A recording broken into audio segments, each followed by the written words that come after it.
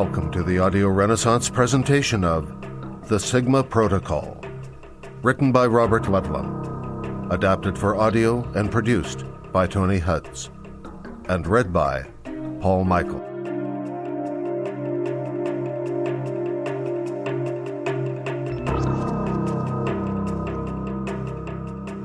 Ben Hartman stood in the lobby of Zurich's Hotel Saint-Gothard, an elegant establishment that specialized in catering to the well-heeled international businessman. And face it, that's me, Ben thought sardonically. Not that he'd come to Switzerland to do business, not this trip. This morning he was waiting for a car to take him to the airport where a small plane would ferry him to St. Moritz for a ski vacation. Ben was 36, but today he felt much older. It wasn't just the jet lag, though he had only arrived from New York yesterday. It was something about being in Switzerland again. In happier days, he'd spent a lot of time here, a wild spirit, skiing too fast, driving too fast. He wished he could regain that spirit, but he couldn't.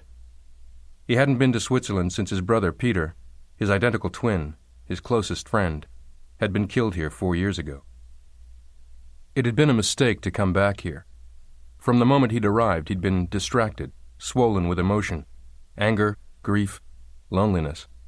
But he knew better than to let it show. It hadn't shown this morning during a cordial meeting with Dr. Rolf Grendelmeyer of the Union Bank of Switzerland. Pointless, of course, but you had to keep the clients happy. Glad-handing was part of the job. Really, it was the job, and Ben sometimes felt a pang at how easily he slipped into the role. The legendary Max Hartman's only surviving son, the heir presumptive to the family fortune, and to the CEO's office at Hartman Capital Management. Max Hartman, the founder of HCM, a penniless refugee from Nazi Germany, a Dachau survivor.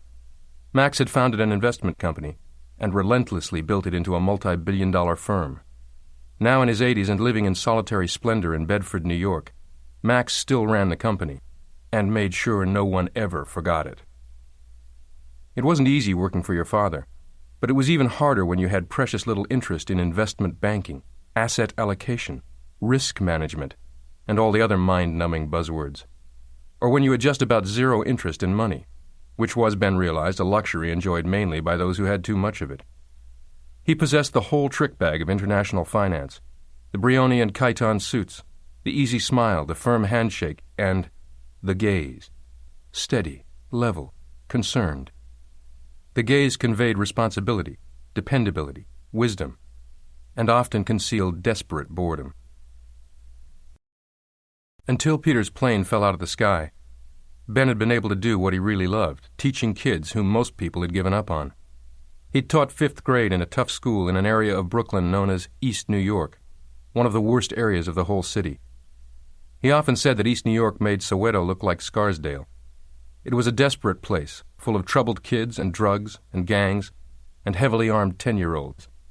But they needed a teacher who actually gave a damn about them. Ben did give a damn.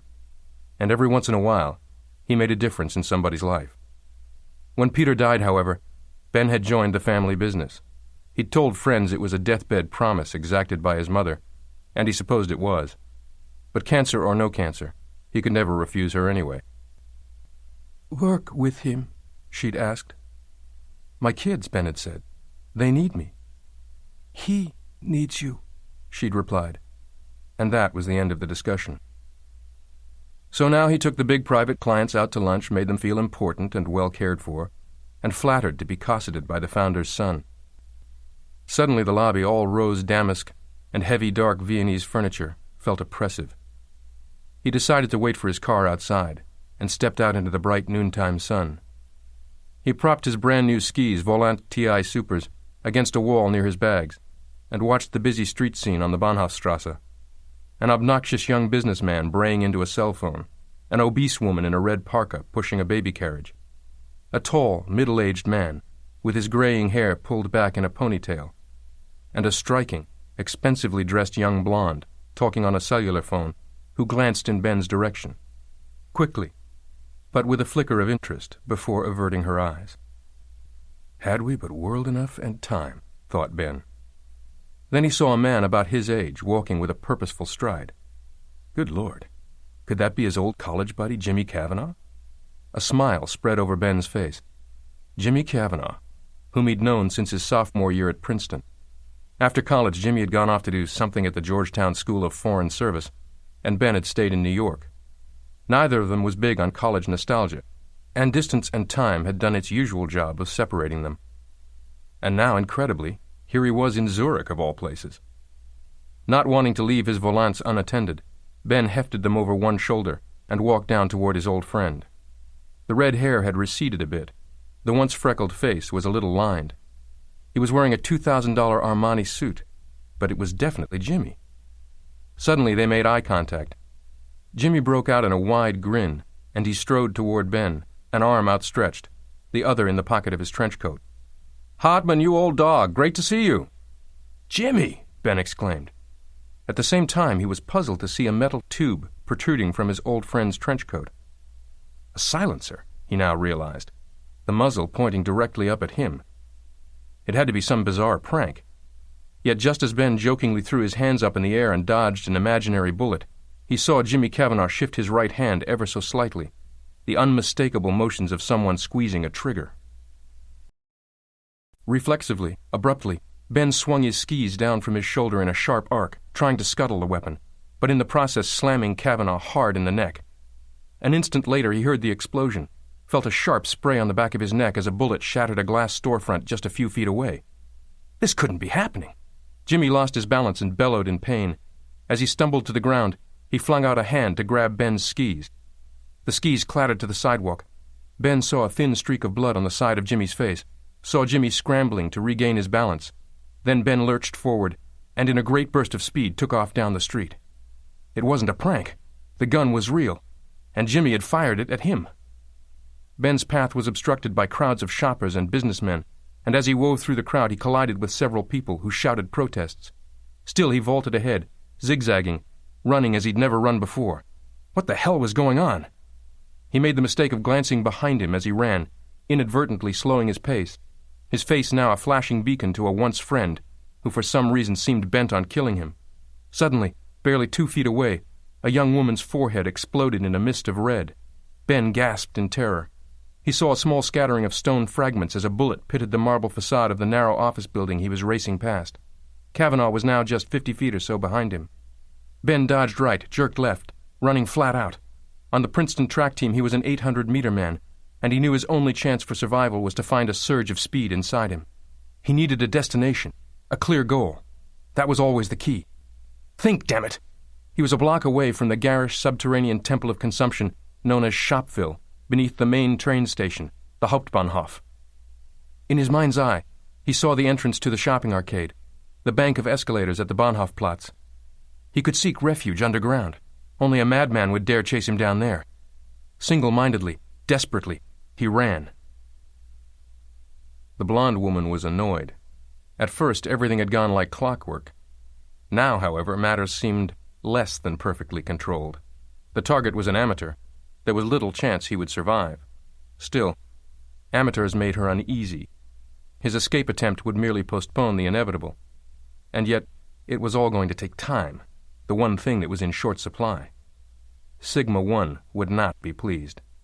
She flipped open her cellular phone and made another call. Winded, his starved muscles screaming for oxygen, Ben leapt down the first escalator he came to, elbowing and pushing shoppers and their bags and strollers aside. He raced through the underground arcade's central atrium and allowed himself a glimmer of hope before he realized the error he'd made. From all around him arose screams, frenzied, shouting. Cavanaugh had followed him. In the mirrored facade of a jewelry store, he caught a glimpse of muzzle fire, a burst of yellow-white. An old man in a baggy suit a few feet away clutched his throat and toppled like a bowling pin, blood drenching his shirt front.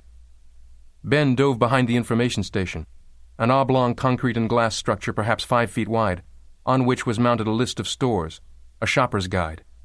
A hollow explosion of glass told him the information box had been hit.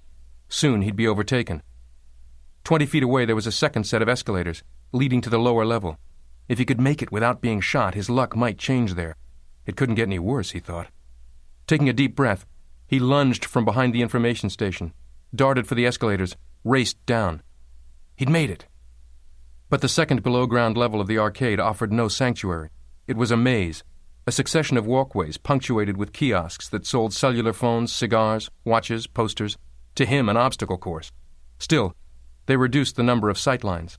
They lessened the chance of a long-distance kill, and so they bought him time. He ran past a blur of boutiques, his muscles screaming, people screaming as well as the gunfire, the bloodshed came closer.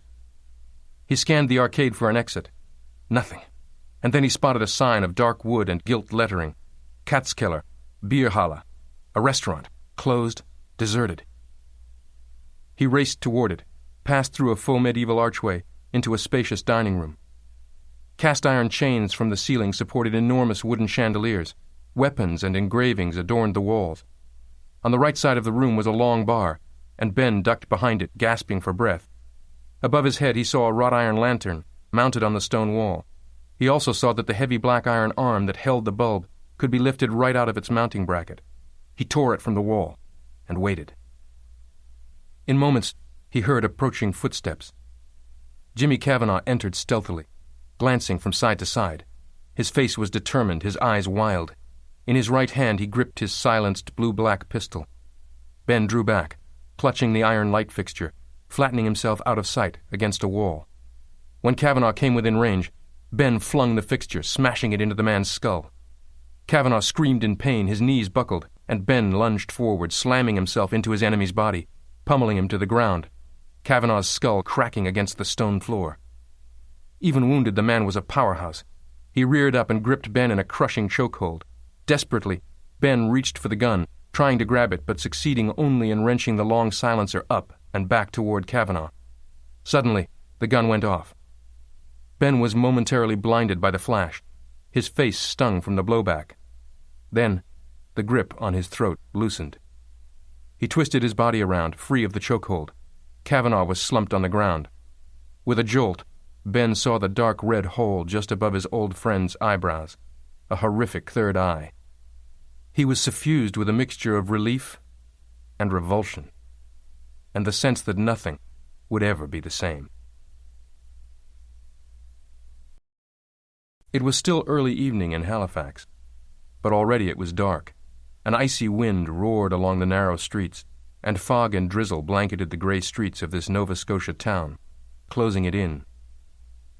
On the ramshackle porch of a large gray clapboard house, a dark figure in a yellow hooded oilcloth slicker stood, jamming his finger against the front door buzzer over and over.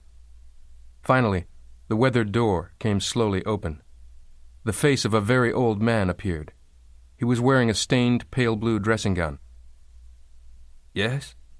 "You've got to help me," cried the young person in the yellow slicker. "There's been a horrible accident. Please, just let me call an ambulance. Our car is totaled. My sister's badly hurt. My dad, oh, God, I think he's dead."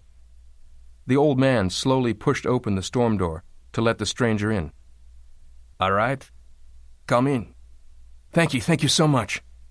As the boy entered, he clasped the old man's hand with both of his own, seemingly a gesture of gratitude. The boy made a sudden, jerking movement. "Hey!" the old man protested. He pulled away, then slumped to the floor. The boy stared down at the crumpled body. As he slipped off his wrist the small device that held a tiny, retractable hypodermic needle. He put it in an inside pocket of his slicker. Now he moved with the confidence of someone much older. He turned on the ancient television. He set the body carefully on a shabby orange lounge chair, arranging the arms and head so that it looked as if the old man had fallen asleep in front of the TV. Pulling a roll of paper towels from inside his slicker, he swiftly mopped up the water that had pooled in the entrance hall. Then he stepped out onto the porch and closed the door behind him. Ben tried to stand, but his legs would not support him. He sank back to the ground. Blood roared in his ears. An icicle of fear lodged in his stomach. What just happened? Somebody I haven't seen since the age of 21 turns up in Zurich and tries to kill me? And now he lies here dead. He could taste liquid, brackish and metallic. Blood was seeping from his nose. He'd gotten a bloody nose. Jimmy Cavanaugh, a bullet in the brain. The noise from the shopping arcade outside was subsiding. There were still shouts, the occasional anguished cry, but the chaos was diminishing.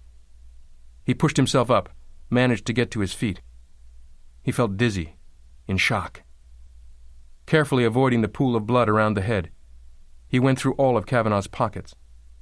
Nothing. No ID, no credit cards. Bizarre. Cavanaugh seemed to have emptied his pockets as if in preparation for what happened. It had been premeditated. Planned. He noticed the Walther PPK still clutched in Cavanaugh's hand and pondered taking it, just slipping the slim pistol into his pocket. What if Cavanaugh wasn't alone? What if there were others? He hesitated. This was a crime scene. Best not to alter it in any way. Slowly, he made his way into the main hall. Now it was mostly deserted apart from a few clusters of emergency medical technicians tending to the wounded. Ben had to find a policeman. The two cops, one a rookie and one middle-aged, looked at him dubiously. He'd found them near the Marktplatz food court. "May I see your passport, please?" the young one asked, after Ben had spoken for a few minutes. Ben pulled out his billfold, handed it over. The rookie examined it suspiciously, then gave it back to him. "Where were you when this happened?" "Waiting in front of the Hotel Saint-Gothard. A car was supposed to take me to the airport. I was on my way to St. Moritz." "And suddenly this man fired a gun at you?" "He's an old friend. Was an old friend. I hadn't seen him in 15 years. He recognized me, came toward me as if he was happy to see me, then suddenly he pulls out a gun." "You had a quarrel?" "We didn't exchange 2 words." "You had arranged to meet?" "No, it was pure coincidence." "Yet he had a gun, outfitted with a silencer, you say. He must have known you would be there. People do not just carry around guns with silencers unless they mean to use them." "I hadn't talked to him in years. He couldn't possibly have known I'd be here." The older policeman cleared his throat. "And what kind of gun did you have?" "What are you talking about? I didn't have a gun." "Then forgive me, I must be confused. You say your friend had a gun and that you did not. In which case, why is he dead and not you?" It was a good question. Ben just shook his head. "Come, let us go to see the body of this assassin," the older policeman said. Ben led the way across the arcade and made his way down to the second level. The 2 Polizei followed close behind. At the Katzkeller sign, Ben entered the dining room. "Well?" demanded the rookie. Ben stared wide-eyed at the spot where Cavanaugh's body had been. He felt lightheaded. There was nothing there. No pool of blood, no body, no gun. The lantern arm had been replaced in its fixture. It was as if nothing had ever happened there. The policeman stared at him with rekindled suspicion. "Listen, I can't explain this. I was here. He was here." The older policeman said, "Let me try to understand. You race through a busy street and then through the underground shopping arcade. All around you people are shot. You claim that you are being chased by a maniac. You promise to show us this man. But there is only you, a strange American spinning fairy tales. You were staying at the Hotel Saint-Gothard, yes? Why don't you take us there?" Accompanied by the policeman, Ben made his way through the arcade, down the Bahnhofstrasse, toward his hotel. In front of the hotel, a female policeman, whom the others had clearly sent ahead, was keeping a custodial watch over his luggage. "Your luggage, yes?" the rookie asked Ben. "Yes." "We may examine it?" "Of course." The policewoman opened Ben's small tan leather suitcase. The others looked inside. Then the older cop took a handkerchief from his pants pocket and used it to lift an object out of the satchel. It was Cavanaugh's pistol. A serious-looking young woman strode briskly through the marble lobby of an office building on M Street in the heart of Washington, D.C., on her way to her appointment at the Internal Compliance Unit, the ICU. Anna Navarro had glossy dark brown hair, caramel eyes, a sharp nose. She wore a tan trench coat and carried a leather briefcase. Underneath the coat she wore a handsome Donna Karan suit and a white Ralph Lauren blouse. She was known for dressing impeccably. On her salary, she could scarcely afford designer labels, but she bought them anyway, living in a dark one-bedroom apartment, taking no vacations, because all her money went to clothes. Everyone assumed she dressed so nicely to make herself attractive to men, because that was what young single women did. They were wrong. Her clothes were body armor. The finer the outfits, the safer and more secure she felt. She used designer cosmetics and wore designer clothes, because then she was no longer the daughter of the dirt-poor Mexican immigrants who cleaned the houses and tended the yards of rich people. Then she could be anyone. At the office, people who didn't know her well called her the Ice Maiden, and probably a lot worse, mostly because she dated infrequently. People didn't like to see attractive women unattached. It offended their sense of the natural order of things. What they failed to realize was that she was a genuine workaholic and seldom socialized, hardly had time to meet men anyway. The only pool of men she could draw from were her co-workers, and dating a colleague could only mean trouble. Or so she told herself. Anna was 33, and until today had worked in the Office of Special Investigations, a little-known unit of the Justice Department. OSI was responsible for auditing, that is, investigating misconduct involving members of other government agencies, in essence, the federal version of internal affairs. But today her boss, Arliss Dupree, had received a request from the Internal Compliance Unit for Anna Navarro to be temporarily assigned to them, and when ICU made a request, it was not easily refused. Anna's thoughts were troubled, for she knew she was going to meet with a ghost. Actually, the ghost, which was the in-house nickname for the brilliant, elusive, reclusive, long-time director of the Internal Compliance Unit, Alan Bartlett. During closed hearings before the Senate Subcommittee on Intelligence back in the 70s, a deputy attorney general had referred to Bartlett as the ghost in the machine, and it had stuck. As Anna walked, she tried not to gawk at the splashing indoor fountain, the green marble floors and walls. She thought, what kind of government agency gets fitted out like this? Even the elevator was trimmed with marble. But in contrast, the 10th floor ICU offices were a picture of utter sterility. The pearl gray carpet was immaculate. The waiting area was brightly lighted with an array of halogen bulbs that left virtually no shadows. The chairs and the coffee table were of hard blonde wood. Everything looked brand new, unsoiled by human habitation. 15 minutes went by before the receptionist announced that Alan Bartlett would see her now. She guided Anna down a hall to the end door, marked with a modest sign, Director. And Anna stepped into the tidiest office she had ever seen. On a table, stacks of paper were perfectly arrayed in equidistant piles. The desk was barren, save for a handful of green file folders and a sleek black telephone. A small white-haired man in a crisp navy suit came out from behind a vast walnut desk and extended a small, delicate, perfectly manicured hand. Anna was surprised by the strength of his grip. He was probably in his early 60s, Anna decided.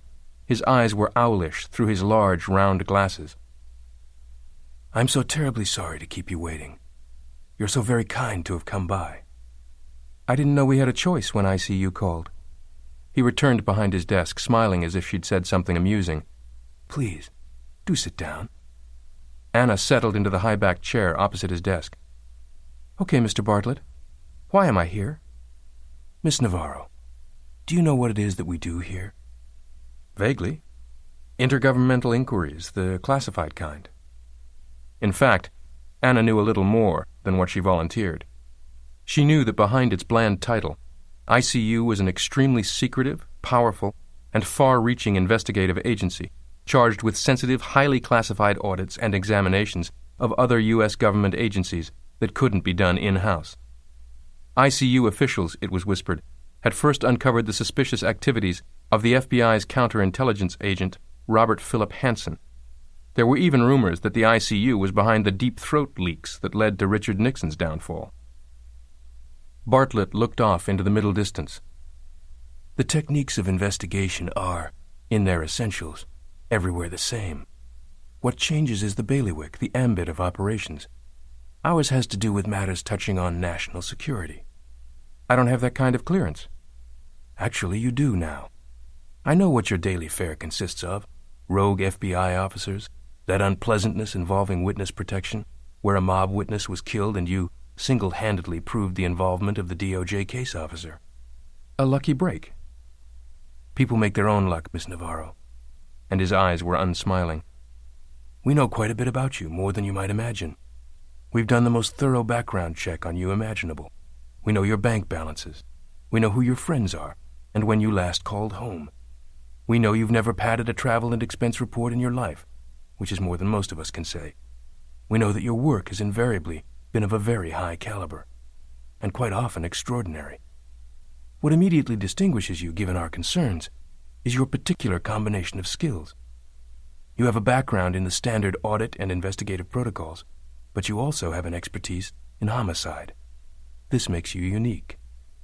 Now, everything I'm going to tell you, everything I state, assert, conjecture, suggest, or imply, must be regarded as classified at the topmost level. Understood? Anna nodded. Bartlett handed her a sheet of paper with a list of names on it, followed by dates of birth and countries of residence. Am I supposed to contact these men? Not unless you've got a Ouija board. All 11 of these men are deceased, all within the past 2 months, all apparently of natural causes. Several in the United States, others in Switzerland, England, Italy, Spain, Sweden, Greece. Of the 11 names, there were 2 she recognized. Philip Lancaster, of the family that once owned most of the steel mills in the country. Nikos Xenakis, from the Greek shipping family. None of the other names rang any bells. Looking at their dates of birth, she saw that all of them were old men, in their late 70s to late 80s. Maybe the news hasn't reached your ICU whiz kids, but when you've had your 70, well, no one gets out alive. Perhaps it's as you say, Miss Navarro. Old men doing what old men will do. In those instances, we cannot prove otherwise. But in the last few days, we've had a stroke of luck. We put a roster of names on a sentinel list. The most recent death was of a retiree in Nova Scotia, Canada. Our Canadian friends are sticklers about procedures, and that's how the alarm was sounded in time. In none of the other cases is exhumation possible, I'm afraid. But in this instance, we have a body to work with. More precisely, you do. What is it that connects these men? To every question there's a surface answer and a deeper one. I'll give you the surface answer, because it's the only one I have. A few years ago, an internal audit was conducted of the CIA's deep storage records. Was a tip received? Let's say it was. These were non-operational clearance files, meaning that sometime long ago, each man had been vetted and cleared for something. We don't know what. Each was marked Sigma, presumably a reference to a code word operation. We have no information as to its nature. Each file has been authenticated by our top forensic document experts. They're old, these files. They date from the mid-40s, before there even was a CIA, to the mid-50s. They were started by OSS? Exactly. The CIA's precursor. However, as I say, we have this curious pattern of deaths. Of course, it would have gone nowhere, a question mark in a field full of question marks, except that we began to see a pattern, cross-checked and correlated with the Sigma files. I don't believe in coincidences. Do you, Miss Navarro? 11 of the men named in these files have died in a very short interval. The actuarial odds of this happening by chance are remote at best. Most of the time, something that looks trivial really is trivial. Most of the time. My job is to worry about such matters. The tiny threads, the boring little discrepancies, the trivial little patterns that just might lead to larger patterns. Mr. Bartlett, my frame of reference has always been the here and now. If you really think these deep storage files have ongoing relevance, why not simply have the CIA investigate? Things get rather awkward around here. The ICU tends to get involved only in cases where there's a real possibility of internal interference or anything else that might preclude a thorough inquiry. Let's leave it at that. Let's not. You're talking about the possibility that someone in or retired from the agency may be behind the deaths. I didn't say that. You didn't deny it. If you think Central Intelligence might be compromised, why not bring in the FBI? Bartlett snorted delicately. Why not bring in the Associated Press? The Federal Bureau of Investigation has many strengths, but discretion isn't among them. The fewer people who know about this matter, the better. That's why I'm not involving a team, just an individual. The right individual, I dearly hope. Mr. Dupree says you're stubborn and not exactly a team player. That's precisely what I want. So you want me to examine a series of deaths to establish that they are murders, and then amass any evidence that would allow us to conduct an audit, no matter who is implicated. Is that clear? As mud, Anna said. "Mr. Bartlett, I'm not going to play blind man's bluff." "I beg your pardon?" "I want to see these files." A tight smile. No, that won't be possible." "Why not?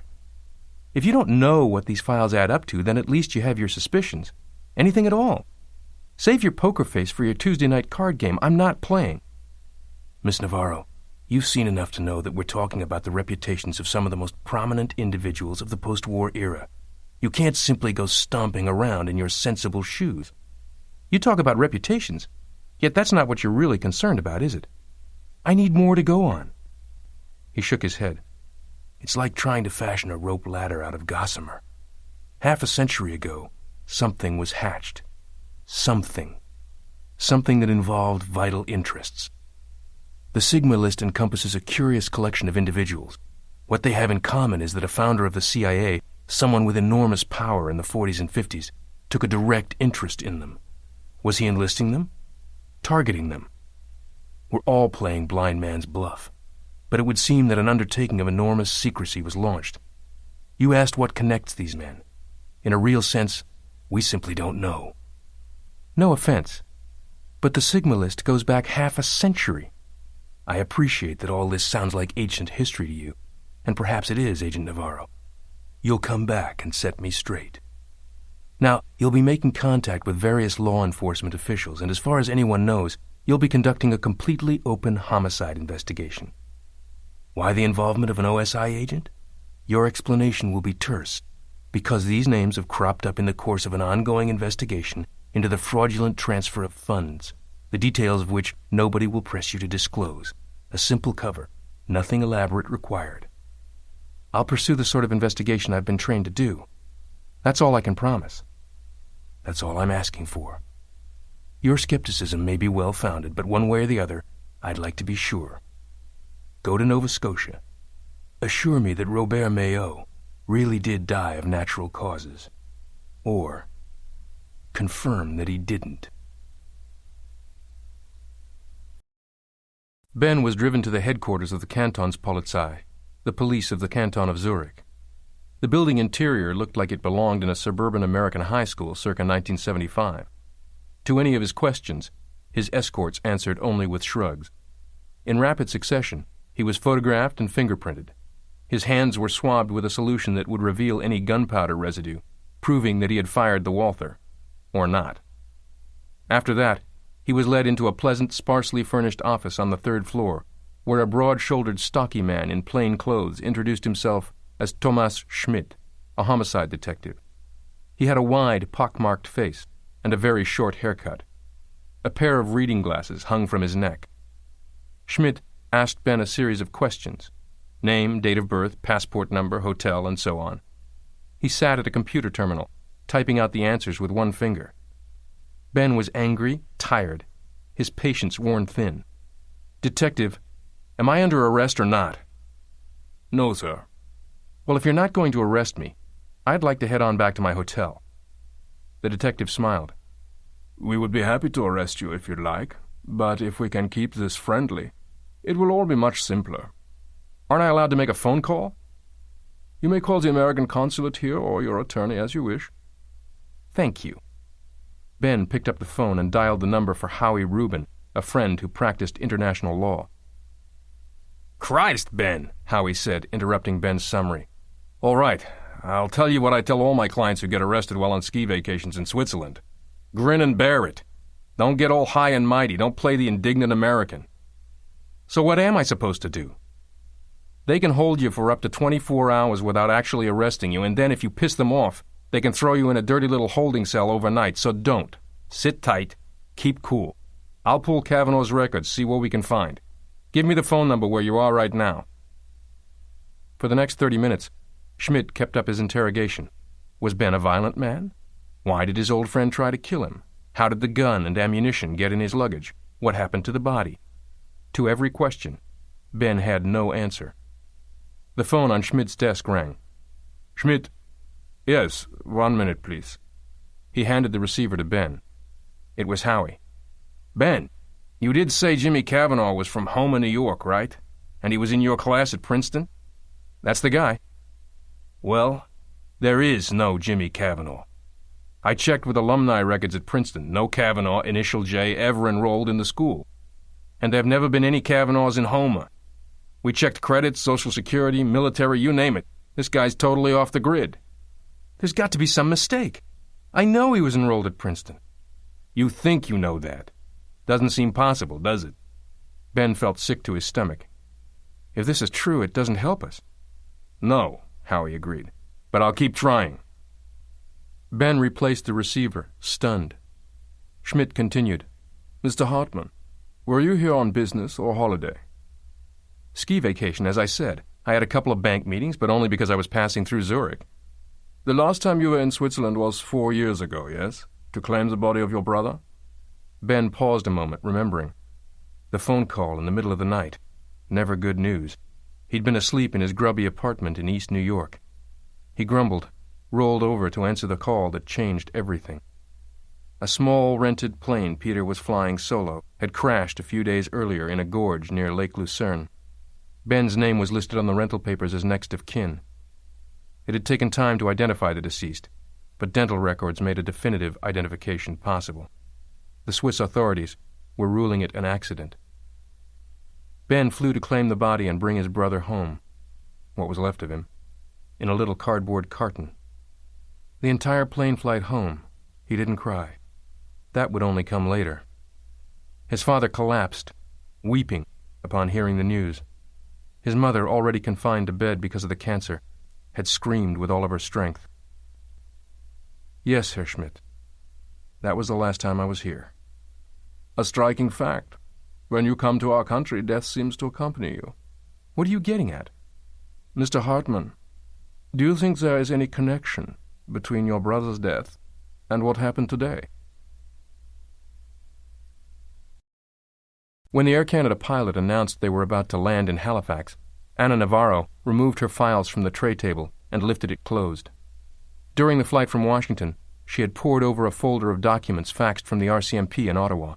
The Royal Canadian Mounted Police, Canada's equivalent of the FBI, was a top-notch investigative agency.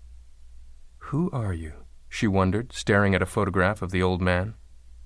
Robert Mayo of Halifax, Nova Scotia, retiree, devout member of the Church of Our Lady of Mercy. Not the sort of person you'd expect to have a CIA clearance file. What could have connected him to the vaporous machinations of long-dead spymasters and businessmen? A provincial judge in Nova Scotia had agreed to issue a search warrant. The documents she wanted, telephone and credit card records, had been faxed to her in a matter of hours. Nobody thought to question her vague cover story. Still, the file told her nothing. The cause of death recorded on the certificate was natural causes, with coronary thrombosis added in brackets. And maybe it was only that. Or maybe not. The RCMP officer who picked her up at the airport was a tall, handsome 30-ish man in a blue blazer and red tie. He flashed a pearly smile, seemingly genuinely happy to see her. Welcome to Nova Scotia. I'm Ron Arsenault. Dark-haired, brown-eyed, lantern jaw. Dudley Do-Right, she thought to herself. She shook his hand firmly. Anna Navarro, nice to meet you. As he guided her through the terminal to the parking lot, he said, I'll be liaising with the Halifax locals for you. You got the records okay? Everything but the bank records. Those should be in by now. I'll drop them by your hotel later. Tell you the truth, Miss Navarro, some folks back in Ottawa can't quite figure why you're taking such an interest in the old geezer. 87-year-old man dies, you gotta expect that, you know. The body's in the police morgue? She asked. Actually in the morgue of the local hospital. You got to us before the old guy was planted, that's the good news. And the bad news? Body had already been embalmed for burial. She winced. That might screw up the toxicology screen. They got to a dark blue late-model Chevrolet sedan that screamed unmarked police vehicle. He opened the trunk and put her bag in. They drove for a while in silence. Who's the widow? A local, former schoolteacher. I feel badly for the lady. She's just lost her husband, and the funeral was supposed to be tomorrow. We had to ask her to put it off. When we mentioned autopsy, she wigged out, but she approved it. The ME's going to meet us at 7 tomorrow morning. We'll visit the widow after the autopsy. They were silent again until they reached her hotel, an unlovely Victorian house on Barrington Street, a large wooden building painted white with green shutters. The white paint had been soiled to a dirty gray. "Hey, so let me take you out to dinner, unless you've got other plans?" He parked the car. "Thanks, but I've had a long day." He shrugged, his disappointment obvious. The inn had a faintly musty smell. She checked into her second-floor room, hung her clothes in the closet, drew the curtains, and changed into gray sweats. A nice run would do her good, she decided. She jogged along the square on the west side of Barrington Street, then up to the star-shaped fortress called the Citadel. From studying a city map, she knew Robert Maillot's house wasn't far from where she was staying. The house was unremarkable but comfortable-looking, a 2-story gray clapboard with a gabled roof. A television flickered behind lace curtains in a front room. The widow, presumably, was watching TV. Anna stopped, watching intently. She decided to cross the narrow street to take a closer look. Was it indeed the widow? And if so, how was she behaving? Did she appear to be in mourning, or not? Such things couldn't always be intuited simply by observing at a distance, but you never knew what you might pick up. The street was deserted. She started across, when suddenly a pair of high-intensity headlights appeared out of nowhere. They blinded her, growing larger and brighter as a vehicle leapt toward her. With a scream, Anna lunged toward the curb, desperately trying to jump out of the way. The car must have been gliding down the street, lights off, until it was but a few yards away. It veered toward the shoulder of the road, barreling right at her. "Move!" The engine was roaring at full throttle, the car just 10 or 20 feet away now, the headlights dazzling. A split second from death, she leaped into the boxwood hedge that surrounded the house next to the widow's, the stiff, prickly branches scraping at her arms and legs, and rolled over and over on the small lawn. She heard the crunch of the car hitting the boxwood, then the loud squeal of tires as the car veered away from her, spraying mud everywhere, the powerful engine racing down the narrow, dark road, and then the headlights vanished, just as abruptly as they had appeared. Silence. The car was gone. She jumped to her feet, her heart thudding, adrenaline flooding her body, her knees so weak that she could barely stand up. What the hell was that all about? If the car had for some reason been aiming for her, trying to kill her, why hadn't it finished the job? She walked, panting deeply, drenched with sweat. She tried to clear her head, but the fear would not leave her, and she remained unable to make sense of the bizarre incident. Had someone just tried to kill her, or not? And if so, why? Was it possible that the incident with the car had been an attempt to frighten her off the case?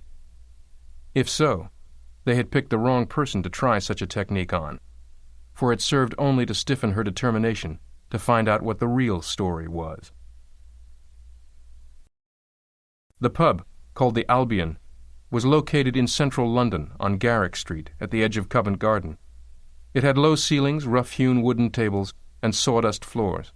Jean-Luc Passard, a junior security officer for the corporation, saw at once why the Englishman had chosen this place to meet. It was so dense with people that the two of them would certainly go unnoticed. The Englishman was sitting alone in a booth, a smooth-faced man of about 40 with prematurely gray hair. He wore a blue blazer and a white turtleneck. His shoulders were broad, his waist narrow. He looked physically imposing, yet you would not pick him out in a lineup. Passard sat down at the booth, put out his hand. "I'm Jean-Luc." "Trevor Griffiths," the Englishman said. He shook hands with barely any pressure at all, the greeting of a man who did not care what you thought of him. "It's an honor to meet you," Passard said. "Your services to the corporation over the years are the stuff of legend." "And you need me again now because you screwed up?" "We had bad luck. We want an insurance policy, so to say. We really can't afford to fail." "I work alone. You know this?" "Of course." "You will handle the matter as you see best." "Good.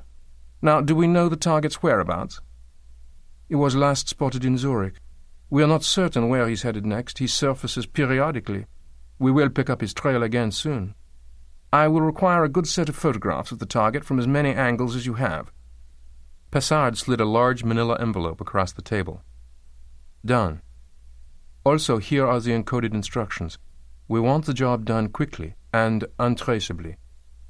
"That should not be a problem." Anna returned to her room at the inn, poured a tiny bottle of white wine from the minibar into a plastic cup, downed it, and then ran a bath, making the water as hot as she could stand it.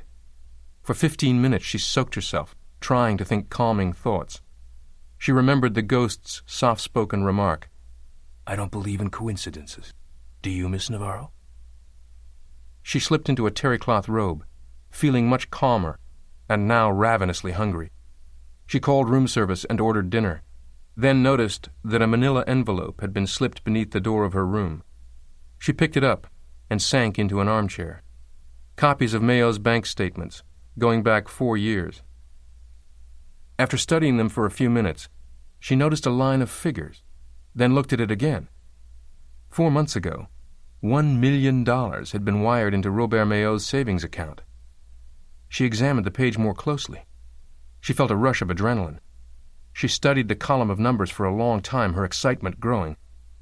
An image of Mayo's modest, clapboard house popped into her head. $1 million. This was becoming interesting. The streetlights of Zurich flashed by, illuminating the back seat of the taxi like a strobe light. Ben stared straight ahead, looking at nothing, thinking. Detective Schmidt had seemed disappointed when the lab results showed that Ben hadn't fired the weapon, and processed his release papers with reluctance. Howie had managed to pull some strings to get his passport returned. Schmidt had released Ben with an order to leave Zurich immediately, and a threat not to return unless he wanted to face arrest and imprisonment. But more than the threats, it was the question the detective had put so casually that haunted Ben. Did the Bahnhofplatz nightmare have anything to do with Peter's death? Ask it another way. What were the odds it didn't? His gut told him this was no coincidence. Then there was Jimmy Cavanaugh, who never existed. How could such a thing happen, and how had he known where Ben was staying? The disappearance of the body, the planting of the handgun. Cavanaugh had obviously been working with others, but with whom? Working on what? What possible interest, what possible threat could Ben Hartman be to anyone? Of course it had to do with Peter. That had to be it. You see enough movies, you learn that bodies are burned beyond recognition only when something's being covered up. Now, however, Ben began to focus on the real question. Not was it Peter, but how had he died? A plane crash could be an efficient way to conceal evidence of murder. And then again, maybe it had been a genuine accident. After all, who could have wanted Peter dead? But this afternoon had redefined what was within the realm of plausibility. Because if Cavanaugh, whoever he was, had tried to kill him, wasn't it likely that he or others had also killed Peter 4 years ago? The taxi took Ben to an Avis office where he rented an Opel Omega and set off on the A3 highway southeast out of Zurich. Once or twice he had a flash of paranoia. A green Audi seemed to be following him, but then disappeared. After a while he began to feel as if he'd left all that madness behind. Soon he'd be at the Carlton in St. Moritz, and that was inviolable. He thought about Peter, as he'd done so often in the last 4 years, and he felt the old guilt. Guilt that he'd let his brother die alone, because in the last few years of Peter's life he'd barely even talked to him. But he knew Peter wasn't alone at the end.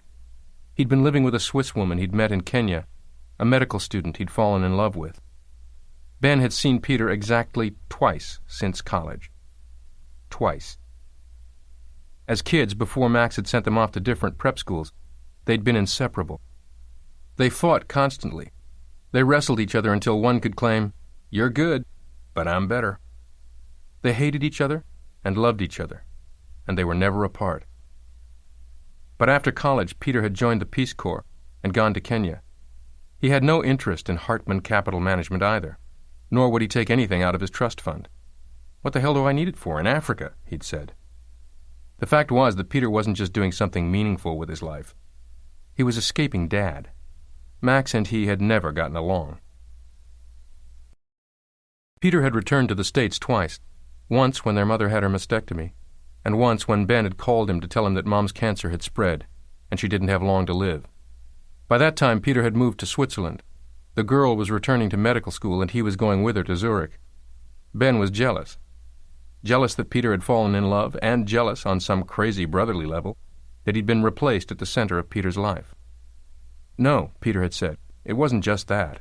He'd read an article in Time magazine about an old woman, a Holocaust survivor living in France, desperately poor, who'd tried without success to get one of the big Swiss banks to give back the modest sum her father had left for her before he'd perished in the camps.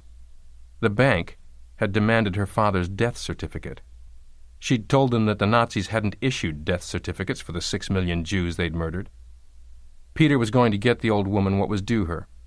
Damn it, he said, if a Hartman can't wrest this lady's money from the greedy paws of some Swiss banker, who can? He began to feel weary. The highway had become monotonous. His eyelids began to droop. There came a blaring car horn, and he was dazzled by headlights. With a jolt, he realized that he'd momentarily fallen asleep behind the wheel. He reacted quickly, spinning the car to the right, swerving out of the oncoming lane of traffic, just barely avoiding a collision. He pulled over to the side of the road, his heart pounding. It was time to get off the highway. He didn't dare risk driving any longer. He had to find a place to spend the night. 2 cars passed by, though Ben did not see them. One was a battered and rusty green Audi. Its driver, a tall man of around 50 with long gray hair pulled back in a ponytail, turned to inspect Ben's car, parked on the side of the road. When the Audi had traveled about 100 meters beyond Ben's car, it too pulled over to the shoulder. Then a second car passed Ben's Opel, a gray sedan with 2 men inside. "You think he spotted us?" the driver asked. "It's possible. Why else would he have stopped?" "It could be lost. He's looking at a map." As the driver pulled over, he noticed the green Audi at the side of the road. "Are we expecting company?" he asked. The Halifax morning was foggy, cold, and dreary. Robert Maillot lay on a steel examination table, his face and hands rosy with the funeral home's garish makeup. The face was heavily lined, the thin mouth sunken, the nose a prominent beak. The medical examiner was a corpulent, ruddy-faced man in his late 50s named Higgins, a thatch of white hair, small, suspicious gray eyes. "So you've got reason to believe this was a homicide?" He was dubious, and made no attempt to mask it. Anna nodded. The hospital morgue reeked of formalin. Classical music played tinnily from a portable radio on the stainless steel counter. "What are we looking for, then? Puncture marks, bruises, wounds, cuts, scratches? Poison?" "Could be." Higgins swabbed the body's hands and face clean of makeup, which could hide marks. They checked the eyes and the mouth. None of the telltale signs of strangulation or suffocation. Then all 3 began inspecting the shriveled body with magnifying glasses inch by inch. With an old person, this is difficult work. The skin is covered with dings and bruises, moles and broken capillaries, the marks and accretions of age. After an hour, they had found no needle marks on the front of his body, so they turned him over and inspected the back, also without success. Higgins checked the fingernails for tears or rips. Did the deceased fight an assailant? And scraped under the nails, putting the scrapings into small white envelopes. "Nothing on the epidermis out of the ordinary, as far as I can see," Higgins declared at last.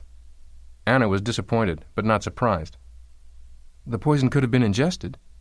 "Well, it'll turn up in the tox screen," Higgins said. "Maybe not," she said. "There's no blood." "Maybe some," Higgins replied. That is, if they were lucky. Usually when the funeral home prepared the body, the blood was completely removed except for small residual pockets and replaced with embalming fluid. Methanol, ethanol, formaldehyde, dyes. It broke down certain compounds, poisons, rendering them untraceable. Maybe there'd be some urine remaining in the bladder. Higgins cut open the thoracic cavity to remove the organs and weigh them. Arsenault, looking pale, excused himself to get a cup of coffee. Higgins began taking samples of brain, bile, kidney, heart. He was thorough, Anna granted him that. As he worked, she walked outside the lab, took a notebook from her purse, and began reviewing her notes on poisons, making a list of things to test for. One of her mentors had been Arthur Hammond, who ran a poison control center in Virginia. He had taught her virtually everything she knew about poisons and their administration. Potassium chloride? Synthetic curare? Both made their victims look like they'd suffered cardiac arrest. Nitroglycerin? Amyl nitrate? Butyl nitrite? Even nicotine? Or one of a dozen more? And then she thought, there's one more thing. Hammond had told her There were toxins that cross the blood-brain barrier and then don't cross back. They would be found in the spinal fluid. She knew you can't do a spinal tap on a corpse. There's no pressure to push the fluid out. But the eye, the ocular fluid, is the same as the spinal fluid. That they could test. She added it to her list. There's every evidence he died naturally, Higgins announced when she returned to the lab. Cardiac arrhythmia, probably. Mayo's face had been pulled down from the top of the scalp like a latex mask. The top of his head was open, the pink ridges of brain visible. Anna thought she might be sick. She told him what she wanted from the toxicology screen, reading off her notes. His eyes widened in disbelief. Do you have any idea how costly this is going to be? The U.S. government will pick up the cost, of course. I need to do this one thoroughly. If I don't find it now, it's likely I never will. I need to ask a favor. I'm going to ask you to flay the body. You're kidding me, aren't you? I'm not. May I remind you, Agent Navarro, that the widow wants an open casket funeral? All they see are the hands and face, right? To flay the body meant to remove all the skin in large chunks so it could be sewn back together. This enabled you to examine the subcutaneous skin. Sometimes this was the only way to discover injection marks. Higgins' face flushed. He turned to the body, jabbing in the scalpel a bit too violently, and began removing the skin. Anna left the morgue and returned to the corridor in search of the restroom. Ron Arsenault approached, clutching a giant cup of take-out coffee. Are we still slicing and dicing in there? Worse than ever, we're flaying the skin. You can't take it either? I'm just using the little girl's room. He looked skeptical. No luck so far, I take it. She shook her head, frowned. Don't you Yanks believe in old age? In the bathroom, she splashed her face with cold water. She looked in the mirror, noticed the dark circles under her eyes, reapplied her makeup, and returned, feeling refreshed. Arsenault met her outside the lab. He's asking for you, he said, excited. Higgins held up a leathery yellow sheet of skin about 3 inches square, as if it were a trophy. You're lucky I did the hands, too. What is it? The back of the hand, the web of the thumb. Take a look at this. Higgins pulled the magnifying glass from the examination table. You see this little purplish-red flare about 1/2 inch long? Sort of flame-shaped? Yeah. There's your injection mark. Believe me, that's not where any nurse or doctor puts a syringe. You may have something after all. Anna felt a thrill run through her, a thrill quickly tempered by the fact that now they would have to go and face the widow of the man whose body they had just violated so brutally. The widow of a man she was now sure was a murder victim. 3 hours later, as she and Arsenault drove back from meeting with the widow Mayo, Anna mentally reviewed the few things they'd learned from their long conversation. The list was depressingly short. 1.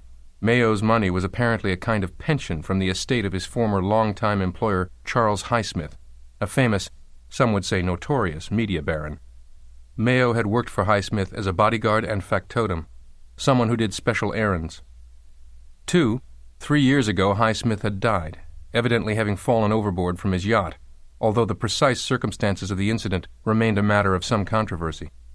Mayo, for one, had apparently harbored some suspicions that Highsmith's death might not have been accidental. 3. After spending decades with Highsmith in major cities like London and Toronto, Robert Mayo had, in effect, gone into hiding after Highsmith's death. He moved home, to a place where they knew all the neighbors, a place that seemed safe, where they could keep a low profile. And 4 was the most intriguing. When Anna had asked the widow directly if her husband ever told her why he thought Charles Highsmith might have been the victim of foul play, the widow looked at her a long time, as if deciding what to reveal. At last she had said, "Les grands hommes ont leurs ennemis. Great men have great enemies." "What do you mean by that?" Anna asked. Mrs. Mayo did not meet her gaze. "It's just something my husband used to say."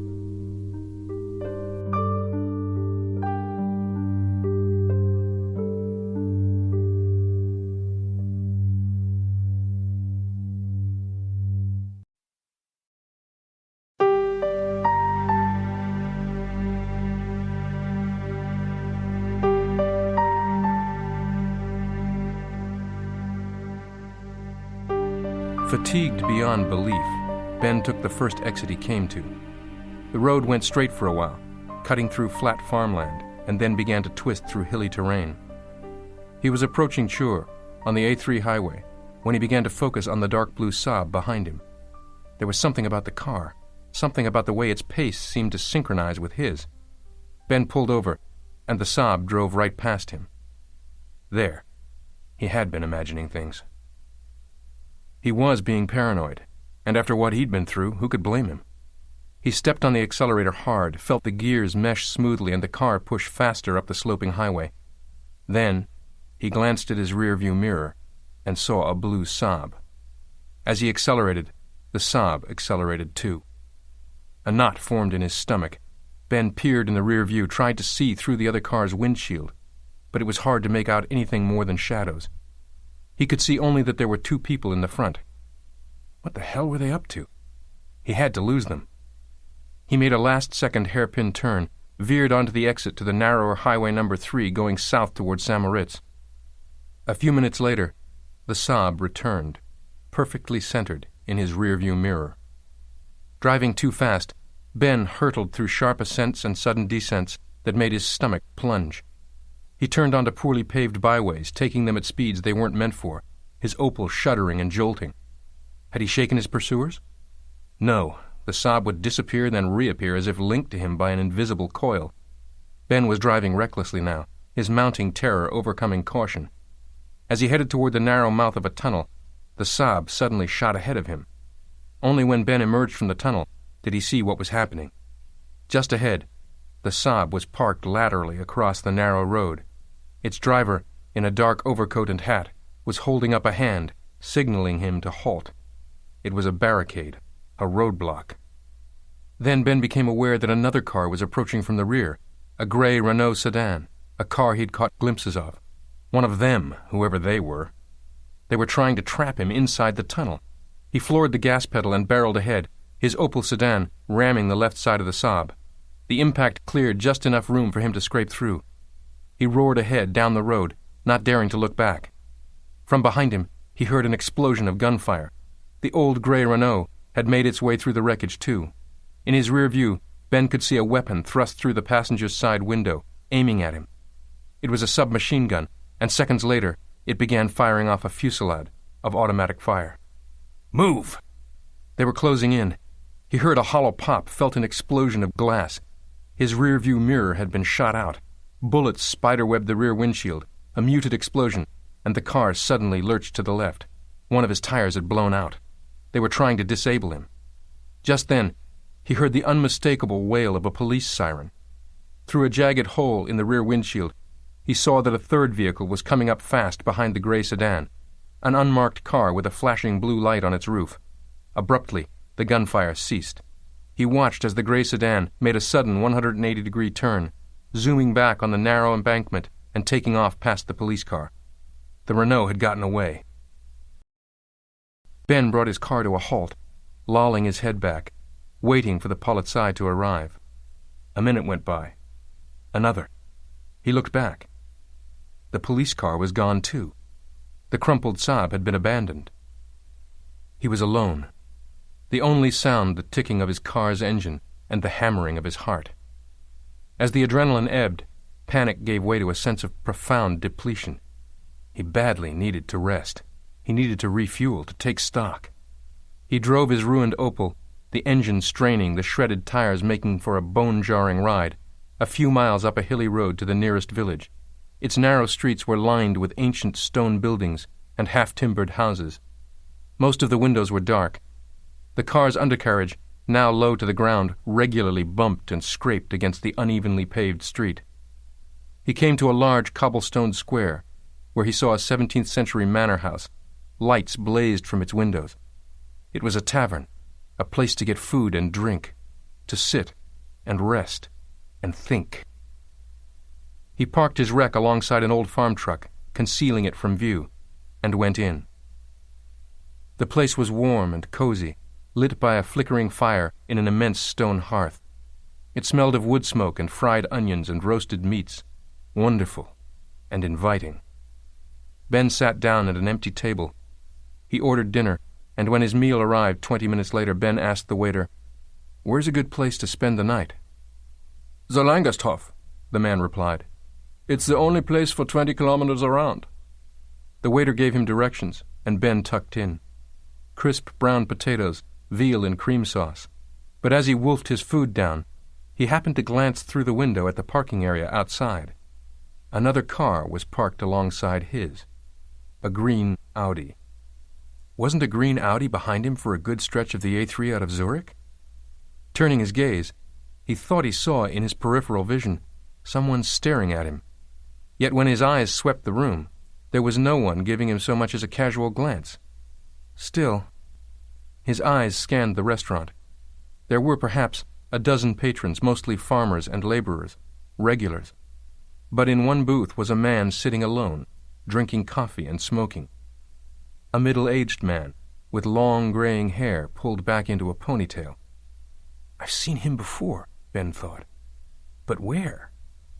Ben remembered a tall man in a business suit, long gray hair in a ponytail. He'd caught a quick glimpse of him, thinking how ridiculous, how dated a ponytail looked on a businessman. The Bahnhofstrasse. Ponytail Man had been among the crowd in front of the Hotel Saint-Gothard just before he spotted Jimmy Cavanaugh. Later, he'd followed Ben in a green Audi. Now he was here. Dear Christ, he's tailing me too, Ben thought.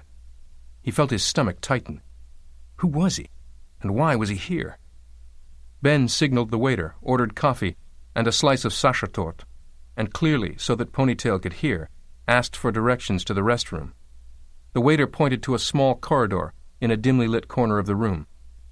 Ben slipped some money under his plate, got up slowly, and made his way toward the restroom. People didn't order coffee and dessert if they had no intention of eating them. He hoped this simple ruse would buy him the few precious seconds he needed. He walked into the corridor, opened the restroom door, and slammed it shut, loud enough for Ponytail to hear. Then he kept on going, out the rear service entrance by the kitchen, closing this door very quietly.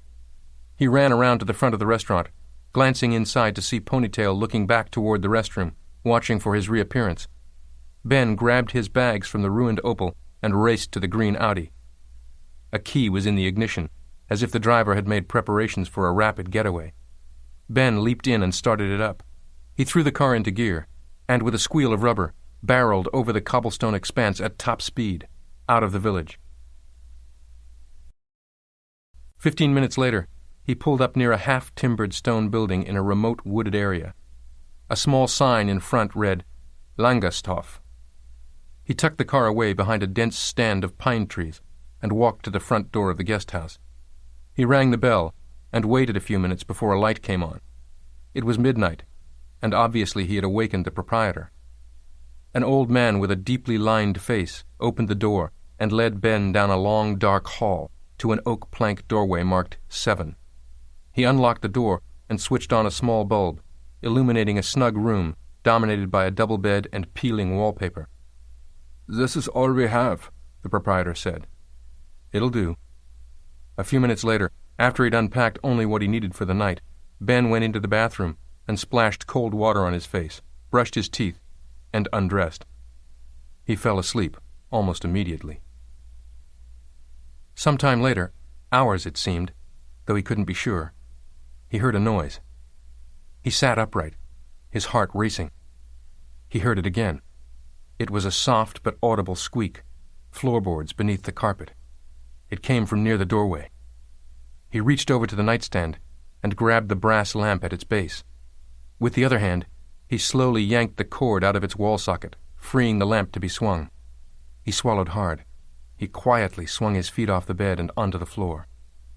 Quietly, he hoisted the lamp up above his head and sprang suddenly off the bed. A powerful arm reached out, grabbed the lamp, wrenched it from his hands. Ben lunged toward the dark shape, jamming his shoulder into the intruder's chest. At the same instant, a foot swung out, catching Ben at the ankles, knocking him down. A knee rammed into his chest and solar plexus, and the wind was knocked out of him. The intruder's hands slammed Ben's shoulders down, pinning him to the floor. Before he could scream, a large hand clapped his mouth shut, and Ben found himself looking into the haunted face of his brother. "You're good," Peter said.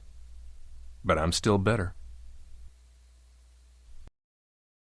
In Paraguay, the rich Corsican was dying. He lived in a grand Spanish mission-style villa in a wealthy suburb of Asuncion, at the end of a long drive lined with palm trees, surrounded by acres of beautifully landscaped property. Senor Marcel Prosperi's bedroom was so choked with medical equipment that it looked like an emergency room. When he opened his eyes this morning, he did not recognize the nurse. "You're not the regular girl." "Your regular nurse is ill this morning," said the pleasant-looking blonde young woman. She was standing at the side of his bed, doing something to his IV drip. "Who sent you?" "The nursing agency. Please calm down. It will do you no good to be upset." She turned the valve on the drip fully open. "You people are always pumping me full of things," Senor Prosperi grumbled. But this was all he was able to get out before he lost consciousness. A few minutes later, the nurse checked his pulse and found none. Casually, she turned the IV valve back to its usual setting. Then, her face suddenly contorted by grief, she ran to break the terrible news to the old man's widow. Ben sat up on the floor, felt the blood drain from his head. His head was spinning while his body was frozen, as if the two were disconnected. Then he toppled forward, hands outstretched, touching his brother as he crumpled into his arms. Peter said, "Hey, bro." "Oh, my God. Peter, my God." He took in a deep gulp of air, embraced his brother, hugged him hard. "You bastard! You bastard!" "Is that the best you can do?" Ben released his hold. "What the hell, Ben? You have to get out of the country as fast as you can, immediately. They tried to get me, now they're after you too." "Peter, how could you? What the hell was the idea?" "You don't sound happy to see me, Benno." Peter was the only one who called him Benno. Ben rose to his feet, and Peter did the same. It was always strange looking into his twin brother's face. All he ever saw were the differences. How one of Peter's eyes was slightly larger than the other, the eyebrows that arched differently, the mouth wider than his, the overall expression more serious, more dour. To Ben, Peter looked completely different. To anyone else, the differences were microscopic. "Benno, let's get out of here." Peter's pickup truck, a rusty old Toyota, was hidden in a copse 100 feet or so from the inn. As they loaded his bags in, Ben told him about the pursuit on the roadways near Chur. "But that's not all, Peter. I think I was followed here from Zurich by another guy." Peter pulled onto the dark country road. "Driving an Audi, 50-ish, ponytail?" "That's the one. That's Dieter, my spotter, my antennae, and my brother-in-law, sort of. He's Liesel's older brother and protector." "Some protector? I spotted him. Stole his car, too." "Don't underestimate Dieter. He wasn't trying to stay out of your sight. He was doing counter-surveillance. It was a precaution, once we learned that you'd arrived in the country. His job was to see if anyone was following you, to watch you, make sure you weren't killed or abducted. It wasn't a police car that saved your ass. Dieter put on the cop siren to fake them out. We're dealing with highly skilled professionals." "Highly skilled professionals. They're after you." "They? Who are they, Peter?" "Let's just say the corporation. Who the hell knows who they really are?" Ben shook his head. "And I thought I was imagining things. You're out of your goddamn mind." "Ben, I was afraid you'd come to Switzerland. I've always had to be so careful. I think they were never really convinced I was dead. Will you please tell me what the hell is going on?" "I know it was a terrible thing to do, but I had no choice." "No choice? Why?" "I was trying to protect you, Benno. If I thought they'd just kill me and that would be the end of it, I'd have gladly let them do it. But I knew they'd go after my family too, meaning you and Mom.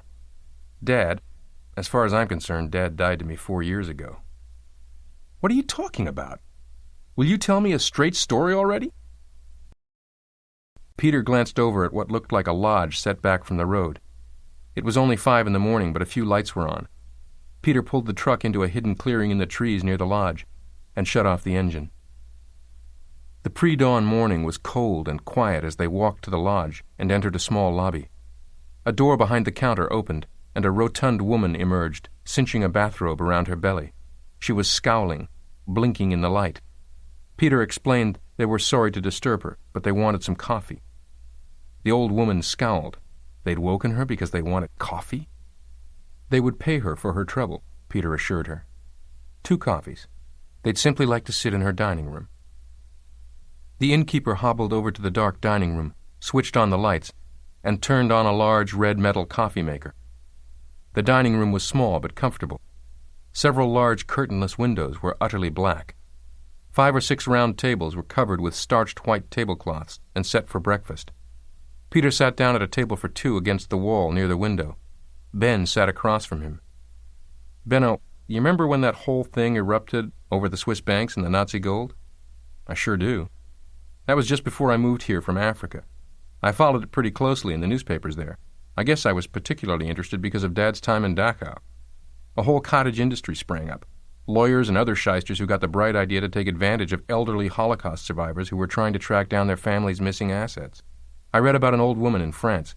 Some scumbag lawyer told her he had information about a dormant Swiss bank account belonging to her father. He needed money, though, up front, to do the investigative work, take on the Swiss bank, all that bullshit. And the old lady paid, about $25,000, her life savings. The lawyer vanished, along with her money. That got me worked up. I contacted the old lady, offered to look for her father's Swiss account for free, and she said okay. But even as her legal representative, I had all kinds of trouble dealing with the Swiss bank. They said they had no records of any such account, the usual story. And then I heard about this bank security guard who'd gotten fired because he'd stumbled onto a midnight shredding party. Bank employees destroying heaps of documents from the 40s. He rescued a pile of documents and ledgers from the shredder. The innkeeper came over with a tray and set down a metal pitcher of espresso and another one of steamed milk, then left the room. I tracked the guy down. He'd kept all the documents, and he let me go through them to see if there was any record of the father's account. And nothing. I didn't find anything, never did. But in one of the ledgers I found a piece of paper, a fully executed, notarized, and certified Gründungsvertrag, Articles of Incorporation. In the waning years of the Second World War, a corporation was established, headquartered in Zurich. It was called Sigma AG. Some sort of Nazi thing? No. There were a few Nazis involved in it, but the majority of the principals weren't even German. We're talking about an international board comprising some of the most powerful industrialists of the era, some of the real big shots of world capitalism. You said before the end of the war, right? That's right, early April, 1945. German industrialists were founders of this corporation as well? Peter nodded. It was a business partnership that cut clear across enemy lines. But we were at war. What do you mean we, Kimosabe? The business of America is business. Didn't anybody tell you? I mean, let's just talk about what's on the public record. You had Standard Oil of New Jersey basically carving up the map with IG Farben, doing patent sharing, figuring out who'd get which oil and chemical monopolies, the whole thing. Then there's the Ford Motor Company, all those 5-ton military trucks that were the mainstay of German military transportation. Ford built those. The Hollerith machines that enabled Hitler to round up undesirables with such incredible efficiency, all manufactured and serviced by IBM. I could go on and on. But that's just the stuff we know about, a tiny fraction of what really went on. None of these characters gave a damn about Hitler. They owed their allegiance to a higher ideology, profit. Now, there were 23 names on this list, industrialists for the most part, a few statesmen. We're talking about people who shouldn't even have known each other, people any historian would swear never even met. And here they are, all linked together in some sort of business partnership. Okay, but something drew your attention to this document, something made you pull it out. What was it? A name jumped out at me, Ben. The name of the corporation's treasurer. A young financial whiz kid, and an Obersturmführer in Hitler's SS to boot. Max Hartman. Dad? Our father was supposedly in Dachau, remember? Liberated by the U.S. 7th Army at the end of April 1945? He was no Holocaust survivor, Ben. Our father was a goddamn Nazi. Ben closed his eyes, inhaled deeply, and shook his head. That's preposterous. Jews weren't members of the SS. The document's obviously a forgery. Believe me, Ben, I've had plenty of time to study it. It's no forgery. Peter, this Sigma, what was it? Possibly a front, a sort of dummy corporation established with millions and millions of dollars in assets pooled by the principals. For what? To what end? That I don't know, and the document doesn't specify. Where is this document? I've got it safely hidden away. And did you tell Dad you'd found this? Peter nodded. I called him, read it aloud to him, asked him about it. He blew up, claimed the thing was a fake, got angry, defensive. How could I believe such slander, blah, blah, blah. So I started looking into corporate records in Geneva, in Zurich, trying to find out whatever happened to this firm. And I was almost killed. Twice. The first time it was a car swerving onto the pavement where I was walking. The second time, it was a supposed mugging. Then I was warned. If I persisted in digging around in things that were none of my business, next time I'd be killed. No more near misses. I was to hand over all pertinent documents, and if any of the details about this corporation got out, I'd be dead, along with everyone in our family. Dad I didn't care about, obviously. It was you and Mom I was protecting. But why were they so concerned about what you knew? A corporation was set up more than half a century ago. So what? Why the secrecy now? We're talking about a joint partnership across enemy lines. We're talking about the risk of public exposure and thus public disgrace of some of the most powerful, revered figures of our time. But that's the least of it. Consider the nature of the enterprise. Mammoth corporations, Allied and Axis alike, establishing a joint entity in order to enrich all of them. Some people would call that trading with the enemy. What if there was some chance that the assets could be frozen or confiscated? There's no way of gauging the magnitude of those assets. We could be talking about staggering sums of money. Obviously, some people came to the conclusion that I might just know enough to jeopardize their cozy arrangement. Some people? Who? Again, I wish I knew. Peter, if there's anyone else alive who was involved in setting up this corporation, they'd have to be ancient. Sure, but some are still around, believe me. And some aren't all that old, in their 70s even. If only 2 or 3 guys on the board of this company are still alive, they may be sitting on a fortune. And who knows who their successors might be. So you decided to disappear. They knew everything about me, where I worked, where I lived. I had to die, Benno. They were never going to let me live knowing what I knew. How'd you do it, Peter? I couldn't have died without Liesl. She's a wonderful, remarkable woman, my lover, my best friend. Ben, I never thought I'd be so lucky as to find someone like this. It was her plan, really. The dental records. They identified your body positively. Peter shook his head. They matched the body's teeth with the dental records back home in Westchester, the assumption being that those were really my dental x-rays in Dr. Merrill's office. Ben shook his head, perplexed. Then who... Liesl arranged to have an unclaimed body stolen from the hospital morgue. Then it was a simple matter to pull a dead guy's medical records. This is Switzerland.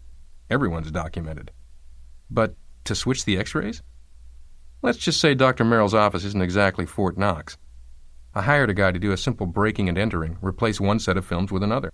When the police came requesting my dental records, they got the substituted ones. And the plane crash? Peter explained, leaving out no significant detail. And after the crash?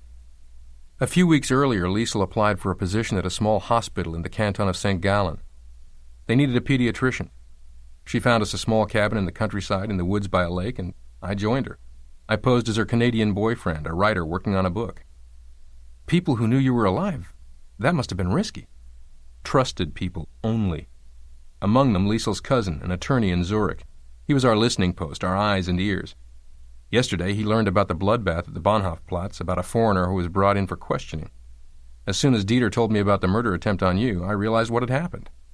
They, whoever they are, have probably always been suspicious that my death was faked. They've always been on the alert, either for my reappearance in Switzerland or for some sign that you were carrying on my investigations. They practically own half the cops. I assume the bank where you had a meeting that morning, UBS, was the tripwire. So I had to come out of hiding to warn you. Peter risked his life for me, Ben thought. Do you remember Jimmy Cavanaugh? Of course, what about him? Ben filled Peter in on the mystery. Incredible, Peter said. Peter, did this corporation turn him somehow, make every trace of his existence disappear? No, you're missing the point. Jimmy was never turned. He was working for them all along. For whatever reason, they must have decided it was important to keep a close eye on you at that point. You're saying Cavanaugh was assigned to me?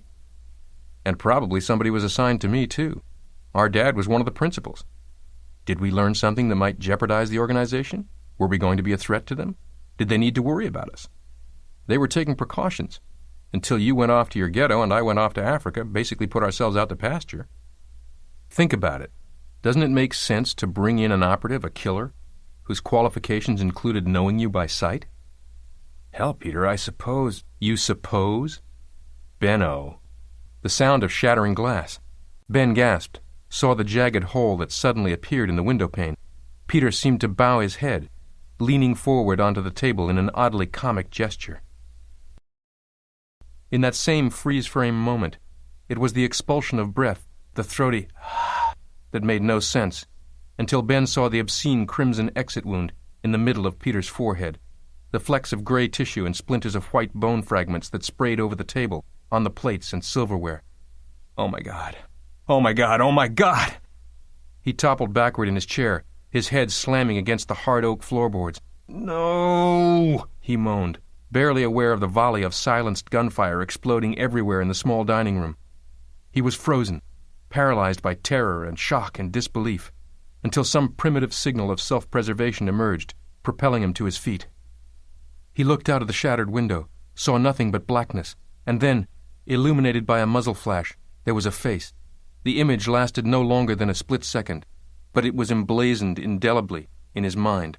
The assassin's eyes were dark and deep-set, his face pale and unlined. Ben leaped across the dining room as another window pane shattered. Another bullet pitted the plaster in the wall not a foot away. They own half the cops, Peter had said. Still, from ahead in the foyer, he heard the innkeeper yelling, in anger or in fear. He ran to her. "The police! How far away are they?" "Just down the road, very near." "Call them, now! Someone's been killed!" He bounded past her to the bottom of a narrow staircase, a windowless area of the house, which meant it was a safe haven from incoming bullets, at least for a few seconds. He paused, thinking. One shooter? Or more? Were the front and back entrances covered? A scream from the dining room, then more screams. The innkeeper had found Peter's body.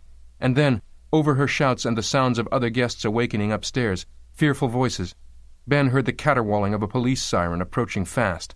The siren grew louder, now accompanied by the crunch of a car's wheels on gravel. The police were arriving at the front of the building. Ben moved, running to the hall that led to the back of the house. The area outside had to be safe by now. The police sirens would have scared the gunman away.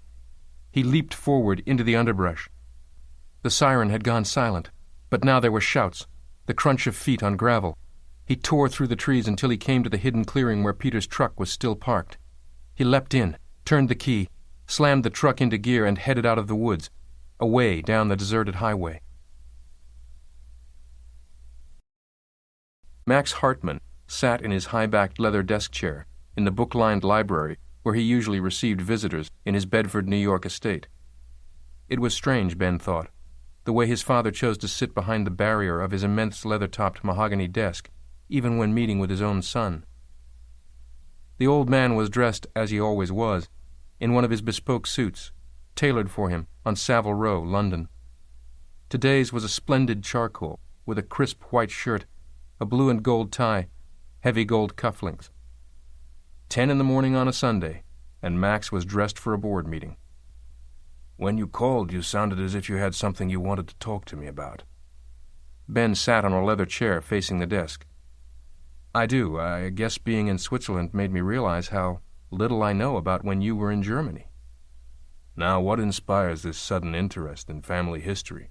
I don't dwell on the past, you know that. I only look ahead, not behind." "But your time at Dachau. We've never talked about that." "There's really nothing to say. I was brought there. I survived. I was liberated on April 29th, 1945. Ben took a deep breath. "No. You weren't at Dachau at all, were you?"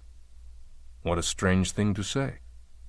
"In fact, you were a lieutenant in Hitler's SS. Your name is on a document of incorporation listing members of a board of directors of a secret company. You were the treasurer." "I won't listen to this." "It's why you never spoke about Dachau. Because it was all a fiction. You were never there. You were a Nazi." "How can you say such things? How can you possibly believe this? How dare you insult me this way?" "That document is in Switzerland. The whole truth is there." Someone showed you a fraudulent document designed to discredit me, and you, Benjamin, chose to believe it. Why? Because Peter told me himself.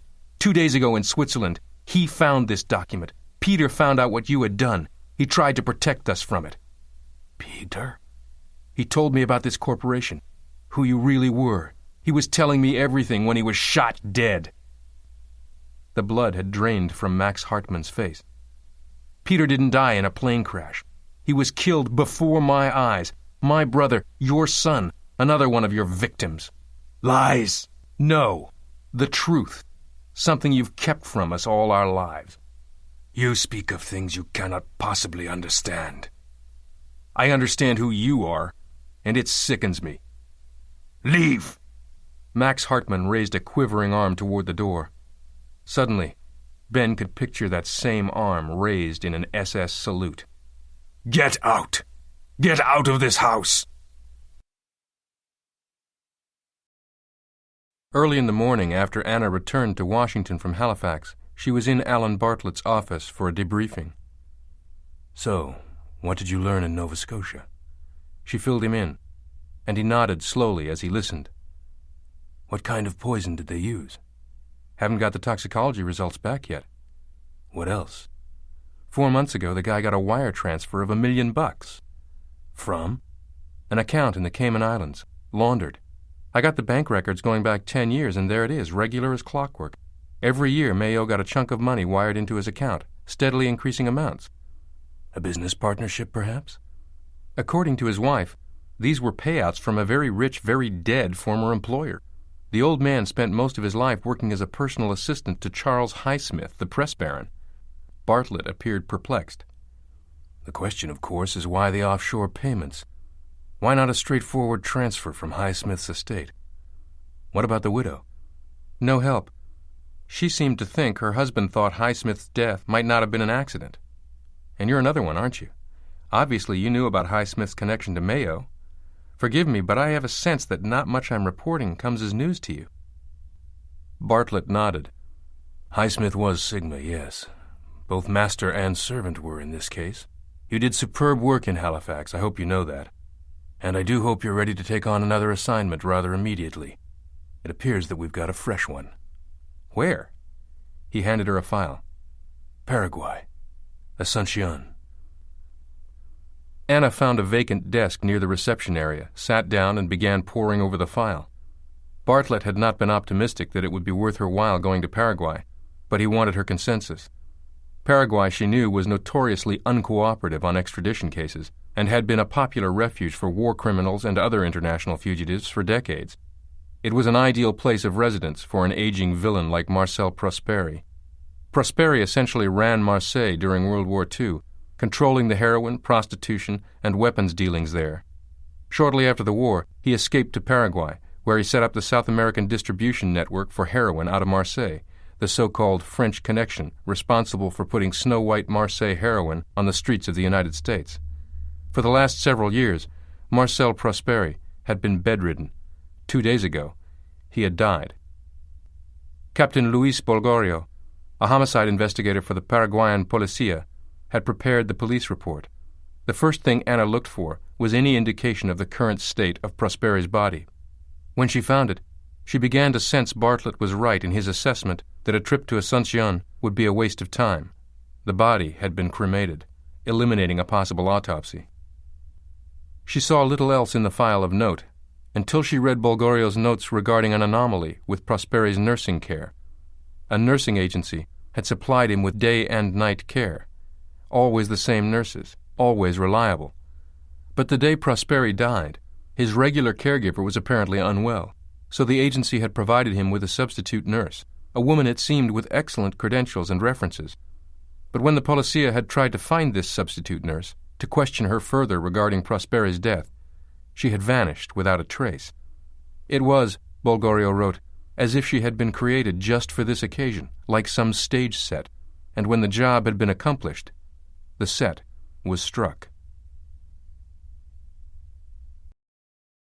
Ben Hartman had spent the last 2 days traveling. From New York to Paris, to Strasbourg, to Mulhouse, France, near the borders of Germany and Switzerland. There he chartered a small plane to take him to Liechtenstein. Why would a prosperous-looking international businessman be seeking to enter the Duchy of Liechtenstein, one of the world's centers of money laundering, in a manner that was undetectable and frankly irregular, avoiding official border crossings? The code between pilot and passenger was understood. Don't ask. The next day, another charter. A pilot who was willing to cross the Swiss border in such a way that Ben's name would appear on no manifests or passenger lists. Whoever they were, he did not intend to make things easy for them. And now he stood in a gas station phone booth beside his rental car, shivering in the cold, drizzly air. He was in a remote, sparsely populated area of northeastern Switzerland, just outside the village of Mecklenburg, in the canton of St. Gallen. Peter had said that Liesel had applied for an opening at a small hospital here.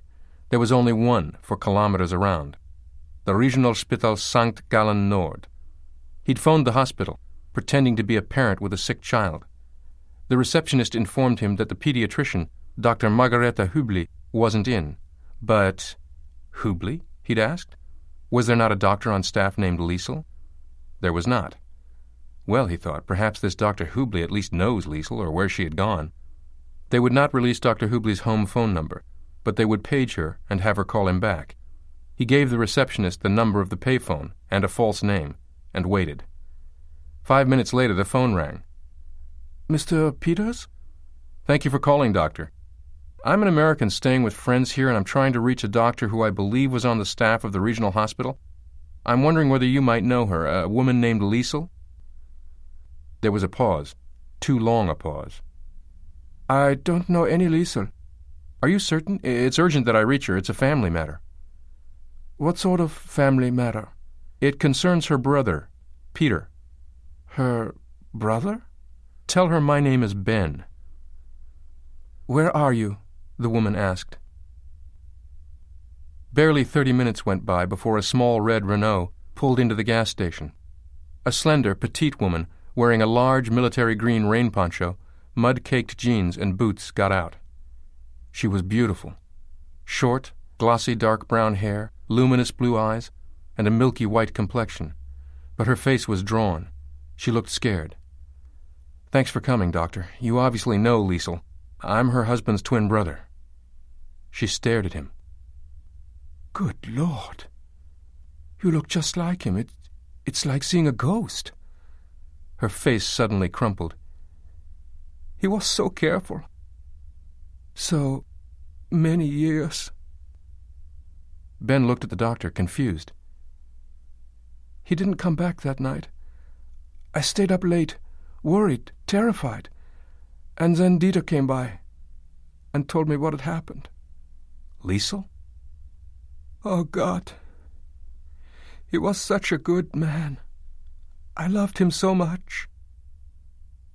Ben wrapped his arms around her, sustaining her in a great hug of assurance, and he, too, felt his tears begin to flow. Now Liesel had fallen silent. Her tears were beginning to dry. They were sitting in the front seat of her car. She looked ahead through the windshield. "It is not safe for you to be here. How did you get here?" He told her in detail about the commercial and private planes, his circuitous route. She nodded appreciatively. "I imagine those kinds of security precautions became second nature to you and Peter. He told me it was you who devised his fake death. That was brilliant." "If it was so brilliant, they'd never have found him again." "No, I blame myself for that. I should never have come to Switzerland, brought them out of the woodwork." "But how could you have known? You didn't think Peter was alive." "You don't go by your real name?" "Of course not. Margareta Hübli was the name of my great-aunt, actually. All my friends knew about Peter was that he was a Canadian writer. They knew him under a different name, too. He kept up some of his contacts, the ones he trusted. He calls them his early warning system. A few days ago, when he got a call telling him about the bloodbath at the Bahnhofplatz, he knew what had happened. I begged him not to do anything, but he said he had no choice. He had to protect you, persuade you to get out of the country. He had to save your life, even if it meant putting his own in danger. Oh, God, I warned him not to go. I pleaded with him." Ben took her hand. "I'm so sorry." I can't even claim his body, can I? No, neither of us can. Peter loved you so much, you know. It was painful to hear. Yes, I know. Liesel, Peter told me he found a document, a list of 23 names, an incorporation document setting up some organization in Switzerland. Yes. Do you know where it is now? I would guess it's in his vault in the bank in Zurich. Did he leave a key to this vault? No, it's not in his name. It's in the name of an attorney, my cousin, Dr. Matthias Deschner. He's a good man, a trustworthy man. Did Peter ever learn anything more about this Sigma Corporation, about whether it had an ongoing existence? We learned very little that was concrete. What we believed is that there are shadowy corporations and private fortunes that are devoted to erasing their origins. They're ruthless, these firms. Once they learned that Peter had a paper that could reveal their involvement in Sigma, or that of their fathers, they didn't hesitate to kill him, and they will not hesitate to kill you, or me, or anyone else who threatens them. Did Peter ever talk about our father? Only that he was a hypocrite and a world-class liar, that he was no Holocaust survivor, that he was actually a member of the SS. Apart from that, of course, Peter loved him. He wondered whether the irony didn't conceal a kernel of truth. Liesel, I need to get in touch with Dr. Deschner. For what? So you can be killed too? No, Liesel. I don't plan to be killed. I want to expose the killers. You wish to avenge his death? Yes. Tears again sprang to her eyes. Nothing would make me happier. Expose them, Ben. Make them pay. She took out a scrap of paper from the glove box, scribbled down Deschner's home and business addresses and phone numbers in Zurich, handed the paper to him. Now I must say goodbye. Goodbye, Liesel, Ben said, kissing her on the cheek. As he got out of the car, she looked at him for a long time. Yes. Make them pay. 73 Trittlegasse was an ancient stone townhouse that was now an apartment building in the Altstadt, or Old Town, the quaint medieval section of Zurich. A small brass frame mounted beside the door held 6 nameplates. One was M. Deschner. Taking a deep breath, he rang the buzzer. A voice crackled out of the speaker. Yes? It's Peter Hartman. Come to the 3rd floor, Peter.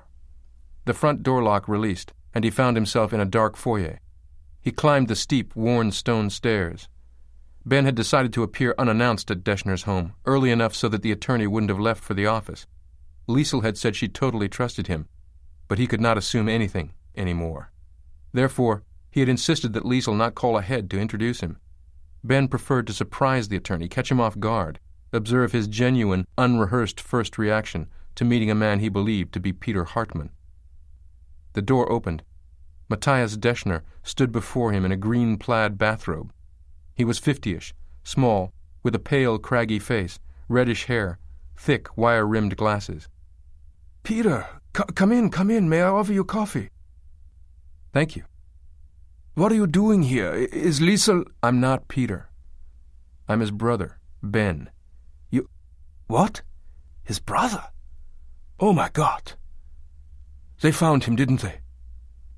Peter was killed a few days ago. Oh, Lord, he was always so afraid it would happen someday. Liesel is unharmed.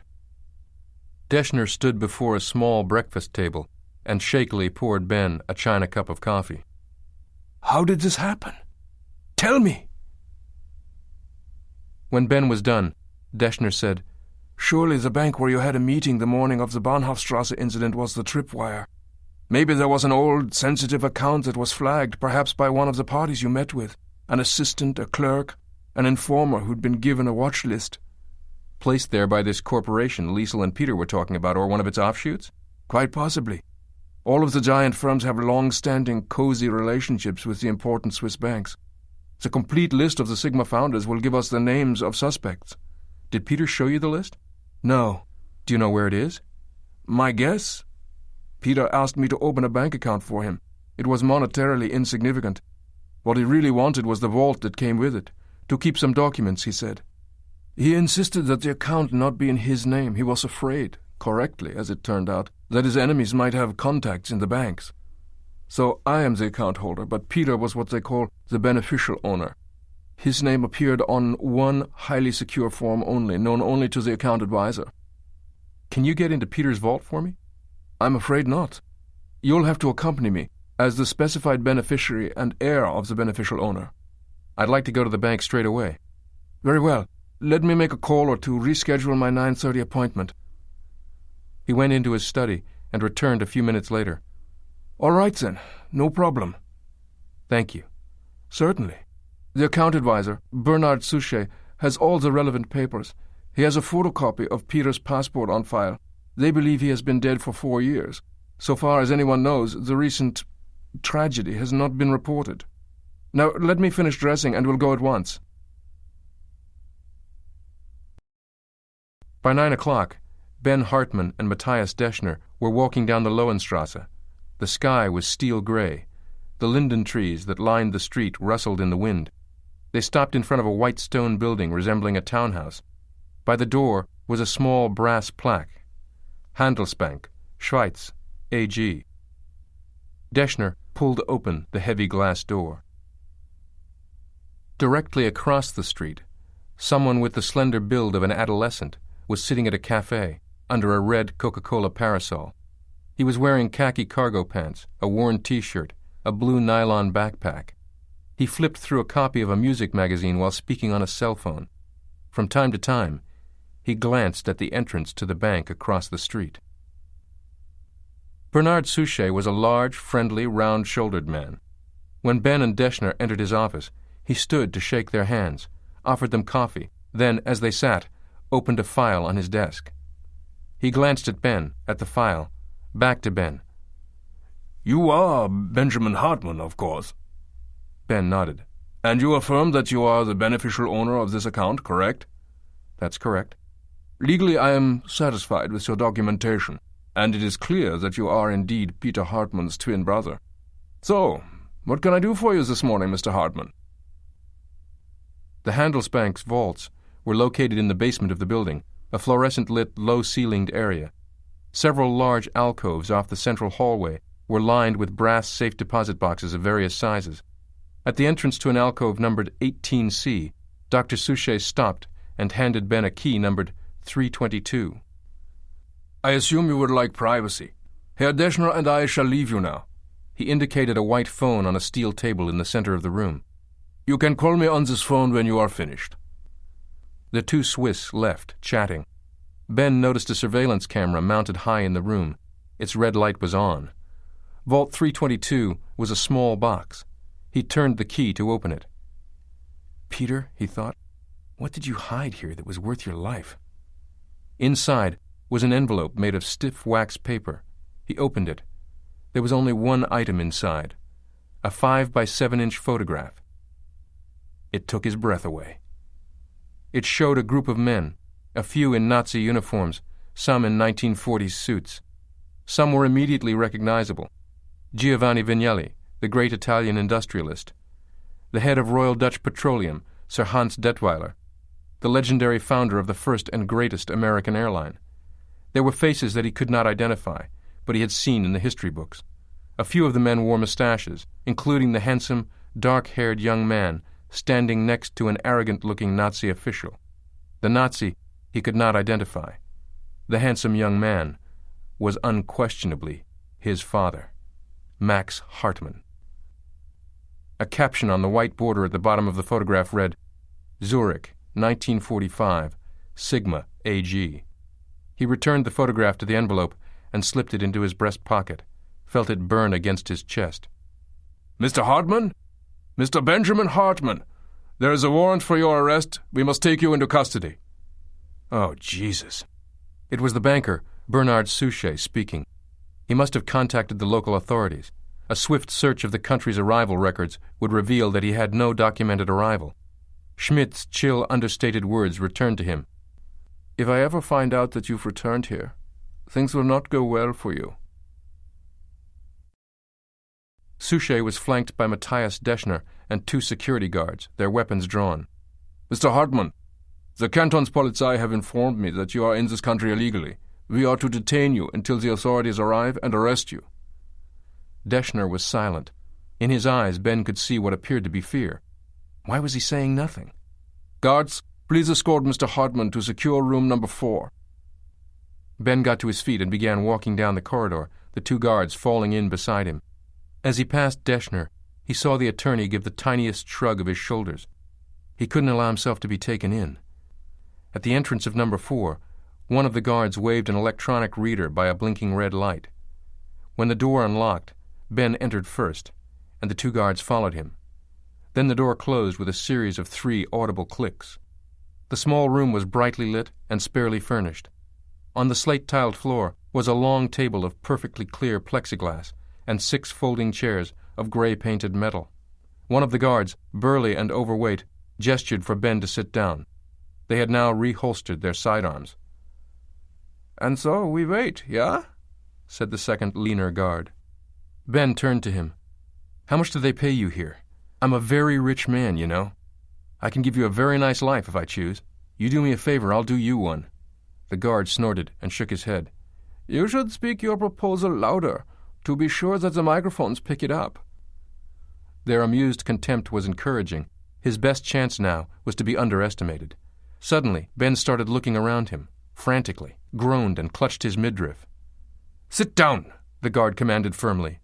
"The claustrophobia. I can't take the small enclosed places." Both guards looked at each other and laughed scornfully. They would not be taken in by such an obvious ploy. No, I'm serious. My God, I have to get to the bathroom immediately or I'll have an accident. I need my pills. Damn it, a sedative, please. I have terrible claustrophobia. I can't be in enclosed spaces, please. He started to gesticulate wildly, as if having a panic attack. The lean guard just smiled contemptuously. "You will have to take it up with the prison infirmary." With a manic-stricken expression, Ben stepped closer to him. "Please, you don't understand. I'll have a panic attack. I need to go to the bathroom." Then, with lightning speed, he thrust both his hands into the guard's hip holster and retrieved the short-barreled revolver. He took 2 steps back, his performance over. "Keep your hands at shoulder level," he told the thickly-built guard. The 2 guards exchanged glances. "Now one of you will get me out of this place, or both of you will die. It's a good deal. Take it before the offer expires." "You!" Ben barked at the heavy guard. "Take me out of here." Ben disarmed the guard. Then the man used his electronic reader to open the door. "And if you want to live, you'll stay behind," he told the other one. The door closed behind him, 3 muffled clicks verifying that the bolts had electronically slid into place. Marching the guard in front of him, Ben traveled swiftly down the beige-carpeted corridor, directing the guard to take them out the back way. They reached the back stairs without incident and climbed to street level. When they opened the wide double doors that led to the back alleyway, Ben said, "This is the end of our little trip together." The guard grunted. "Do you think you are any safer outside of this building?" Ben stepped into the shadowy alleyway. "What the Polizei do is not your concern." "Die Polizei? I do not speak of them," he spat. "What are you talking about?" "Tell me what you know." There was a sudden exhalation of breath from the guard's throat, and a warm mist of crimson spattered Ben's face. A bullet had torn through the man's neck. "Oh, Christ, not again!" As the guard crumpled face forward, Ben lunged down the dank alley. He heard a popping noise, then a metallic clang, and a pockmark suddenly appeared on the large dumpster to his left. As he felt something hot crease his shoulder, he dove behind the dumpster, a temporary refuge. The ledge of the cement wall that separated the bank's back lot from that of its neighbor was at shoulder height. Ben stuck the guard's gun in the waistband of his trousers and with both hands threw himself up and over. A short pathway now separated him from Oesterstrasse. Grasping the revolver, he fired wildly behind him. He wanted the shooter to take cover, to buy himself some time. There was return fire, and he could hear the slugs hitting the concrete retainer, but now Ben was safely on the other side. He charged, pumping his feet down the alley to Oesterstrasse. Fast, faster, faster still. He crossed the street, then turned and ran along the banks of the Sill River. "Run like your life depends on it," his track coach would tell him before competitions. Now, it did. In minutes, he was inside his rented Range Rover, parked in a roadside gas station only minutes from the Nationalstrasse 3, the highway where he would merge into the swiftly coursing traffic. Turning the steering wheel to change lanes, Ben felt a twinge in his left shoulder. He reached over with his right hand and rubbed it gently. Another twinge, sharper this time. He took his hand away. His fingers were sticky, maroon with congealing blood.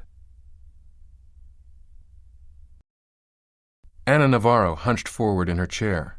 Alan Bartlett's office was as immaculate as ever, his expression every bit as opaque. I've tracked Robert Maillots' money transfers from the Nova Scotia National Bank back to an account in the Caymans. My source there confirms that the account shows recent activity involving one of Prosperi's funds, too. But that's where the money trail goes cold. It's one thing to learn where the money ends up. It's another to learn who put it there in the first place. Should we start working through regular channels? Out of the question. It would compromise the security of the entire operation. It also means endangering the lives of others, people who may still be targets. Which brings me to my next point. I want the list. Not the list of corpses. I want the names of people with Sigma clearance files. Your hot list. That's impossible. Look, 13 of the old men on your Sigma list are now dead under questionable circumstances, let's say. 3 remain alive, right? To the best of our knowledge. Okay. Once one of these guys dies, is killed, whatever, we can't pay the body a visit without some kind of official government cooperation on whatever level, right? But if we get to one of them before he's killed, I realize I'm supposed to be investigating dead people, not live ones, but if we consider them potential witnesses, put them under 24-hour surveillance, discreetly, of course. Bartlett stared at her, conflicting imperatives evidently playing across his face. Now he walked to a floor safe, taller than he was, opened it, and pulled out a folder. He handed her a sheet of paper. The list. She quickly read down the columns of information. Aliases, real names, names of any living relatives. 3 of the men remained alive. She hoped. No addresses? Just old ones. All of them have relocated in the past year. The past year? They could be anywhere in the world. That's a possibility. The probability is that they're in the same country, likely in the same general locale.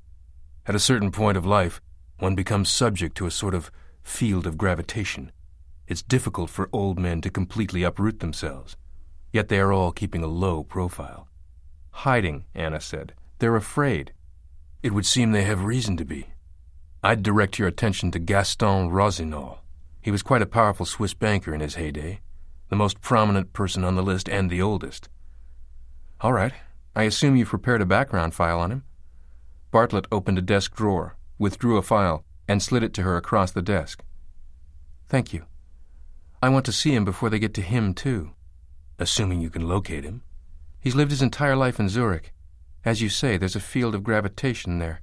Even if he's moved, he would have left behind friends, family members, tributaries leading to the source. Or moats protecting a fortress. A man like Rossignol has powerful friends, highly placed ones, who will do whatever they can to protect him. Do you have some clever subterfuge in mind?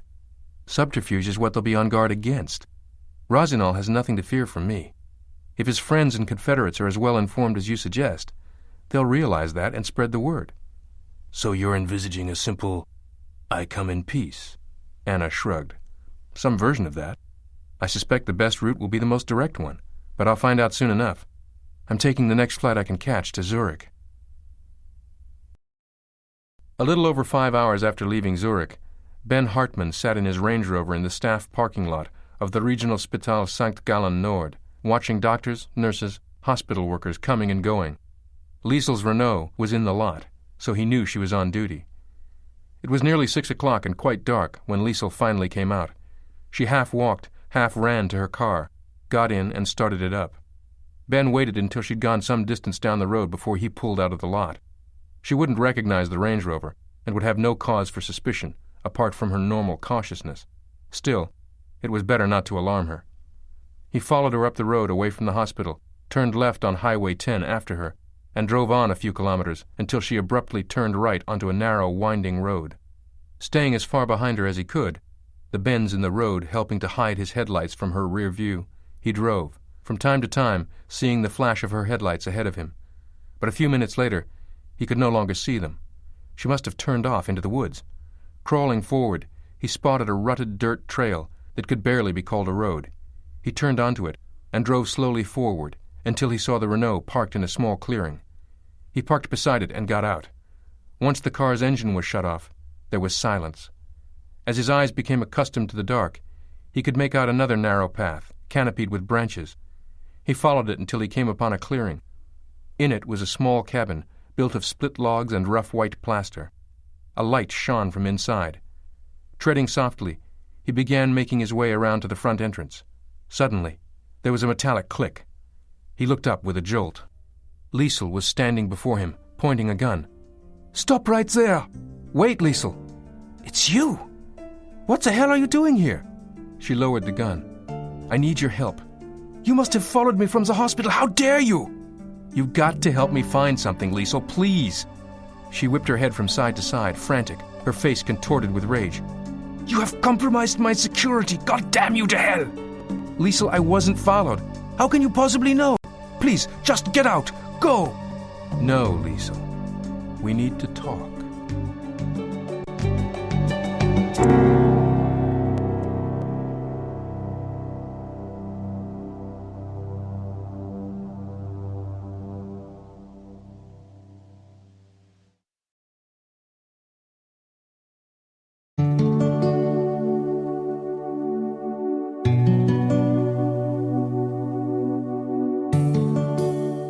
The cabin was simple yet cozy, low-ceilinged, book-lined. There was a stone fireplace, a wood stove, a small kitchen. Liesl's and Peter's bedroom was one of two small rooms off the living room area, the other being Peter's study. Liesl lit the wood stove for some heat. Ben took off his coat. "You're hurt," she said. "You've been hit." Ben saw that the left shoulder of his shirt was stiff with dried blood. Oddly, it hadn't been painful. "I'm sure it looks a lot worse than it is." "That depends on what it looks like. Remove your shirt." She spoke like the doctor she was. She tended to his wound, cleansing it, disinfecting it, and when she was done, she gave him a heavy cotton shirt to wear, one of Peter's. Then she poured them both a glass of red wine, and they sat before the fire. "Liesl, tell me more about what you and Peter found out about Sigma." "Peter did a lot of research into the period. He was disheartened by what he found out. The Second World War was a conflict that had clear rights and wrongs, and yet many of those involved were utterly indifferent to what was at stake. Their only concern was to maintain their operating margin. Some even viewed the war as an opportunity to increase their profits. The victors never adequately came to grips with this legacy of corporate double-dealing. It was never convenient to do so." "Why not?"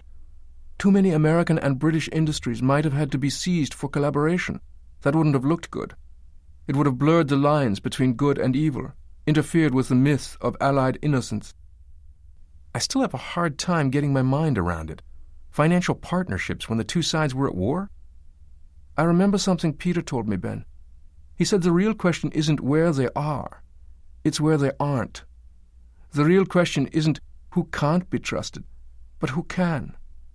Once, it sounded like paranoia. But no longer. No. And now they have arrayed their forces against you. There is something I must give you." She disappeared into the bedroom and came back with a plain, small cardboard box. Inside were papers, ID cards, passports, credit cards, the folding currency of modern bureaucracy. "They were Peter's, the fruits of 4 years in hiding." Ben quickly sorted through them. Robert Simon, Michael Johnson, John Friedman. 3 names, all appended to one face, Peter's face, and for all practical intents, his own. They were good professional work. In addition, there were documents for Paula Simon and other spousal identities. If Robert Simon needed to travel with his wife, he'd be prepared. "Liesl, I have to have some confidence that Peter's pursuers aren't onto these. Any of them could be flagged. When was the last time he used Robert Simon?" Liesl closed her eyes in concentration, retrieving the details with remarkable precision. After 20 minutes, Ben had satisfied himself that at least 2 of Peter's aliases, unused in the last 24 months, were unlikely to have been detected.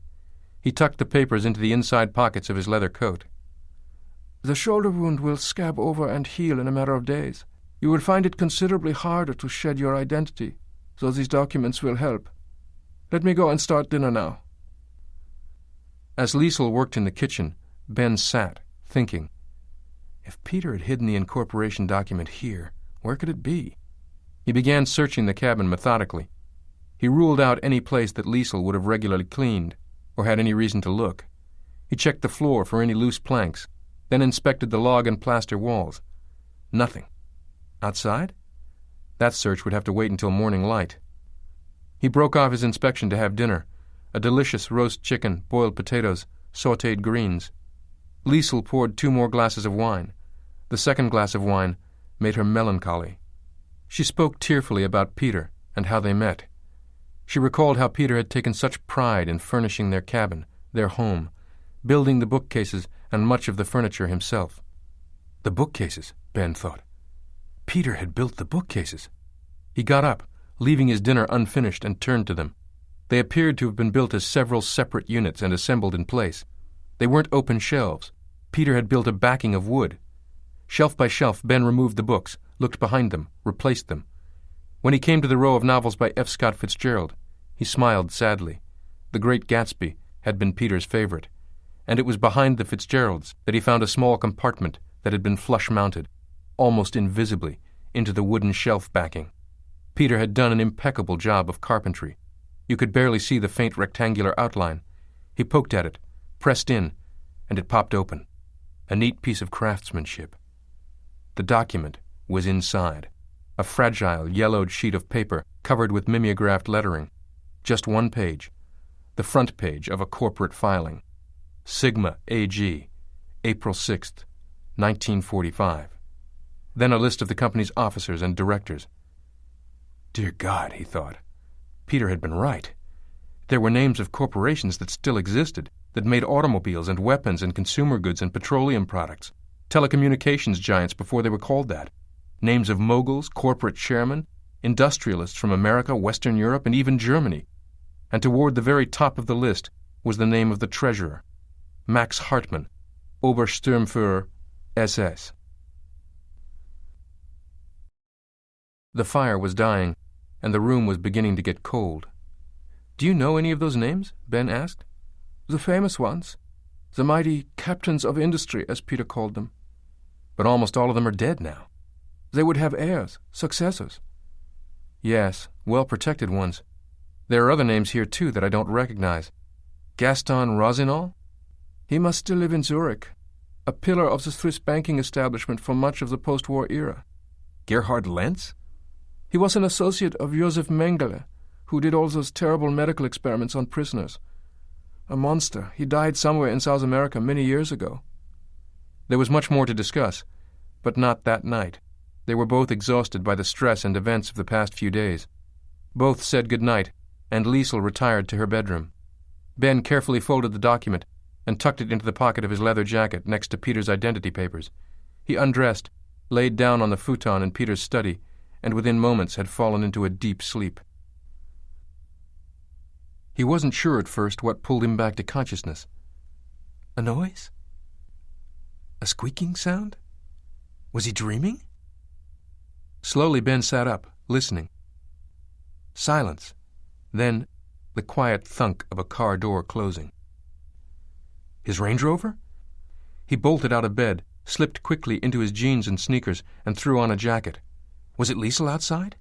He pushed open her bedroom door. She was in bed, asleep. Liesl had left her revolver on a small table near the front door. He grabbed it, a flashlight, and opened the door silently. He looked around the clearing, faintly illuminated by moonlight. He saw nothing. Then he heard an ignition turn, and the roar of an engine coming to life. He raced across the clearing, saw the red taillights of a truck. "Hey!" he shouted, running after it. The truck was barreling down the narrow dirt path. Ben ran faster. He would identify that truck. He would not let it get away. As he ran, he thought, why are they running? Were they planning a break and enter but were frightened away? He kept on racing until he finally realized the truck was getting away from him, and he'd never catch it on foot. On foot? But could he chase them down with the Range Rover? Yes, if he moved quickly enough. He began running back down the path, when he was suddenly jolted by a tremendous ear-splitting explosion in front of him that turned the night sky orange and red like a giant Roman candle. And then he saw with terror that the cabin was ablaze, a ball of fire. Anna Navarro was just leaving her apartment for her flight to Zurich when the phone rang. It was Dennis Weiss, the toxicologist from the Nova Scotia Forensic Laboratory. "Yes, Dennis, what's up?" "Well, the ocular fluid you asked me to look at? Most interesting. An artificial protein showed up. It's a peptide, some form of a synthetic compound? Something created in a laboratory?" Yes, something that binds to neuroreceptors. That explains why we didn't find it in the bloodstream. It can only be detected in trace quantities in the spinal fluid and ocular fluid. Meaning it goes right to the brain, basically. Well, yes. What kind of compound are we talking about here? I guess the closest thing to it found in nature is a venom peptide, like snake venom. A poison, then? Uh-huh. I'm guessing that what it does is induce cardiac arrest. It goes right to the brain, crossing the blood-brain barrier, but leaves no traces in the blood serum. It's an entirely new molecule, really quite something. So this substance might have been made by a biotechnology company? Yes, or any company with a research arm in molecular biochemistry. I'm going to ask you a favor. I'm going to ask you to fax whatever you've got on this to this number, okay? She gave him a fax number, thanked him, hung up, and called the ICU. Can you patch me to whoever has liaison with the U.S. Patent Office? A moment later. Don Stanley. Agent Stanley, this is Agent Anna Navarro. I need you to check something for me real quick and get back to me. In a couple of minutes, you're going to get a fax from the Nova Scotia Forensic Laboratory. It's a description of a synthetic molecule. I want to know if any company has filed a patent for this thing. Find out who makes it, she thought, and you'll find the killer. One will lead to the other. Virtually catatonic, Ben drove back to Zurich. His clothes still smelled of wood smoke from the cabin, a wrenching, steady reminder of Liesl. At least he knew that Liesl had not suffered. She had certainly been unconscious or dead when her little cabin became an inferno. By now he'd put together how it happened. The squeaking noise that had wakened him had come from the valve of the propane tank being opened. The cabin had quickly filled with the odorless gas. He had already stepped outside by then, which was intended to put to sleep, then kill the occupants of the cabin. A timed fuse had detonated the gas. The accident would be ascribed by local authorities to a faulty propane tank. Ben was numb, beyond grief. He felt nothing anymore. But as he approached the darkened city, he did begin to feel one single emotion, a growing, burning anger. He could not picture the killers, but he was determined to unmask them. They wanted him dead, but instead of running away, he would run toward them. They wanted to operate from the shadows. He would shine light on them. They wanted to conceal. He would expose. He needed to learn who these murderers were, where they came from, and above all, what they were hiding. He needed cold, hard information. He knew that one of Switzerland's great research libraries was at the University of Zurich, in the hills overlooking the city. That was where he now headed, the logical place to begin digging up the past. It was not much past 4 a.m. by the time Ben located the Universitätsbibliothek. The library wouldn't be open for another 5 hours. He had remembered the name of Carl Mercandetti, an economic history researcher that one of his old professors had spoken of years ago. He would try Mercandetti first. In New York, he calculated, it was 10 at night. His father would probably still be awake. And even if he were asleep, Ben wasn't much concerned about waking him. Not anymore. He flipped open his cell phone and placed a call to Bedford. The housekeeper, Mrs. Walsh, answered. "Benjamin," she said. "Good evening, Mrs. Walsh. I need to talk to my father." "Benjamin, your father's gone." He went cold. "Gone where?" "Well, that's just it. I don't know. No one does. A car came for Mr. Hartman this morning, and he wouldn't say where he was going. He just said it would be a while." "He's never done that before, has he?" "Never. I know he packed his passport because it's gone." "His passport? Well, that tells us something." "But I talked to his secretary, and she knew nothing about any international trip. I was hoping he might have said something to you." "Not a word." He thanked her and clicked off. Strange, he thought. For a brief moment he imagined that his father was fleeing somewhere, because he knew his past had been uncovered or was about to be uncovered. But fleeing what? Fleeing where?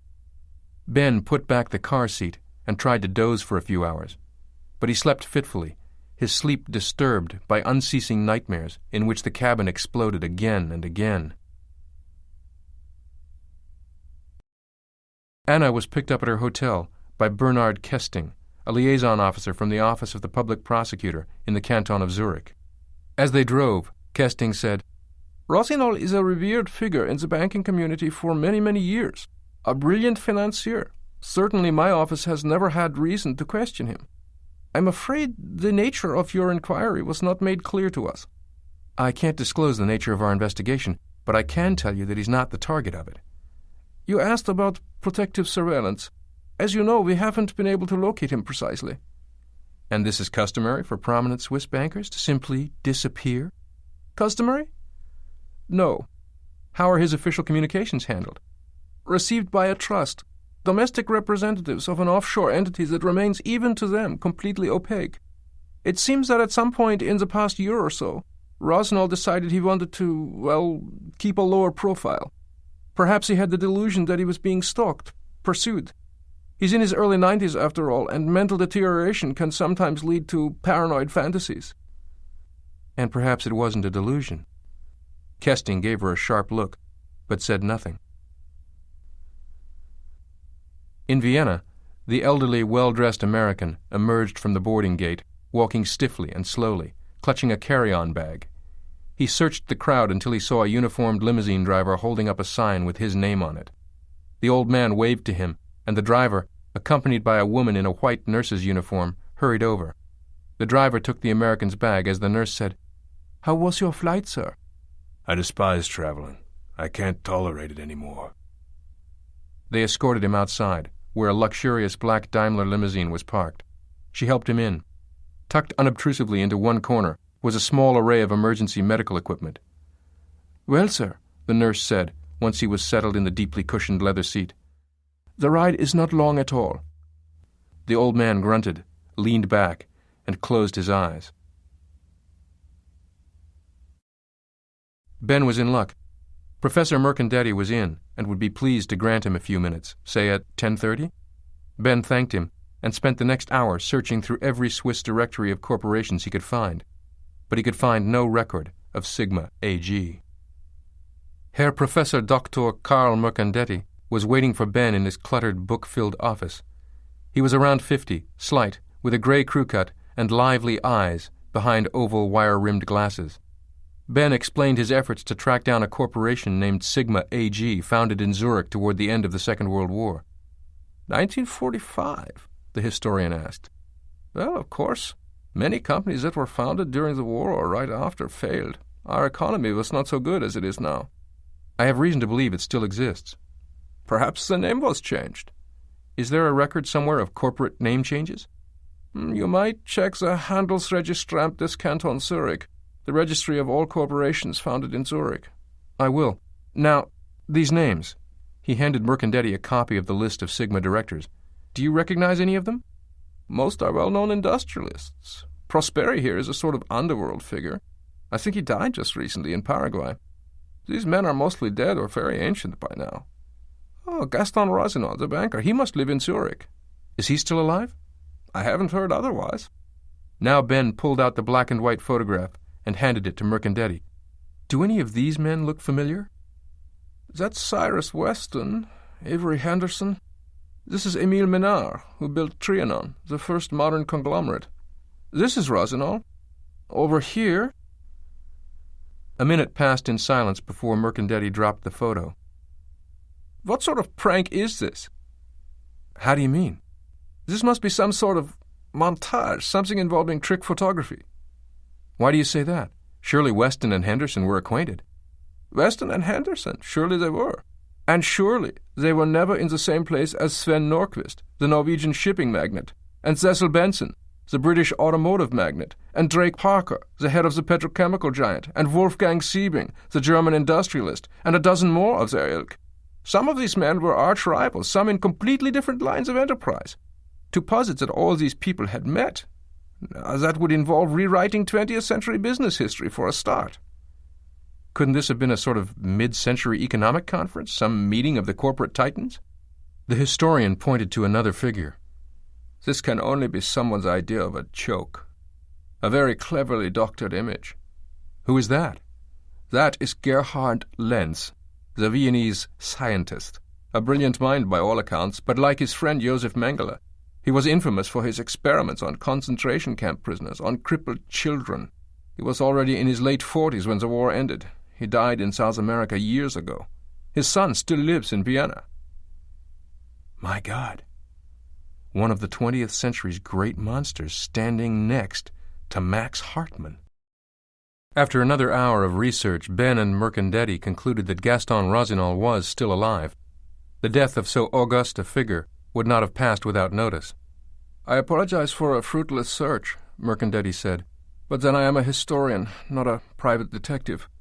Besides, I would have imagined that this sort of thing would be down your alley, given your familiarity with financial stratagems." Of course. It should have occurred to Ben already. What Mercandetti was alluding to went by the name of asset protection, and it was something Ben had some familiarity with. Prominent men do not simply disappear, they create legal edifices behind which to shelter. The task of hiding one's place of residence from pursuers was not so unlike the task of hiding it from creditors, or from the taxation powers of the state.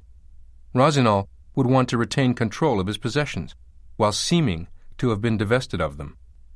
Ben said, "Gaston Rossignol must have blood relatives in the area. I'm thinking of someone both reliable and compliant, someone close enough to do his bidding but decidedly younger than he is." "You're talking about Yves-Alain Taillet, of course. The banker's nephew, a civic leader, a banker, not highly thought of. Weak but well-meaning is the general consensus." "And if I wanted to find out whether Taillet had title to property in the canton besides his primary residence? Are there public tax documents in connection to estate transfers?" "If it's a recent title transfer from the past 5 years, you can do an online search. The same with the tax documents you seek. I can help you there. I have a user ID and password that will provide access." An hour later, Ben had an address. It was incredible to think that a brief car ride would take him to one of Sigma's founders. Peter had tried to hide from Sigma, and it had destroyed him. Ben took a deep breath and felt his stores of anger burn within him. Well, there's been a change of plans, he thought. Now, let Sigma try to hide from me. Ben found Gaston Rossignol's wide, low-slung house in the secluded, private part of Zurich called Hottingen, a steep, hilly area overlooking the city. The houses were situated on large lots hidden by trees. Ben parked the Range Rover down the block. He opened the glove compartment and took out Liesel's revolver, checked the cylinder. Fully loaded. He slipped it into his jacket pocket. He rang the doorbell. No answer. He tried the knob, but the door was locked. He went around to the back door. It was unlocked. He opened it slowly, his heart hammering, braced for an alarm to go off. Silence. Was Rossignol here? Or anyone else? He entered the house through a mudroom into a small book-lined study. He moved through it, down a hall, farther into the house, to a formal dining room. A long table was covered with a crisp white linen tablecloth and set with a silver coffee pot and a single place setting, at which was a plate of eggs and sausage. Breakfast appeared to have been served by a housekeeper, but where was she? Sitting at the table, his back to Ben, was an old man in a wheelchair. He didn't move, didn't seem to have heard Ben entering. Ben pulled out the revolver. Suddenly he was jolted by the loud ring of the telephone. Still the old man didn't move. It rang again, a third time, a fourth, and stopped. He placed the barrel of the revolver against the old man's head. "Don't move." The old man's head fell forward, lolling on his chest. Ben grabbed the arm of the wheelchair with his free hand and spun it around. The old man's chin was on his chest, the eyes wide and staring at the floor, lifeless. Ben's body flooded with panic. He felt the food on the plate. The eggs and sausage were still warm. Apparently Rossignol had died just moments ago. Had he been killed?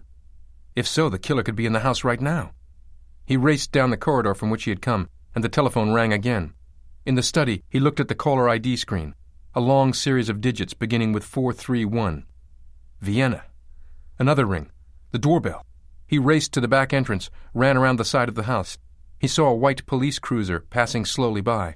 A low wrought iron fence separated Rossignol's house from the neighbor's. He raced to it and leaped into the adjoining yard.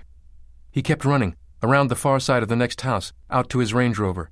He jumped in and drove down the steep street, slowing his pace to that of a local driving to work. Someone had just tried to call Rossignol from Vienna. "These men have successors, heirs," Liesel had said.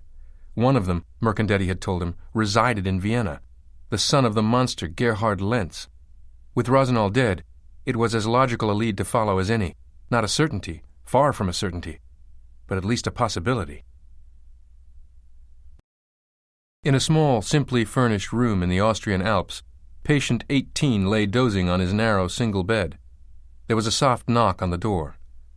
"Yes?" A physician in a white coat entered, a smiling, short, rotund man. "Good afternoon, sir. I'm Dr. Lufquist.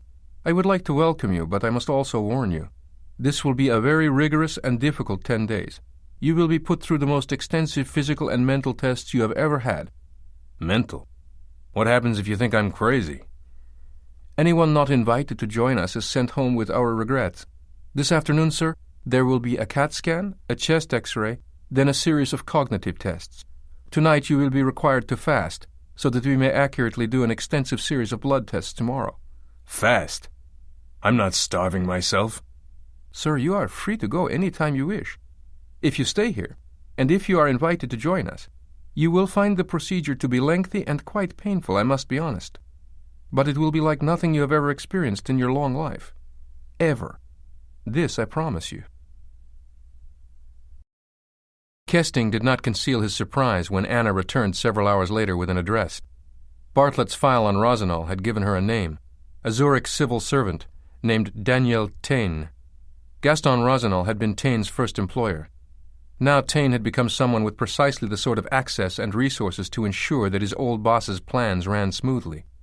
Anna had dropped in on Taine at his home unannounced, identified herself, and laid her cards on the table. Her message was simple.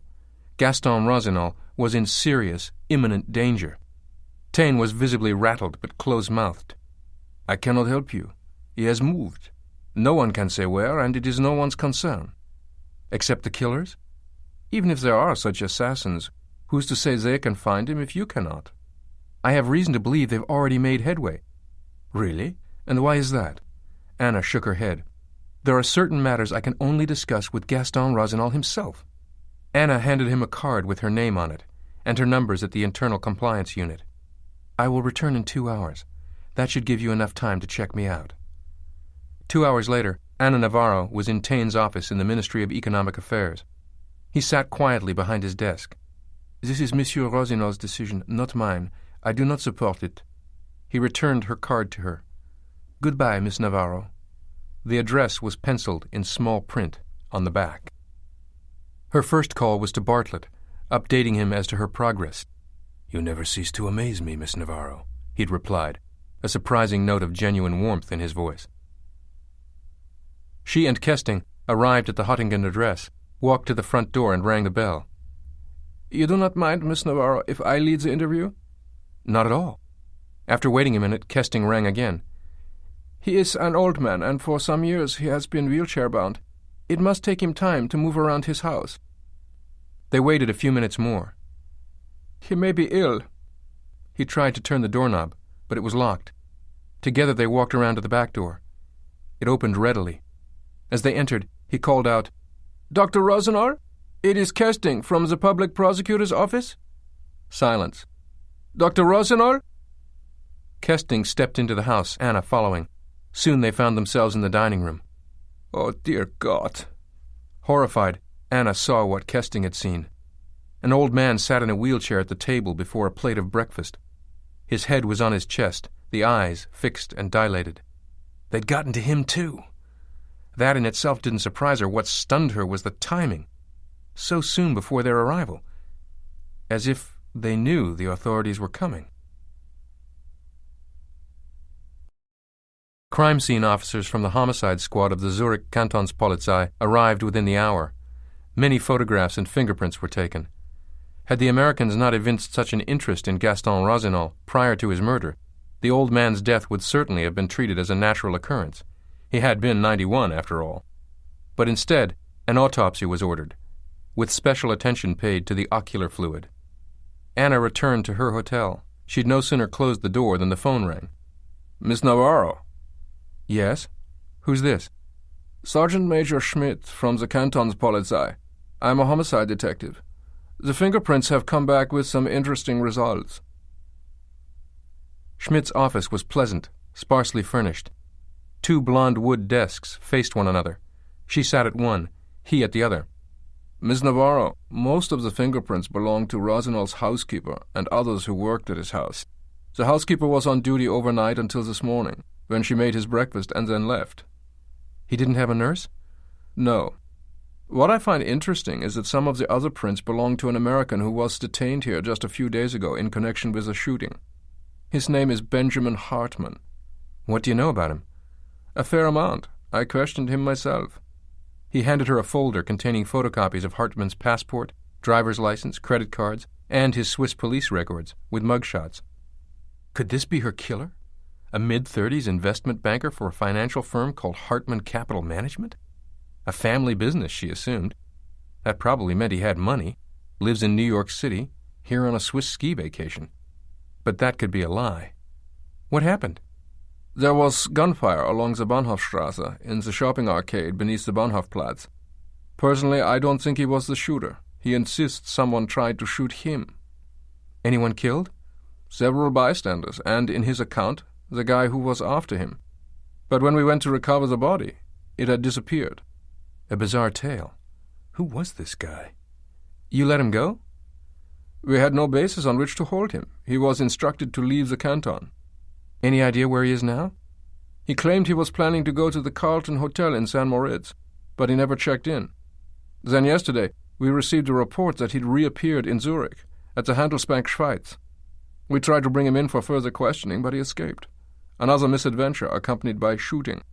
It follows him around. Do you have a way of finding out whether Hartman is staying at some other hotel in Zurich or anywhere else in the country? Schmidt nodded.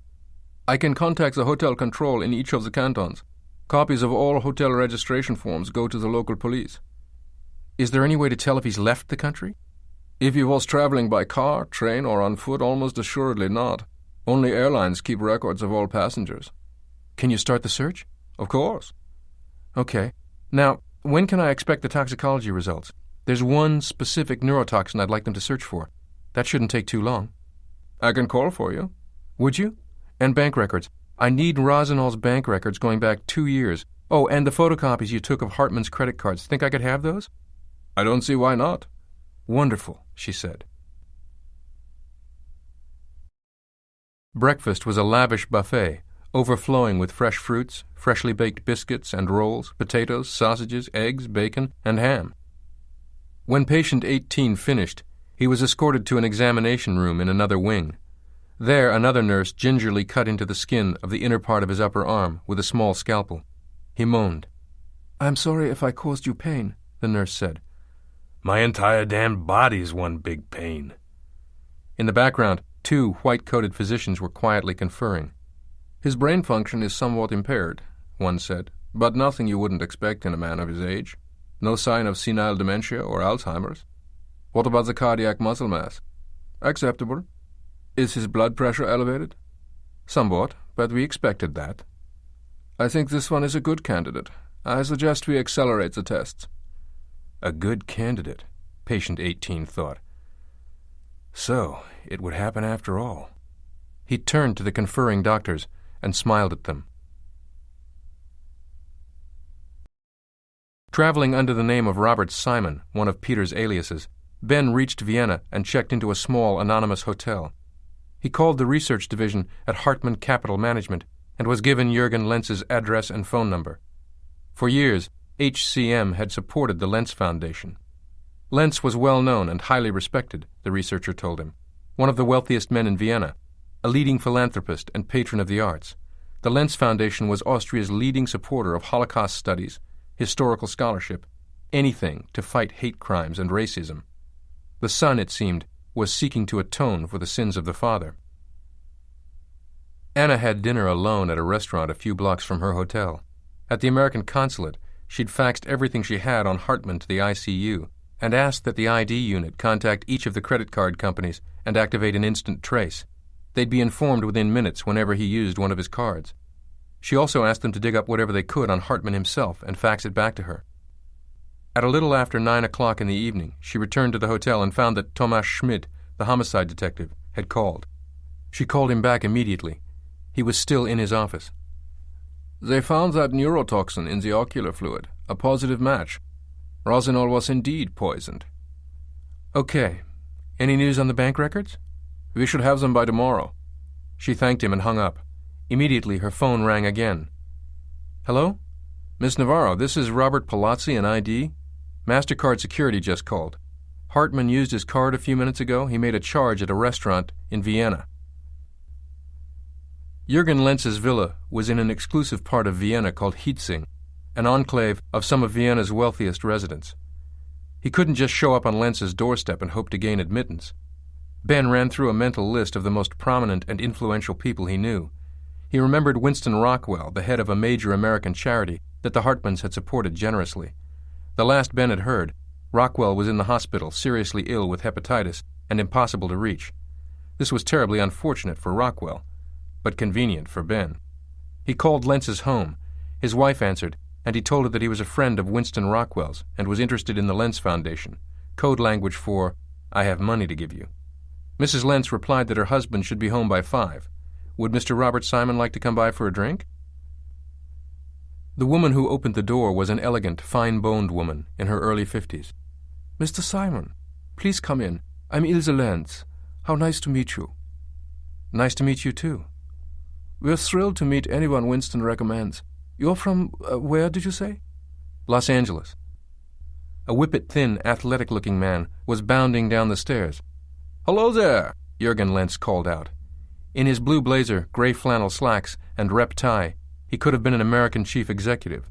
His smooth face glowed with health. His smile was sunny. Lenz shook Ben's hand firmly. "Welcome. Any friend of Winston Rockwell's is a friend of mine. Well, a drink, shall we?" Trevor Griffiths parked his stolen Peugeot across the street from Lenz's house in Hietzing, switched off the engine, and sat back to wait. When the target emerged from the house, he would get out of the car and cross the street. He was armed with a Russian-made 9mm Makarov, equipped with a silencer, a good, reliable weapon. He did not plan to miss. There was no time to go through channels, Anna realized. She rushed to Zurich Kloten Airport, bought a ticket on the next flight to Vienna, and then called Dr. Fritz Weber, chief of the security unit of the Vienna police. Some years before, she had helped Weber sort out a potentially embarrassing child sex ring that involved an American cultural attaché. He owed her one. Indeed, Weber seemed delighted to hear from Agent Navarro and promised to get someone on the case immediately. As soon as she arrived at Vienna's Schwechat Airport, she placed another call to Weber, who gave her the name and phone number of Sergeant Walter Heisler, the district inspector on the surveillance squad, who was now working the case. "We went to the hotel where Hartman made the credit card charge," Heisler explained. "He is a guest there." "Great work.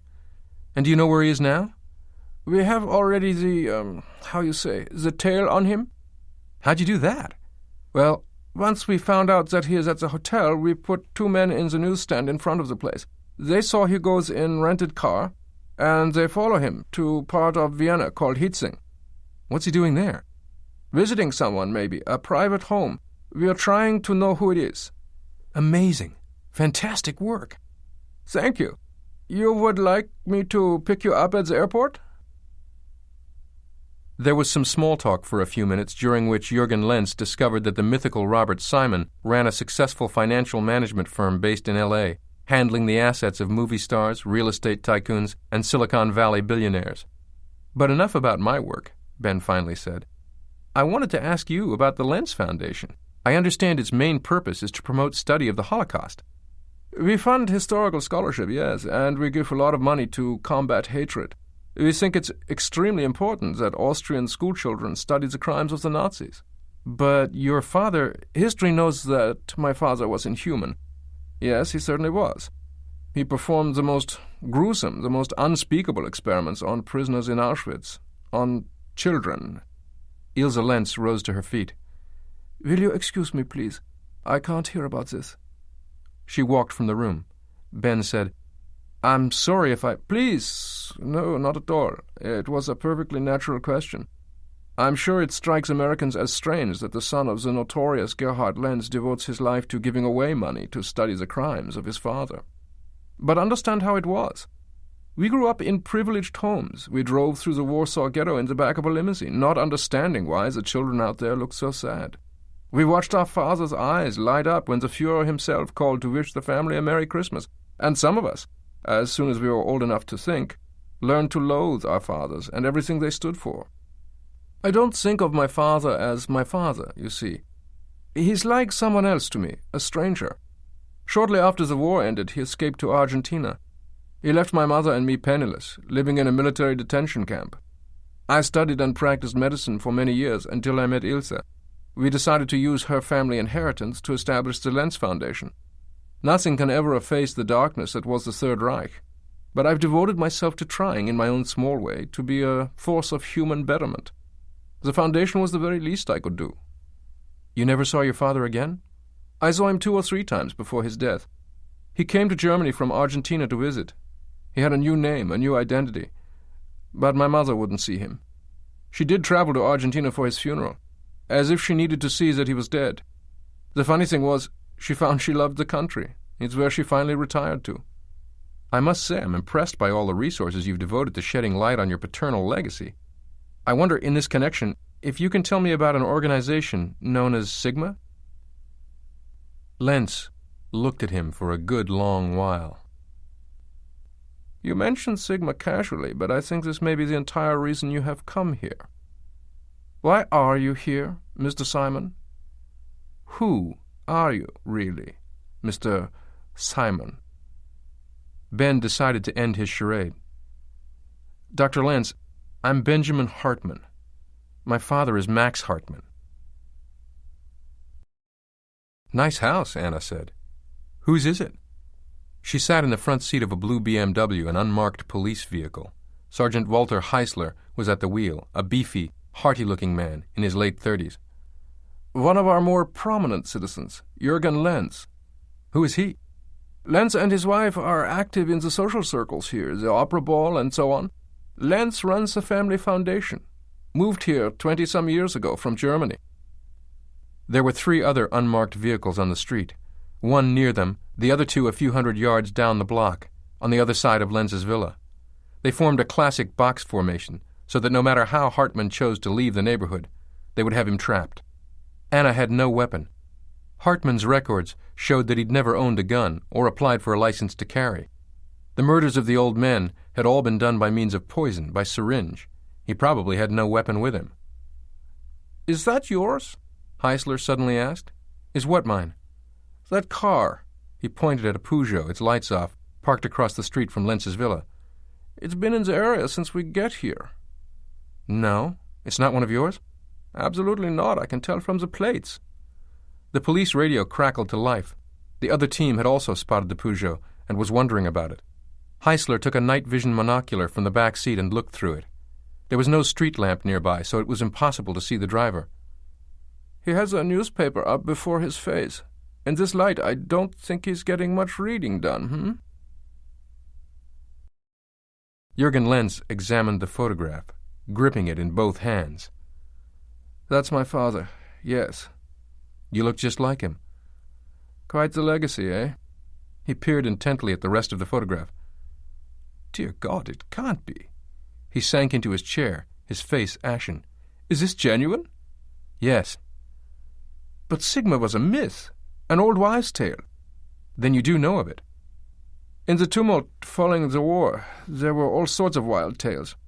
One of those was the legend of Sigma, vague and shrouded as it was, that some sort of clandestine pact was forged among the major industrialists of the world. And what was the nature of that pact? Lenz shook his head hopelessly. I wish I knew, Mr. Hartman. I'd never taken the story seriously until now. And your own father's involvement? You're exceeding my own knowledge. Perhaps Jakob Sonnenfeld would know of these things. Sonnenfeld was the most prominent Nazi hunter alive. He lives here in Vienna, doesn't he? Lenz nodded. Would he help me? Speaking as a major benefactor of his institute, I am certain he'll do his best. We've been dancing around one issue, haven't we? You still haven't explained how you came to be involved in all of this. Do you recognize the man next to your father? Lenz squinted. He looks a little like... But that's not possible. Yes, that's my father next to yours. That makes no sense. Everyone in the world knows about your father. He's a major philanthropist, a force for good. Ben laughed bitterly. I'm sorry, but things stopped making sense for me when my old college buddy tried to murder me. Tell me how you found this. Ben told Lenz about the events of the past several days. Then you, too, know danger. There are filaments, invisible filaments, that link this photograph to those deaths. If you want, I'll be glad to help you where I can, but you can't know what you're up against. I'd advise you to be cautious, my friend."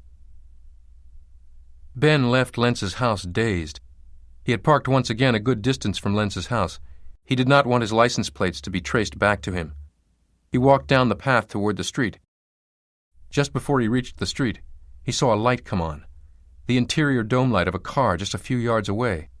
Someone was getting out of the car and walking toward him. Trevor saw a light come on across the street and turned his head to look. The front door was open. The target was chatting with an older gentleman, whom he assumed was Lentz. Trevor waited until the two men had shaken hands and the target was strolling down the front path before he got out of the car. Walter Heisler turned to Anna. "If that car is not you and not us, then who is it?" "Someone who's also staking out the house. I don't like this." "Anna, I want you to walk by that car and look at the man's face. Make absolute certain you don't recognize." "I need a weapon." Heisler handed her his gun. "You took this from floor of car. I must have left it. I did not give it to you." She got out of the car and started walking toward Lentz's villa. The front door of Lentz's house came open. Lentz and Hartman were standing there talking. They shook hands cordially. Then Hartman started down the path toward the street. And suddenly a light inside the Peugeot went on, and the man got out of the driver's seat, a trench coat draped over his right arm. That was when she saw his face for the first time. The face. She knew the face. But from where? The man closed his car door as Hartman reached the street not 5 yards away. She had seen a profile shot of this man, front and side views. Yes, the weekly intelligence briefing. Surveillance photographs taken at a distance. An international assassin. Little was known about him, only fragmentary bits of evidence had ever been gathered. The architect, they called him. Targeting Hartman.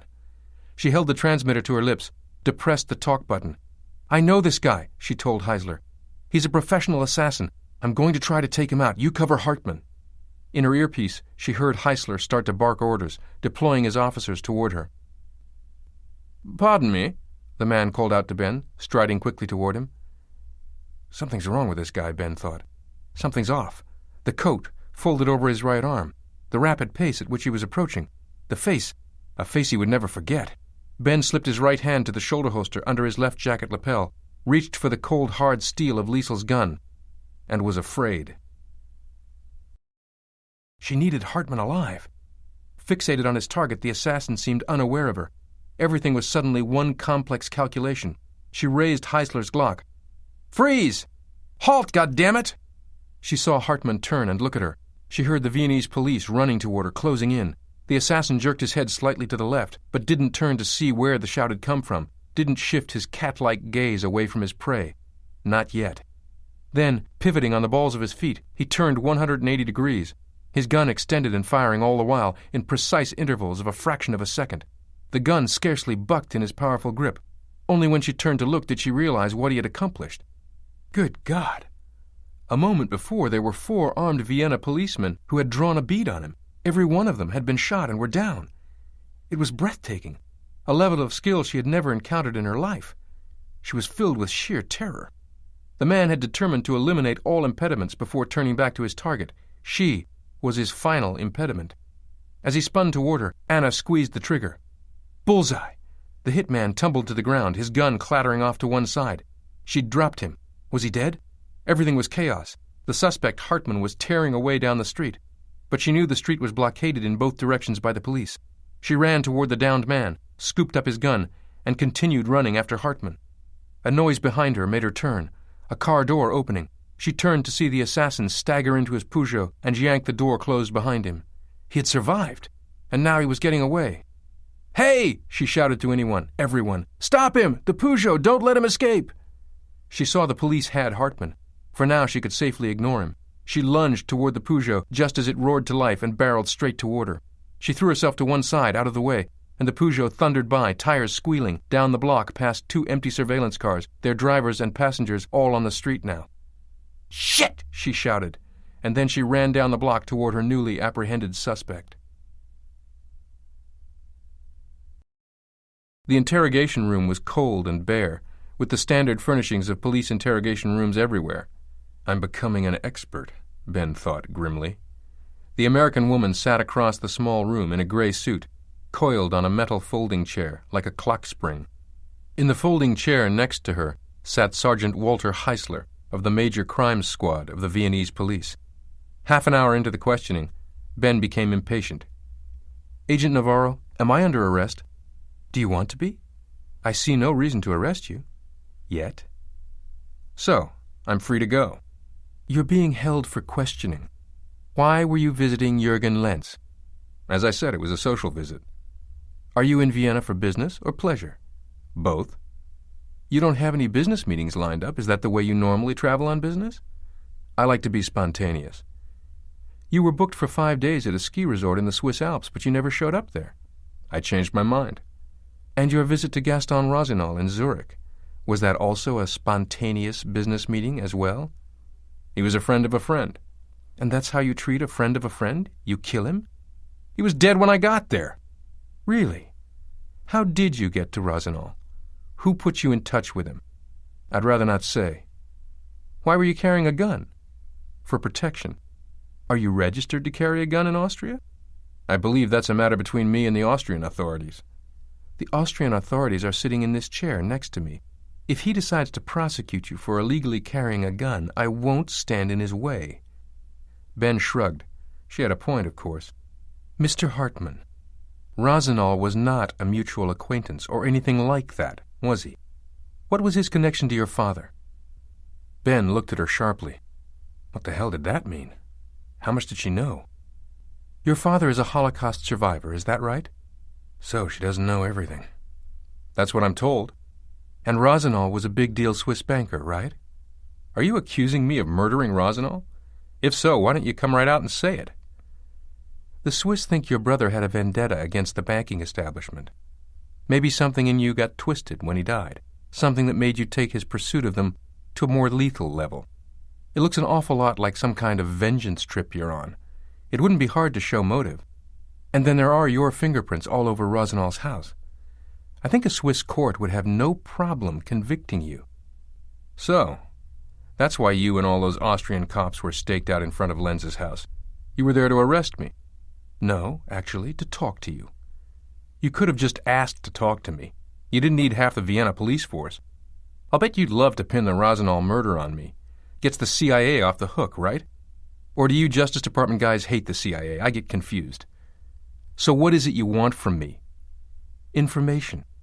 I want to know why you were really visiting Rossignol. Why you were really visiting Lenz.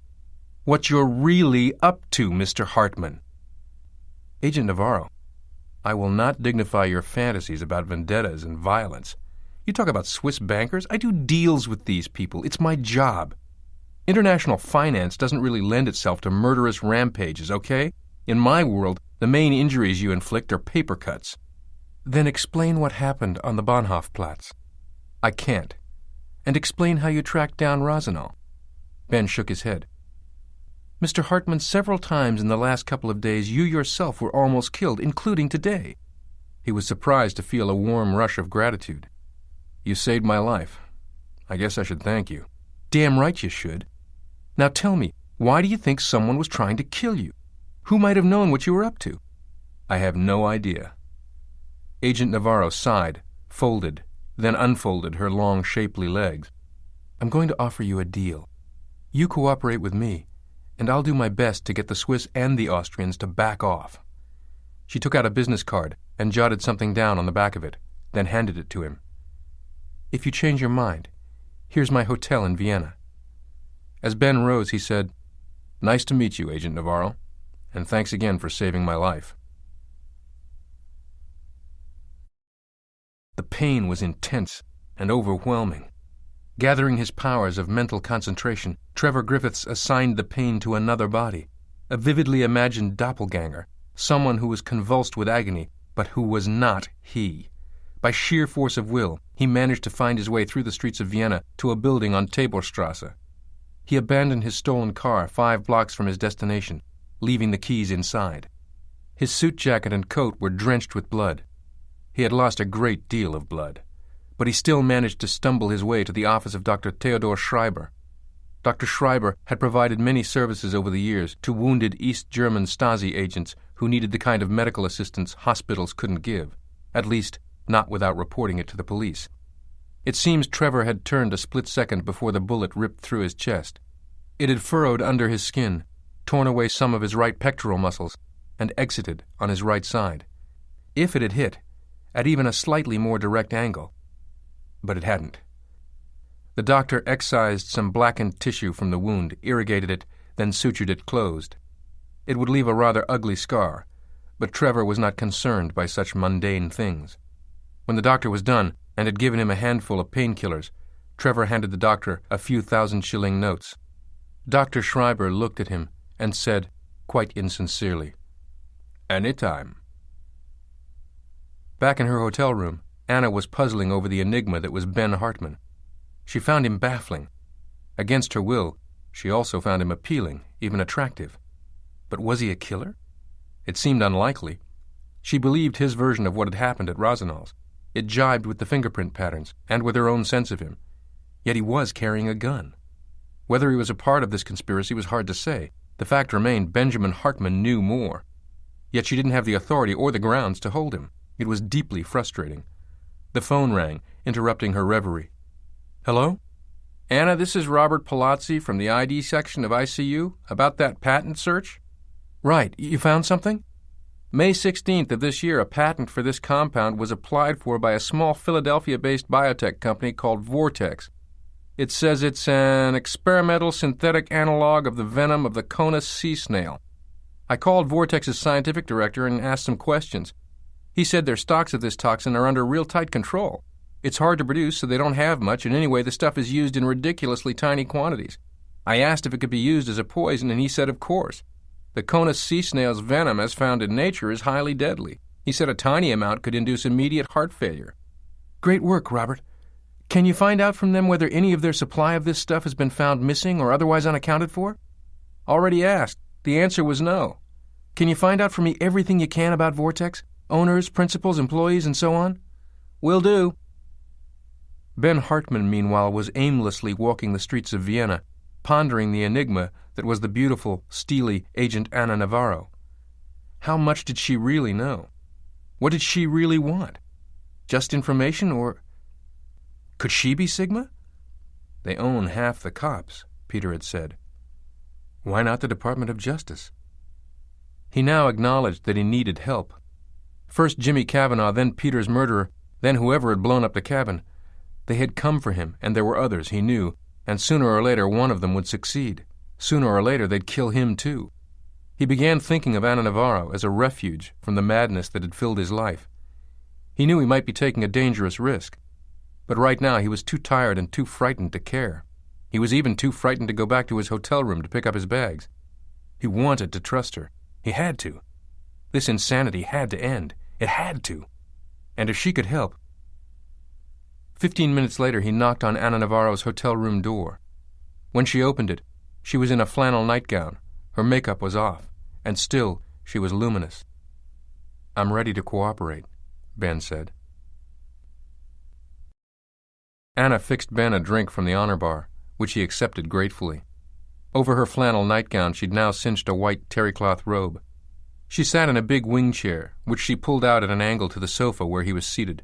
She was barefoot, her feet slender and high-arched, delicate, the toenails painted. "Outside Lenz's house tonight. The guy who tried to kill you.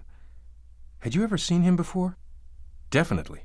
He was the man who killed my brother. I'll never forget his face." "Who killed your... But I thought... Okay, you can fill me in on that later, but who is he, Agent Navarro? Who is he?" She sighed. "Hans Vogler. He's believed to live in England, probably London. From everything I've heard, this guy's incredibly dangerous, and what he did to those 4 policemen, like an execution machine. You were luckier than you know. He's British? Formerly East German intelligence, Stasi. Seems to have left the organization a long time ago. What we don't know is whether he's now an assassin for hire or whether he's in the employ of some organization. I also don't know if you're in some organization's employ, and I don't mean Hartman Capital Management. I ask again, who are you, Mr. Hartman? What are you really up to?" Ben drained his scotch. "My brother, the one who supposedly died 4 years ago? So I thought. He turned out to be hiding from some dangerous people. He didn't know who they were exactly, some conclave of industrialists or their descendants, or maybe something else entirely. Who knows? But he'd uncovered a list of names. Agent Navarro's caramel eyes grew wide. What kind of list? A very old one. Where did he get it? In the archives of a Swiss bank. It's a list of board members of a corporation that was founded in the last days of the Second World War. Jesus Christ, so that's it! Ben drew a folded, grimy square of paper from his breast pocket and handed it to her. Sorry, it's a bit soiled. I've been keeping it in my shoe to keep it out of the hands of people like you. She perused it, frowning. Max Hartman. Your father? Alas. Did he tell you about this corporation? Never. But wasn't your father a Holocaust survivor? The $64,000 question. My God, she said. The string of mysterious homicides, every single name is here. Rosenall, Prosperi, they're all here. No, they're not all on my list. Some overlap, but what did you hope to learn from Rosenall? I thought he might know why my brother was killed, and who did it.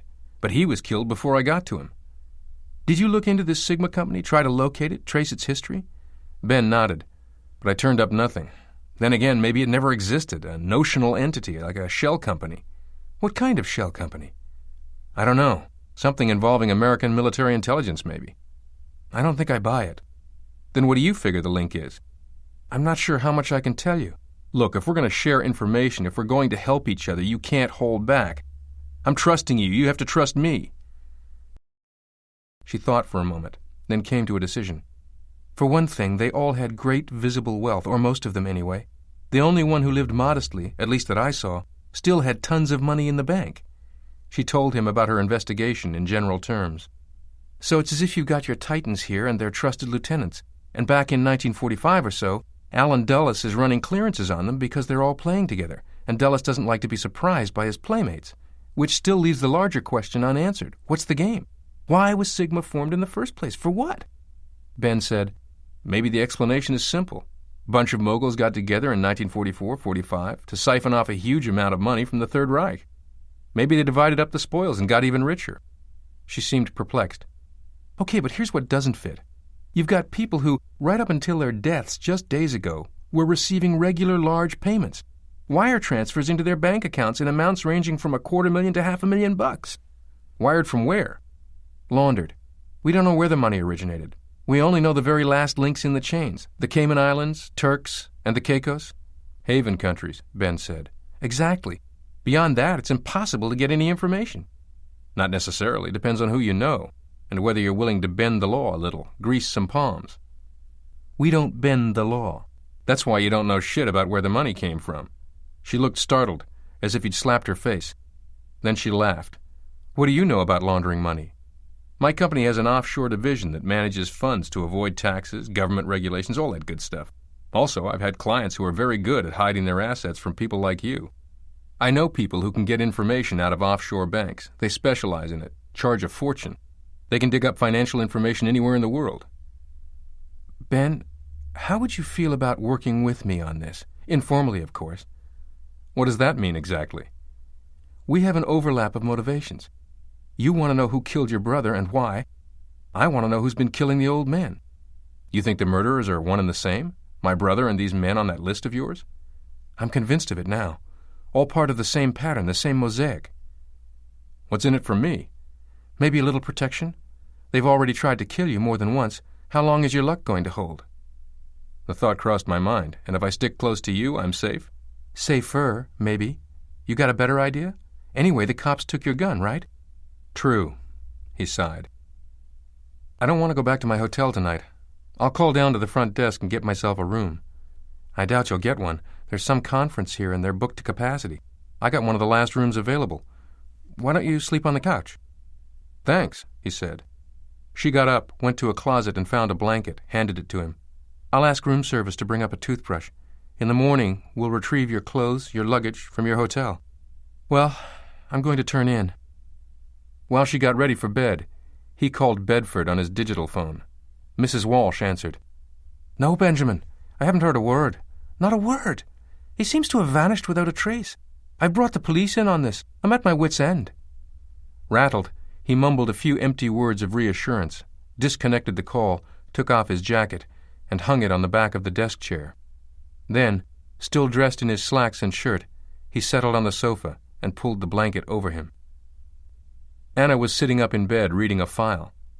Now she put it down and asked, "Was that about your father? I'm sorry, I know I shouldn't have been eavesdropping, but it's okay." "Yeah, my father vanished a few days ago.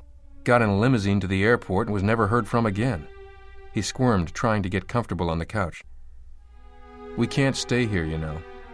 A concerned expression crossed her face. "Correct. Tomorrow, we should both move." "You seem worried, Agent Navarro." "I'm always worried. I live my life worried. And call me Anna." "I never used to worry much," he said. "Good night, Anna."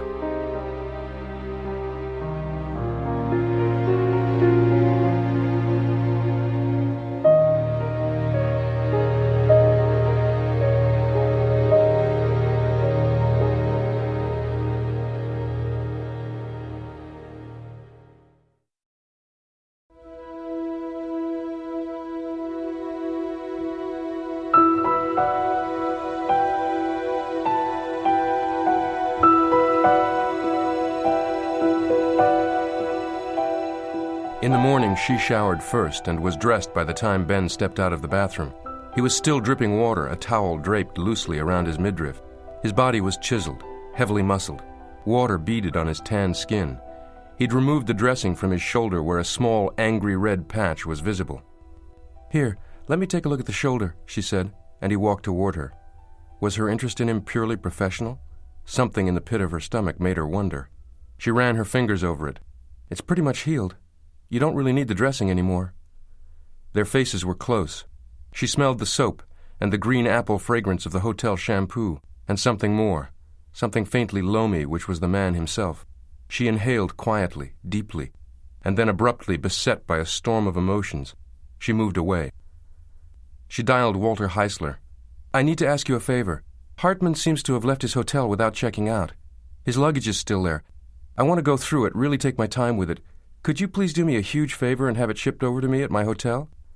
"Yes, this can be arranged." "Thanks, Walter," she said warmly, and hung up. Ben grinned. "Now that's what I call full service."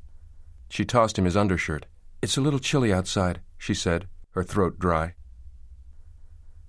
After he was dressed, Ben spent half an hour making calls. First he awakened Fergus O'Connor in the Cayman Islands, who operated O'Connor Security Investigations.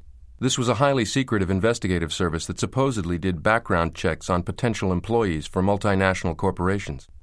In reality, the firm was most often engaged by wealthy individuals or multinationals who once in a while had a reason to penetrate the secrecy of the banks down there. "This better be bloody important," Fergus had growled into the phone. "I don't know about that," Ben replied, "but it will be awfully lucrative. Now we're talking." Ben read a list of routing codes and wire transfer numbers to him and said he'd call back at the end of the day. "It'll take me a hell of a lot longer than that. Even if we double your usual fee, does that speed things up?" "Bloody well right it does. By the way, you do know that they're saying the most appalling things about you, don't you?" "What do you mean?" "They say you've gone off on some murderous rampage. They say you killed your own brother." Ben didn't respond, but felt sick. "Crazy stuff like that. It's a load of bollocks, I know. Still, it is interesting that someone's decided to put it out." "Thanks for the heads up, Fergus." He took a few deep breaths to steady himself, then placed a second call to Megan Crosby in the New York office of Knapp Incorporated. This company was large, international, staffed largely with ex-FBI and ex-CIA agents. Knapp specialized in helping corporations solve white-collar crime, embezzlements, inside thefts. Megan was one of Knapp's star investigators. She had an uncanny knack for rooting out and then untangling Byzantine corporate structures designed to escape the scrutiny of regulators, wary investors, or competitors. How she did it, she never revealed to her clients. A magician must not divulge her tricks. "It's 3 a.m. Who's calling?" was how she answered the phone. "Ben Hartman, Megan. Forgive me, it's important." "Ben, no problem. What can I do for you?" "There's a small biotech firm in Philadelphia called Vortex Laboratories I'm intrigued by. I want to know who owns them, who they might have quiet partnerships with, that kind of thing." "I'll do what I can." "End of the day?" "You got it." "One more thing. There's a guy named Oscar Payot based in Paris. Knapp has him on retainer. I need direct contact info for him." Alan Bartlett's voice crackled in Anna's ear. "My dear Miss Navarro, I wonder if we have different conceptions of what the fulfillment of your brief consists of. I must say I'm disappointed. You're supposed to check in on a regular basis, not disappear like a college student on spring break. If you'll listen to what I've turned up—" "No, you listen to me, Agent Navarro. Your instructions are to wrap this matter up, and that's what you're going to do. I can't speak to what means you used to reach Rossignol, but it quite clearly resulted in his death. You spoke to me of surveillance and preemption with respect to this subject. You did not alert me that you meant to draw a large bullseye on him." Anna was suddenly fed up. "Cut the crap. You don't have the data to support your accusations. You're already facing administrative charges. I expect you in my office no later than 5 o'clock tomorrow afternoon, and I don't care if you have to charter a private jet to get here." He hung up. Anna's heart pounded. Her face was flushed. Had he not ended the call when he did, she'd have gone off on him, and no doubt finished her career once and for all. No, she told herself, it's already over. Well, at least go out with a bang. She felt a delicious sense of inevitability. It was like being on a speeding train you couldn't get off. Enjoy the rush. The office of legendary Nazi hunter Jakob Sonnenfeld was in a small, gloomy building on Sulzergasse, an inelegant street of discount stores and glum cafes. Sonnenfeld's phone number had simply been listed in the Vienna telephone directory without an address. Ben had called, and a brusque woman answered and asked him his business. He told her that he was the son of a Holocaust survivor and was in Vienna doing some personal research into the Nazi regime. He was granted an interview that same morning.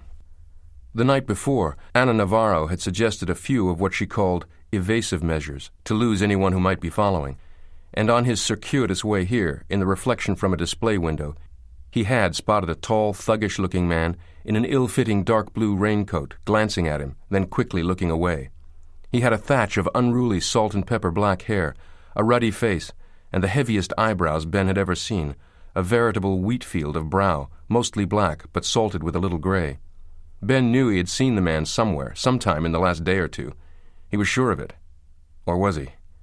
After spotting him, Ben had doubled back a few times, abruptly crossed the street, suddenly turned into a bookstore and browsed and waited. He seemed to have lost the tail. Or perhaps the man wasn't following him at all. Was paranoia overcoming him? Now, having reached Sonnenfeld's office building, he was buzzed in and took the elevator to the 4th floor, where a solitary guard waved him along. The door was opened by a young woman who pointed him to an uncomfortable chair in a hallway. While he waited, he took out his digital phone and left a message for Oscar Peot, the Paris-based investigator. The door to Sonnenfeld's office opened, and a small, stoop-shouldered old man emerged and gestured for Ben to enter. He gave Ben a tremorous handshake and sat behind a cluttered desk. Jakob Sonnenfeld had a bristly gray mustache, a jowly face, large ears, and red-rimmed, hooded, watery eyes. He wore a moth-eaten brown sweater vest under a checked jacket. "Many people want to look at my archives, some for good reasons, some for not so good. Why you? You've been hunting Nazis for decades now. You must hate them with all your heart, as I do." Sonnenfeld waved dismissively. "No, I'm not a hater. I couldn't work at this job for over 50 years fueled by hate. It would eat away at my insides." "Well, I happen to believe that war criminals should not go free." "Ah, but they are not war criminals, really, are they? A war criminal commits his crimes to further his war aims, yes? But tell me, did the Nazis need to massacre and gas to death millions of innocents in order to win? Of course not. They did it purely for ideological reasons. In fact, it diverted precious wartime resources. I'd say their campaign of genocide hindered their war effort. No, these were most certainly not war criminals." "What do you call them, then?" Sonnenfeld smiled. "Monsters." "Mr. Sonnenfeld, my twin brother, my closest friend in all the world, was murdered by people I believe are in some way connected with some of these monsters." "Now you have me very confused. Surely you and your brother are much, much too young to have been through the war." "This happened not much over a week ago." Quickly, Ben explained about Peter's discovery. "This document drew my brother's attention because one of the board members was our own father, Max Hartman." Stunned silence. Then, "I know the name. He has given much money to good causes." In the year 1945, one of his causes was something called Sigma, The other incorporators included many Western industrialists and a small handful of Nazi officials. Those included the treasurer, who is identified by the title Obersturmführer and by the name Max Hartman. Extraordinary. You did say Sigma, yes? Dear God in heaven. Sonnenfeld examined the incorporation document. I will tell you one thing. This was never meant to see the light of day. It was a legalism intended for internal Swiss bank use only, for the gnomes of Zurich alone. I don't understand. Sigma has long been the stuff of legend. Not a scintilla of evidence has ever emerged to give body to the shadow of supposition. I would know, believe me. Until now, correct? So it would seem.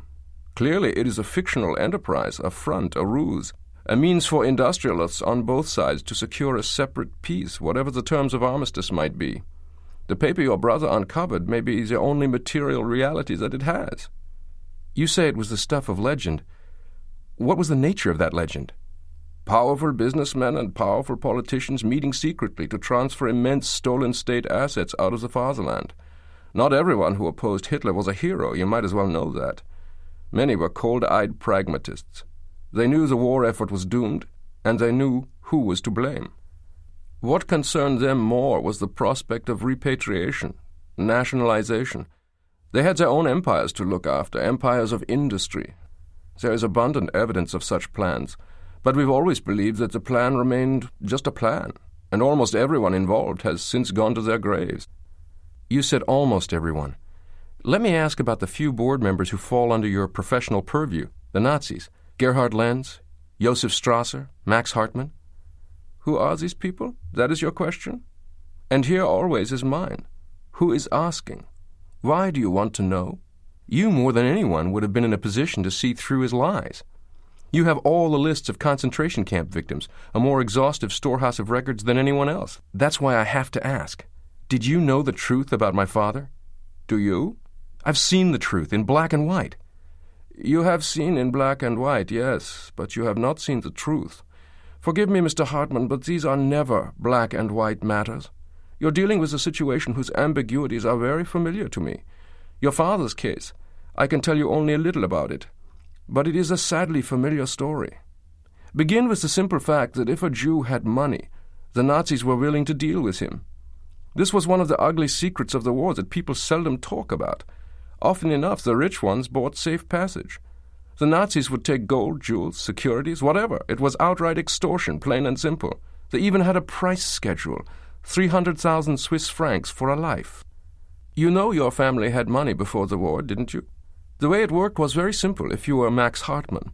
One day an SS officer comes to see you. You make a deal. What good was your fortune if you were all going to die anyway? So you ransom your family out. This was hardly a moral conundrum. You did whatever you could to stay alive. Ben had never thought of his father as a young man, frightened and desperate. His mind reeled. If what you're saying is true, why did he never tell us? You think he wanted you to hear this? Millions incinerated while Max Hartman comes to America simply because he was fortunate enough to have money? People in his situation never told anyone, my friend. They often did their best to try to forget it themselves. But the result is that you're here today. You exist because your father made an unsavory deal to save his own life. But still, on that document, he's identified as Obersturmführer SS. In name only, I'm sure. When your father was still a young man, he was already a legend in German financial circles, a genius, it was said. But he was a Jew. Early in the war, when the Jews were being sent away, he was given the opportunity to work for the Reichsbank instead, designing intricate financial schemes that would allow the Nazis to circumvent the Allied blockades. He was given this SS title as a sort of cover. So, in a sense, he helped finance the Nazi regime. Unfortunately, yes. He was pressured. He had no choice. He would have been enlisted in this Sigma project as a matter of course. I think you are not very good at seeing shades of gray. Odd talk for a Nazi hunter. Again with a journalist tag. I fight for justice, and in the fight for justice you must be able to distinguish between the venial and the venal, between ordinary and outsized wrongdoing. Make no mistake, hardship brings out the best in no one. Tell me about Strasser. Strasser was a scientific advisor to Hitler. Gewollt. He was not a human being, but a brilliant scientist. He helped run IG Farben, the big industrial firm that was controlled by the Nazis. There, he helped to invent a new gas in pellet form called Zyklon B, which, of course, they used in the gas chambers. So Strasser and Lenz were partners in a sense? Yes. Two of the most brilliant, most terrible Nazi scientists. Lenz with his experiments on children, on twins. Also a brilliant scientist, far ahead of his time. He took a particular interest in the metabolism of children. Some he would starve to death in order to observe how their growth slowed and stopped. Some he would freeze to see how that affected their growth. He saw to it that all the children who suffered from progeria, a horrible form of premature aging, was sent to him for study. After the war, he went to Buenos Aires, where he died. And Strasser? Perhaps Lenz's widow knows Strasser's whereabouts, but don't even think of asking her. She'll never reveal it. Lenz's widow?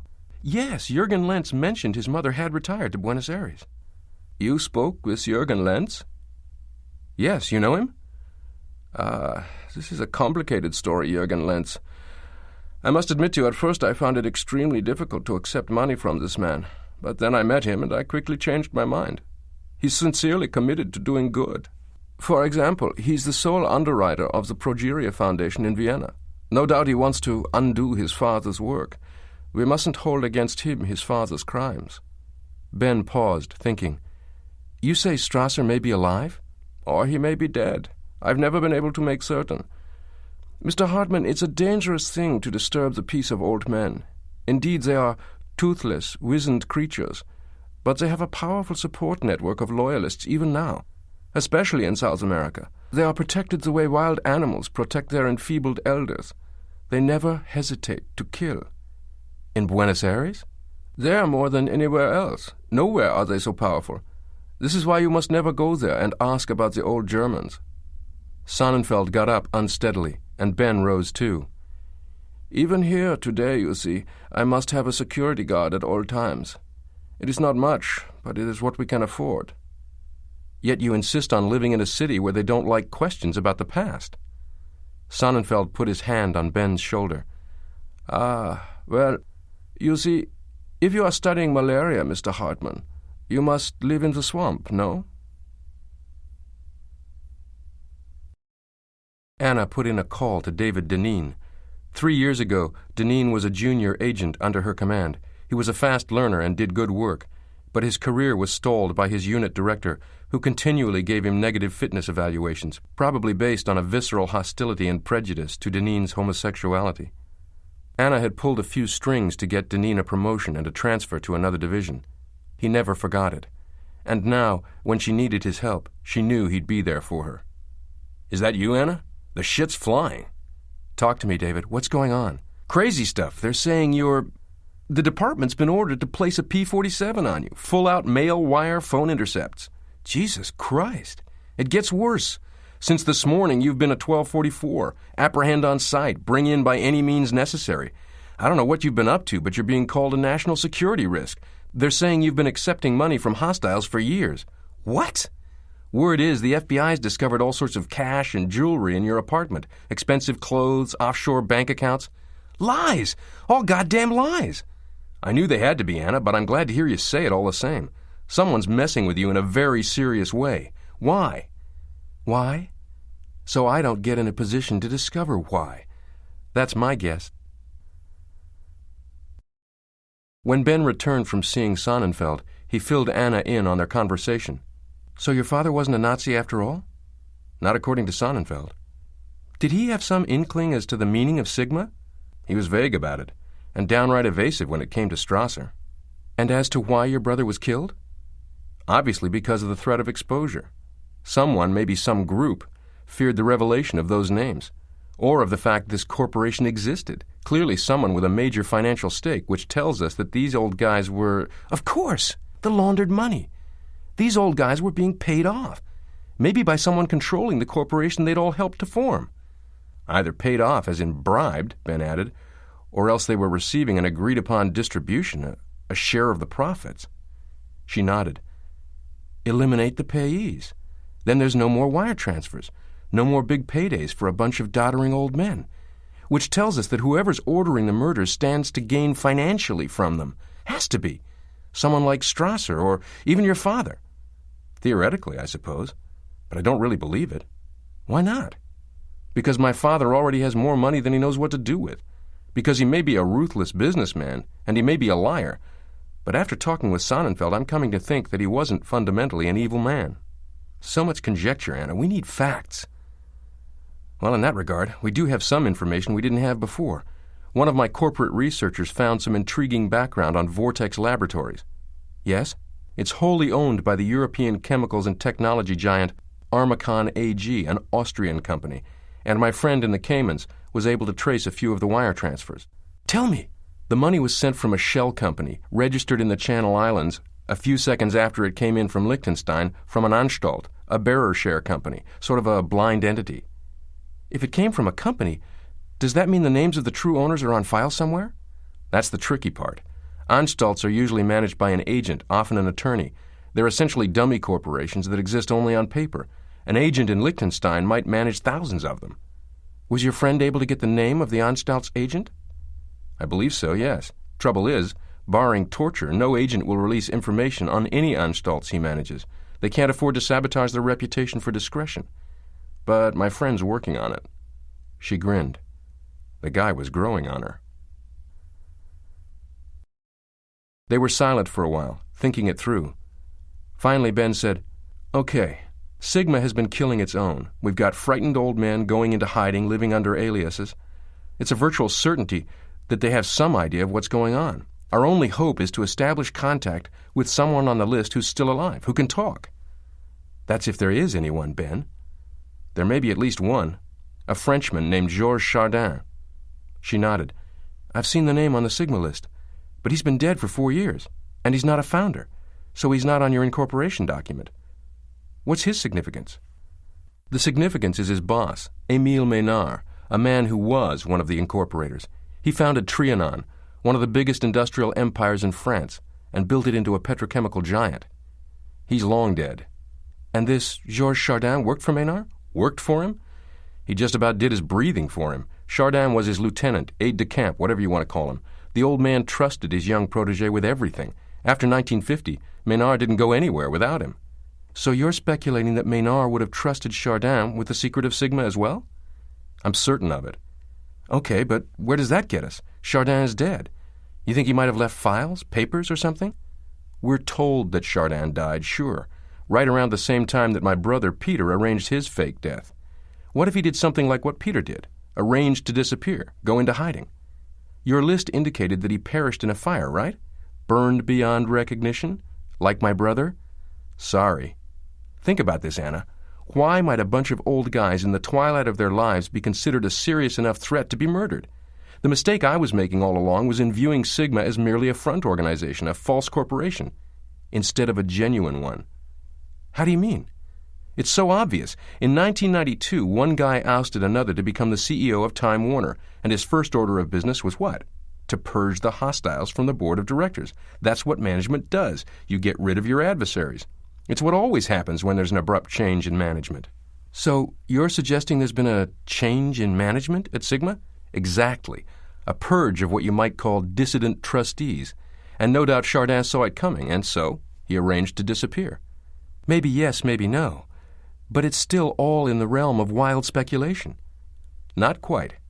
Beginning with the time-honored principle, follow the money, I hired a French investigator we've used a number of times at HCM, a wizard named Oscar Peot. I got to thinking, a man can't live without some form of financial support. So what would happen if you could track down the executor to Chardin's estate, see in what form he left his assets, how he might have retained access to them?" He took out a folded sheet of paper from his jacket pocket.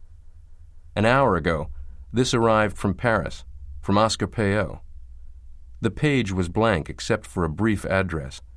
Rogier Chabot, 1554 Rue des Vignoles, Paris, 20. Georges Chardin's alias, I would bet. I think we have our man. Now it's just a matter of getting to him before Sigma does. A few minutes later, Ben and Anna were in a taxicab en route to the airport. "So, how do we handle things?" Ben asked. Ben Hartman and Anna Navarro are going to book a flight from Graz, about 150 kilometers south, to Munich. And what are we going to do in Munich? We're not going to Munich. The thing is, I already put a trace on your credit cards. That's a genie I can't put back in the bottle. You use any card under your name, and it's going to sound an immediate alarm in Washington. So we're screwed. So we use that. Your brother prepared travel documents for himself and Liesel. As far as we know, the IDs are still good, and the credit cards ought to be functional. All I need to do is replace Liesel's photo with mine, and then John and Paula Friedman are going to book tickets from Vienna on the next available flight to Paris. In his Zurich office, Matthias Deschner pressed both hands to his face, hoping for a moment of clarity in the darkness. One of the credit cards that Liesel's boyfriend had, through his offices, established and maintained, had finally been put to use. The call was pro forma. Because the account had not been used in quite some time, it fell to a clerk in a credit security department somewhere to place a call and ascertain that the card had not gone missing. The card name, telephone number, and mailing address involved a corporate entity that Matthias had set up. All communications went to Deschner as its legal representative. Damn that Peter Hartman. Damn both the Hartman boys. Deschner wanted to keep his word to Peter and Liesel, wanted to, even though they both were now dead. But they were dead, and with it his oath, and there were now larger considerations. His own survival, for one. They would learn that the card had been activated, and then they would learn that Dr. Matthias Deschner had himself been notified of this fact but failed to report it. Soon, there would be no more Dr. Matthias Deschner. He looked at the clock. He would report the credit activation call, but not immediately. He would wait for several hours to pass. Then he would call. The tardiness could be easily explained, and they would be grateful for his having volunteered the information. Surely they would. And just maybe the delay would give the Hartman boy a running start, a few more hours on this earth, anyway. He owed him that much, Deschner decided. But no more. The 20th arrondissement of Paris, its easternmost and seamiest district, slopes on a butte adjoining the highway that rings Paris and defines its limits. The périphérique. In the 18th century, the land supported a village of wine growers called Charonne. Over the years, the vineyards gave way to small houses, and the houses in turn largely gave way to charmless, unlovely structures of concrete, a place of the disaffected and the neglected. The area around Charonne was among the least Parisian of Parisian neighborhoods, its denizens as likely to be Africans, Spaniards, or Antillians as French. The smell of pot or hashish, rich and resinous, wafted from the occasional alleyway.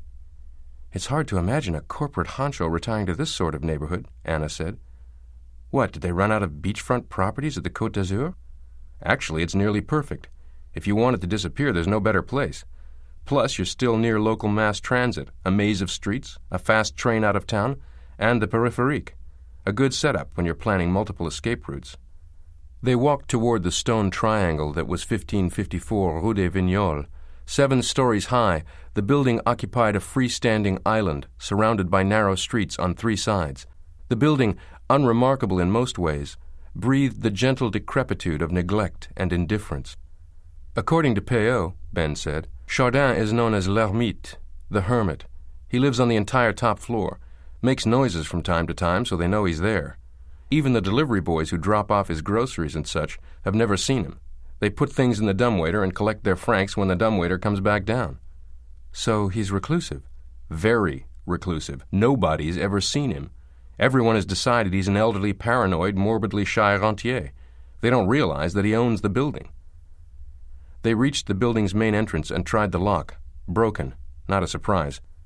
They walked in, took one look at the decrepit elevator, and decided to climb the stairs. They made their way up 7 flights, taking care to make as little noise as possible. The hallway of the top floor, an affair of grimy white tiles, stretched before them. Surprisingly, the doorway of the sole apartment on the floor was already swinging open. "Monsieur Chabot?"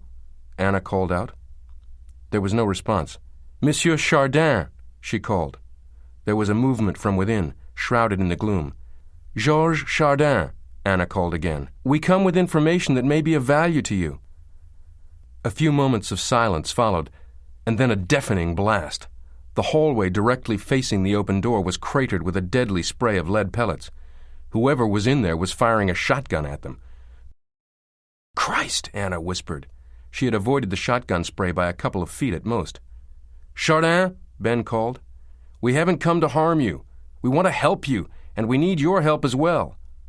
From the dark recesses of the apartment emanated a shuddering moan of terror, like the night cry of a wounded animal. Still the man remained invisible, cloaked in darkness. They heard the click of a cartridge sliding into the chamber of a shotgun. Another explosion. A fusillade of pellets came through the open door, splintering the woodwork in the hall, gouging jagged crevices in the plaster walls. "Listen," Ben called out. "We're not firing back. Can't you see that? We're not here to harm you. We're here to protect you against Sigma." Silence. The man was listening. At the same instant, Ben could see Anna hand-signaling to him.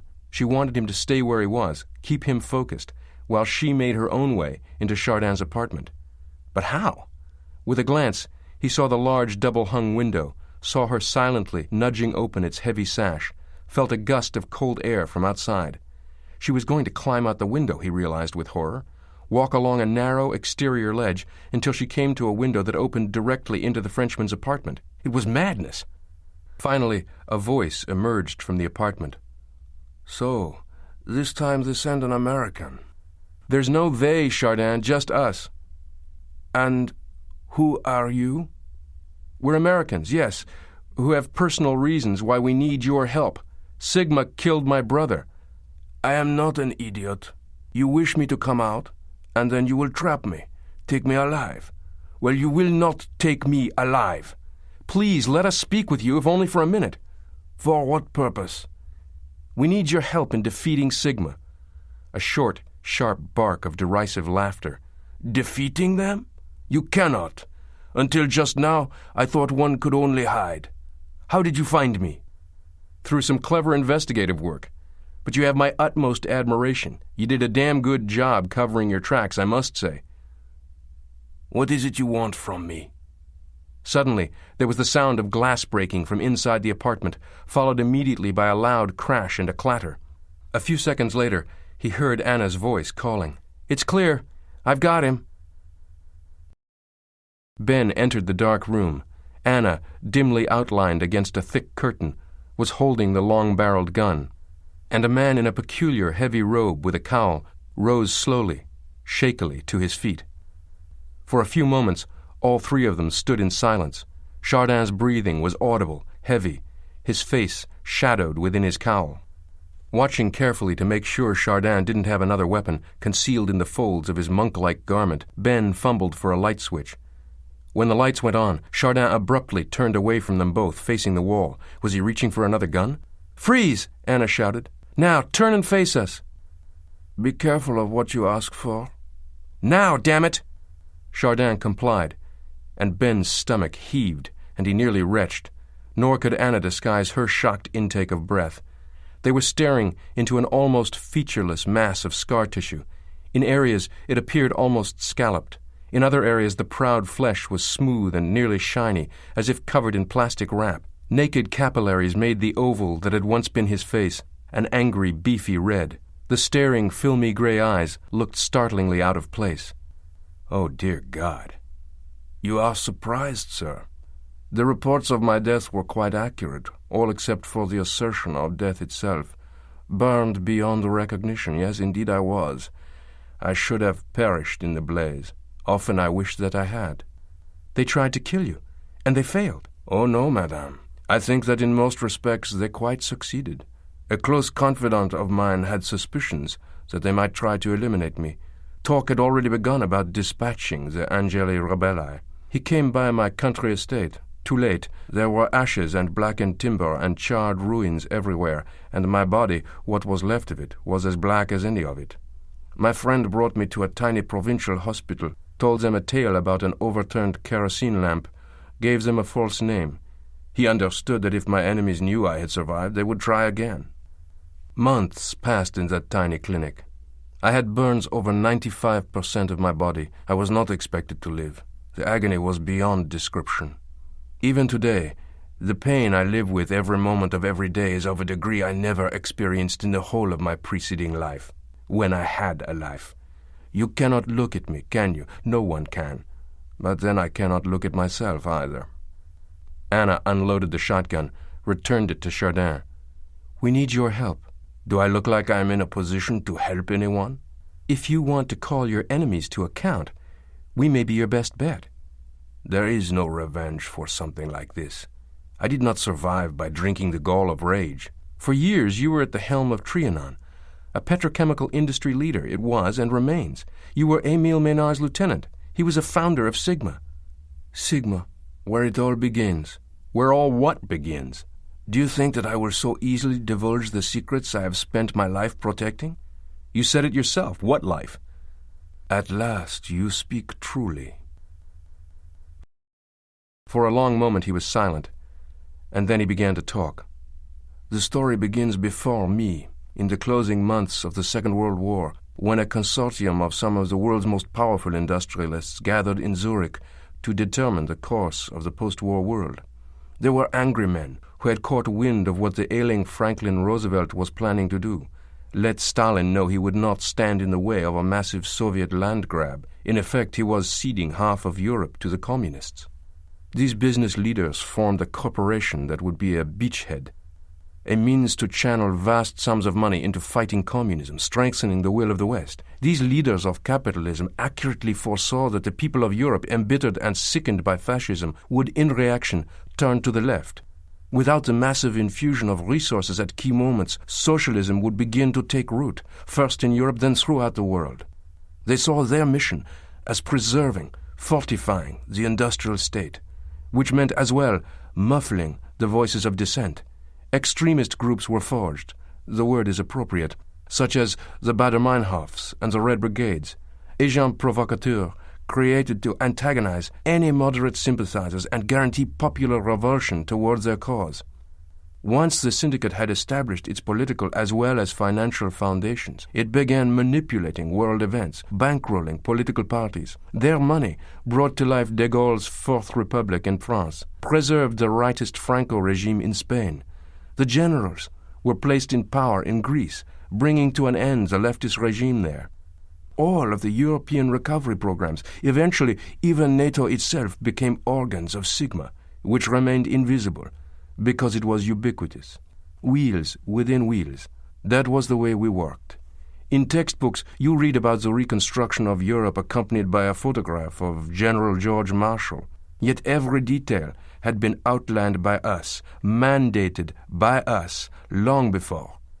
Politicians such as Senator Joseph McCarthy in the U.S. were funded. Very often, Sigma devised the very language of the acts that would be submitted to and passed by the American Congress.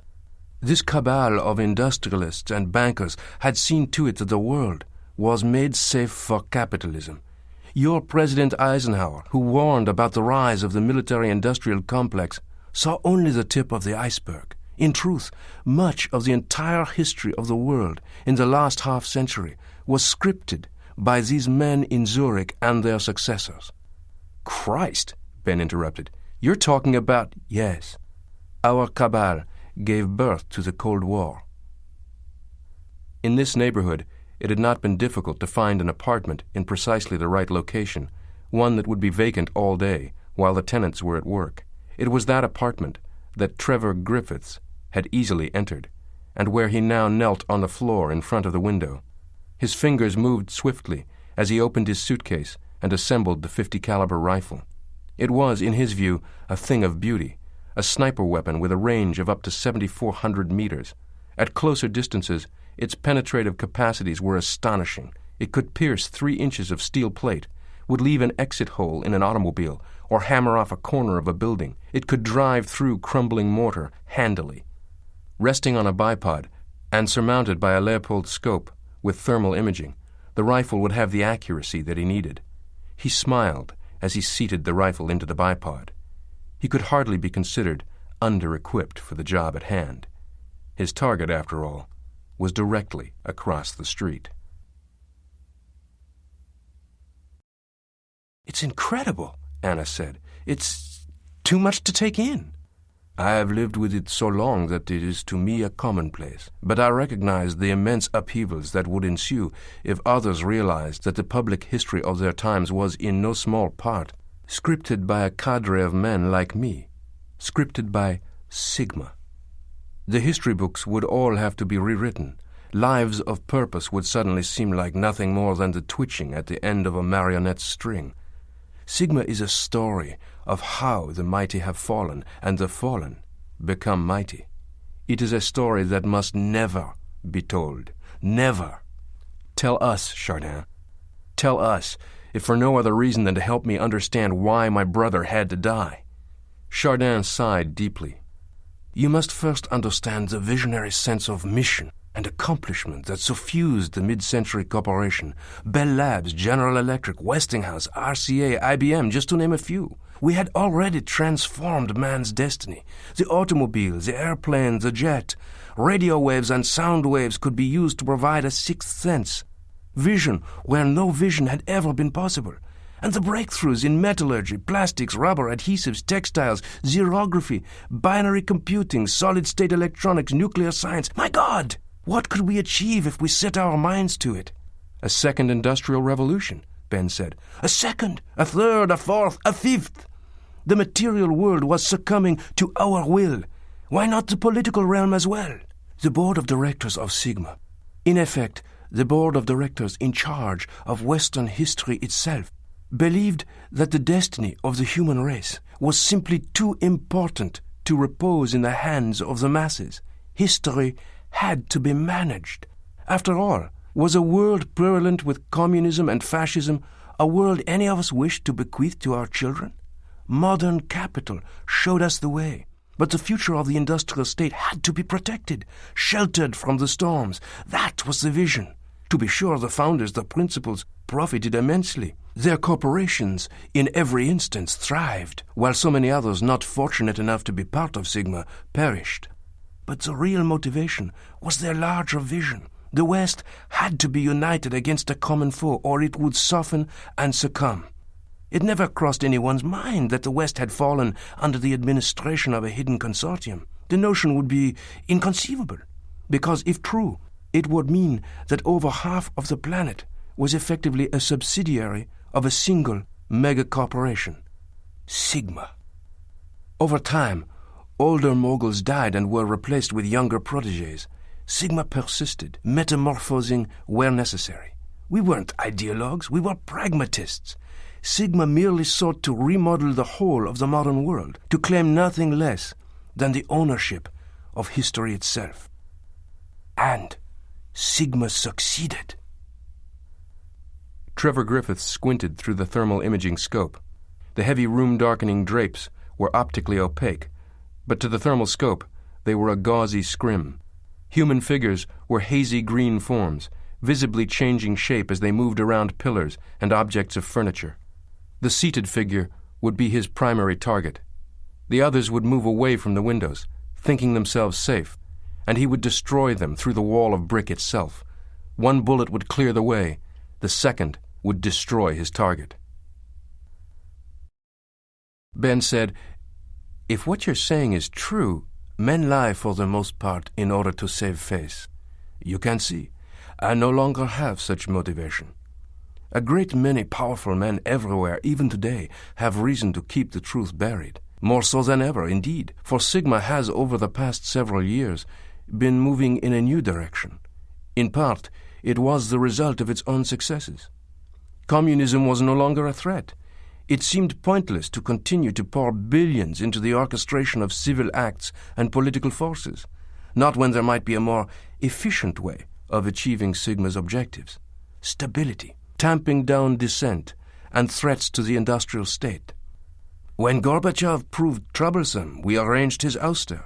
When regimes in the Pacific Rim proved balky, we arranged for an abrupt, massive flight of foreign capital, plunging their economies into a recession. A session would be convened, a decision rendered, and shortly thereafter executed. We were good at it, frankly. We could play the governments of the world like a pipe organ. But a small inner circle came to believe that in a new era, the answer wasn't merely to tack to the latest winds, cope with cyclical crises. It was to perpetuate a stable leadership for the long run. And so in recent years, one very special project of Sigma's came to the fore. The prospect of its success would revolutionize the nature of world control. No longer would it be about the allocation of funds, the directing of resources. It became, instead, a simple matter of who the chosen would be. And I fought this. Anna said, "Why the sudden escalation of activity? You're describing something that has unfolded over a period of decades." "Yes, but we are talking about days now, if that." "And this explains the sudden flurry of killings?"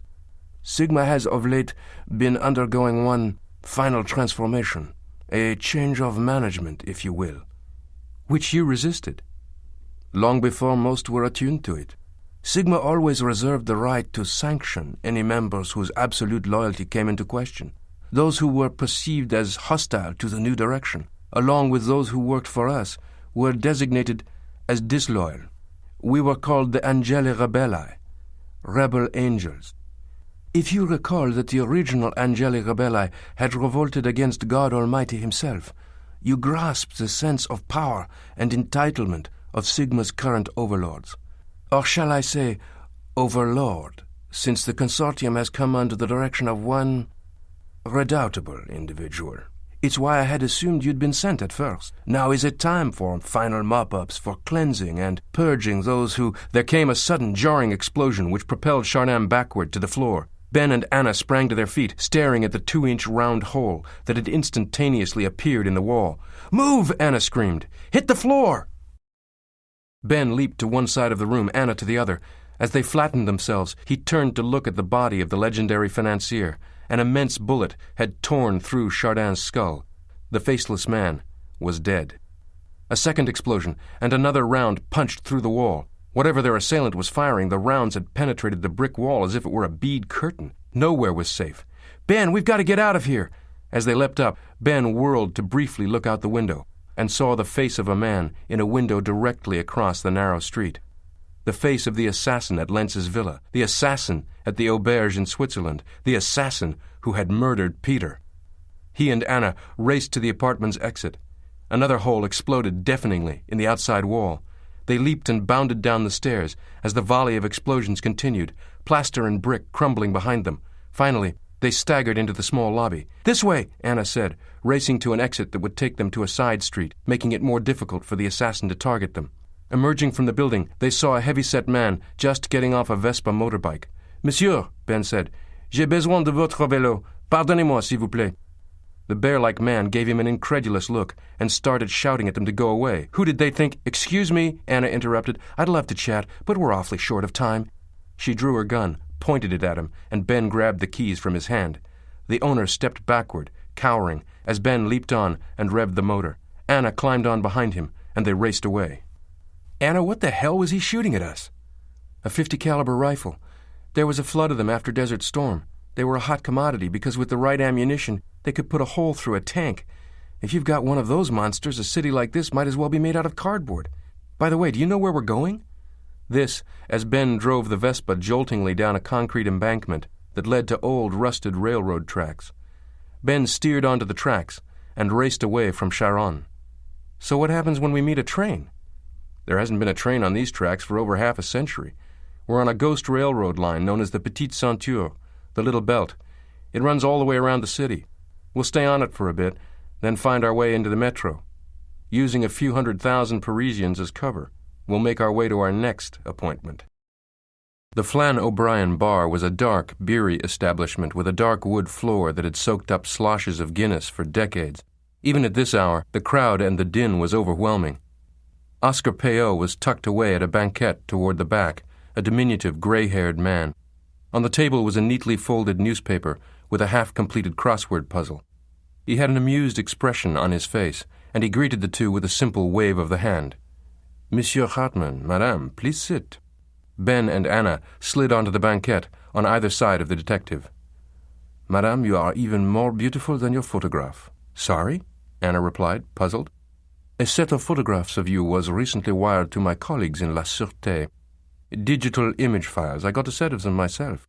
Came in handy." "For his work," Ben explained. "My artisans," Oscar said. "So very good and so very expensive. I'd expect nothing less." Of course, Ben, I can't say your photograph does justice to you either. Those paparazzi, they never find the flattering angle, do they? What are you talking about? I'm very proud of myself for doing the Herald Tribune crossword puzzle. I've almost finished this one. All I need now is a 15-letter word for an internationally wanted fugitive from justice. He turned the newspaper over. Benjamin Hartman, would that do it? Ben looked at the front page of the Tribune and felt as if he'd been plunged headfirst into ice water.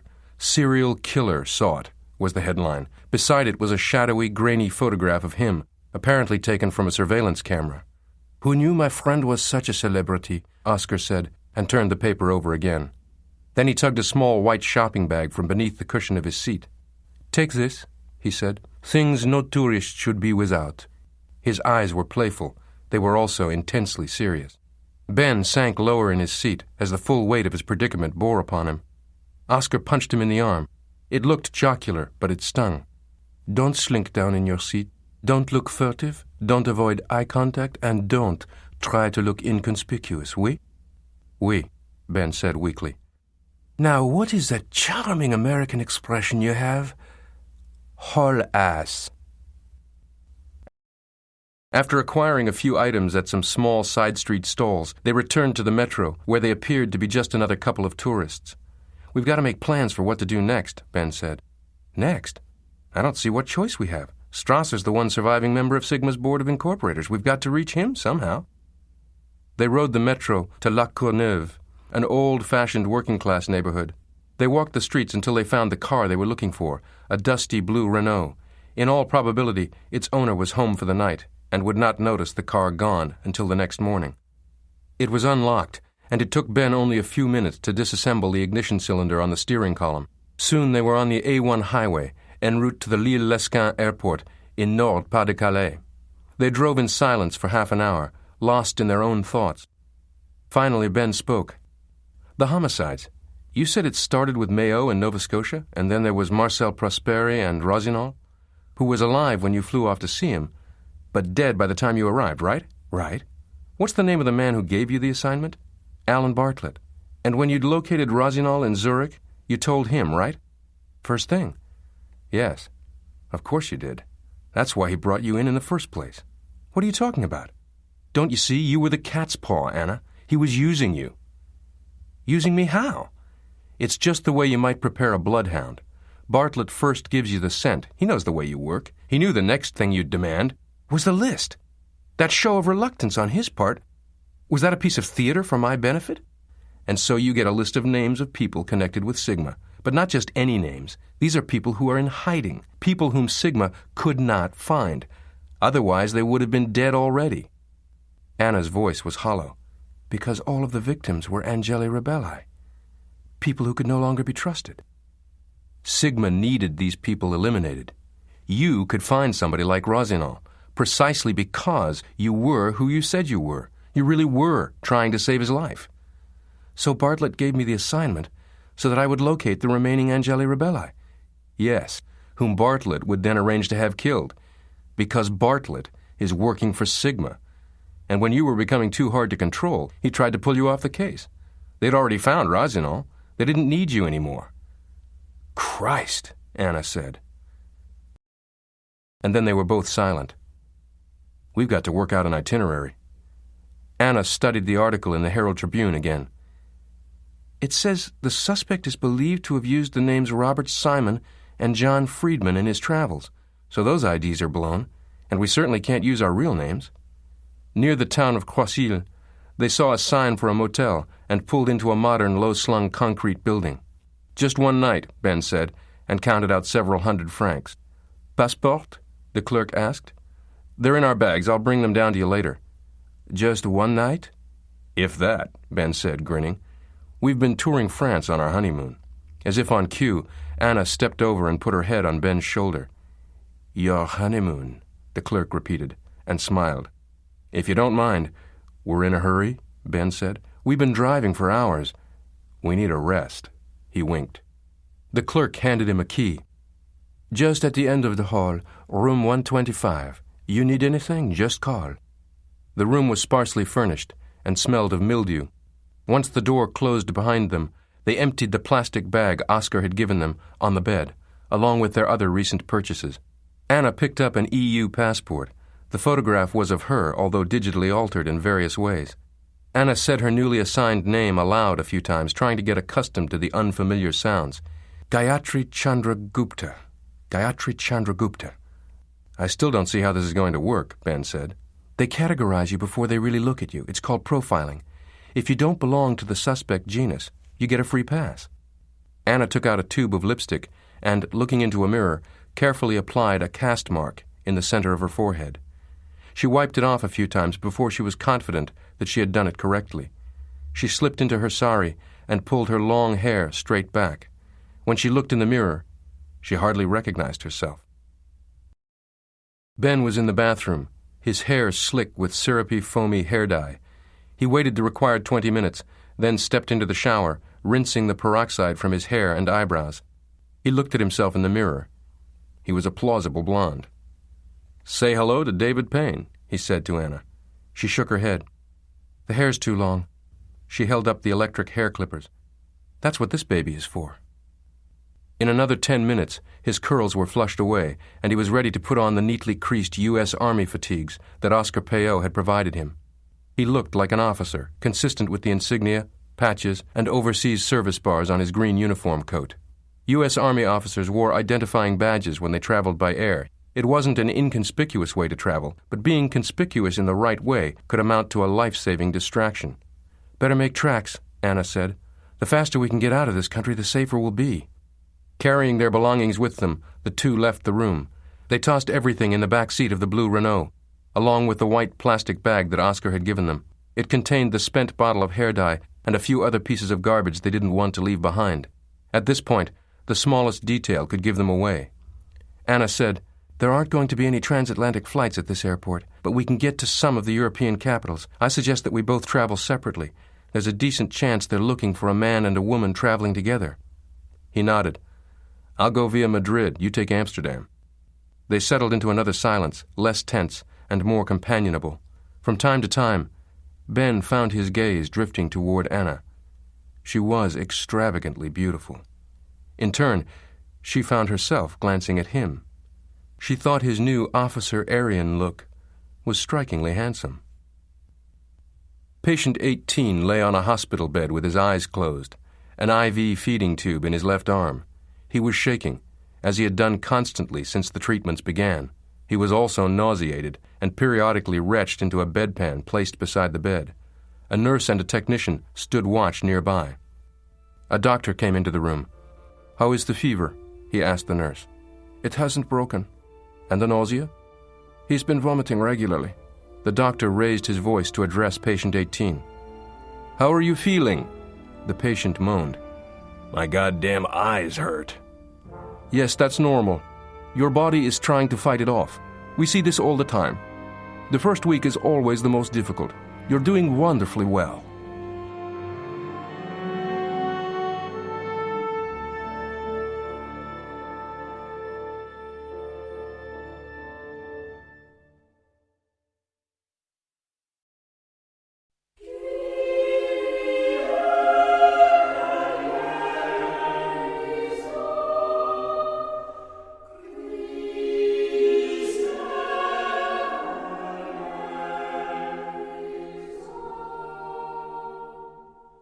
Our Lady of Mercy, Nuestra Señora de la Merced, in Buenos Aires, was an Italianate basilica perched on the swarming Calle Defensa.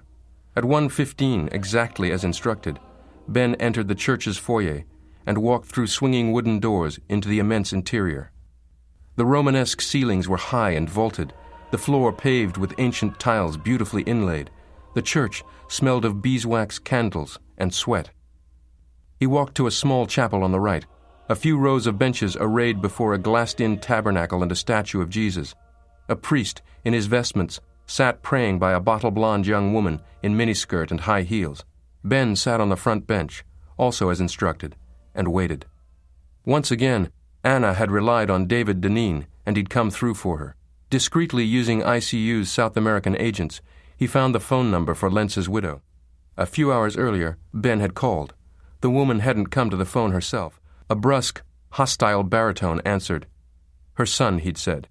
Ben had identified himself as a trusts and estates lawyer from New York, come to Buenos Aires to settle a huge bequest. No, he could not identify the deceased.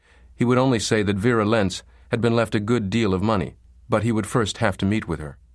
Ben interjected one more piece of irrelevant-seeming information, which probably turned out to be the deciding one. "I've just come from Austria," he said. No names, no mention of her son, nothing specific. The less said, the better. "I don't know you." "Nor I you," Ben replied smoothly. "If this is inconvenient—" "No," he said. He would meet Ben, now calling himself Michael Johnson, at a certain church in a certain chapel, on a certain bench. Half an hour went by. The priest finished his prayers, rose and moved toward Ben. He was 50-ish, swarthy, tall, and strong-looking. "Come with me, Mr. Johnson." Ben rose, followed him out of the chapel through the church to a small, almost concealed wooden door near the altar. The priest opened it. The room was pitch black, dank, and musty. The priest flicked a switch, and a wan yellow light illuminated what appeared to be a dressing room. The priest was pointing a revolver. Ben felt a jolt of fear. "Do you have anything on you? Weapon of any kind? Any electronic devices?" "Just my cell phone." "May I have it, please?" Ben handed it over. The priest ran his free hand down the front and back of Ben's suit jacket, beneath the shoulders, at the waist, the legs and ankles.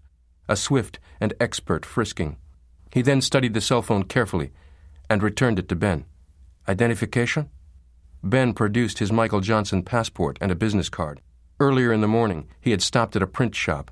An hour later, he had 50 cards for Michael Johnson, partner in a fictional Manhattan law firm. The priest examined them, then indicated the exit. "This way." He pulled the door open to a tiny courtyard and the sliding side doors of a windowless black van. "Into the van, please." "Sorry," Ben said. "Nothing doing." "Then you are, of course, free to go. But if you wish to see my mother, you must go my way. You see, people still come to Buenos Aires to talk to her. Journalists sometimes, but sometimes also bounty hunters, crazy people with guns, maybe agents from the Mossad. They used to threaten her, to make her tell where is Lentz, really. For a long time people did not believe he was dead. Now I will not let her see anyone she does not know unless I clear it." "You say Lentz. He's not your father?" "My father married Lentz's widow, but she has outlived both husbands. A strong woman. I take care of her. Please, get in." After some 15 minutes, the van came to a halt. They were parked on a tree-lined street in front of a graceful 2-story brick house. A tall wrought-iron fence enclosed the house and its small patch of yard. Inside, the house was cool and dark.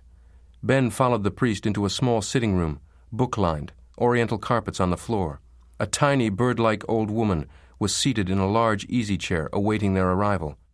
Her face was prune-like, her eyes sunken. She had to be 90. "¿Quién es este?" "Mother, this is Mr. Johnson. Mr. Johnson, my stepmother, and I am Francisco."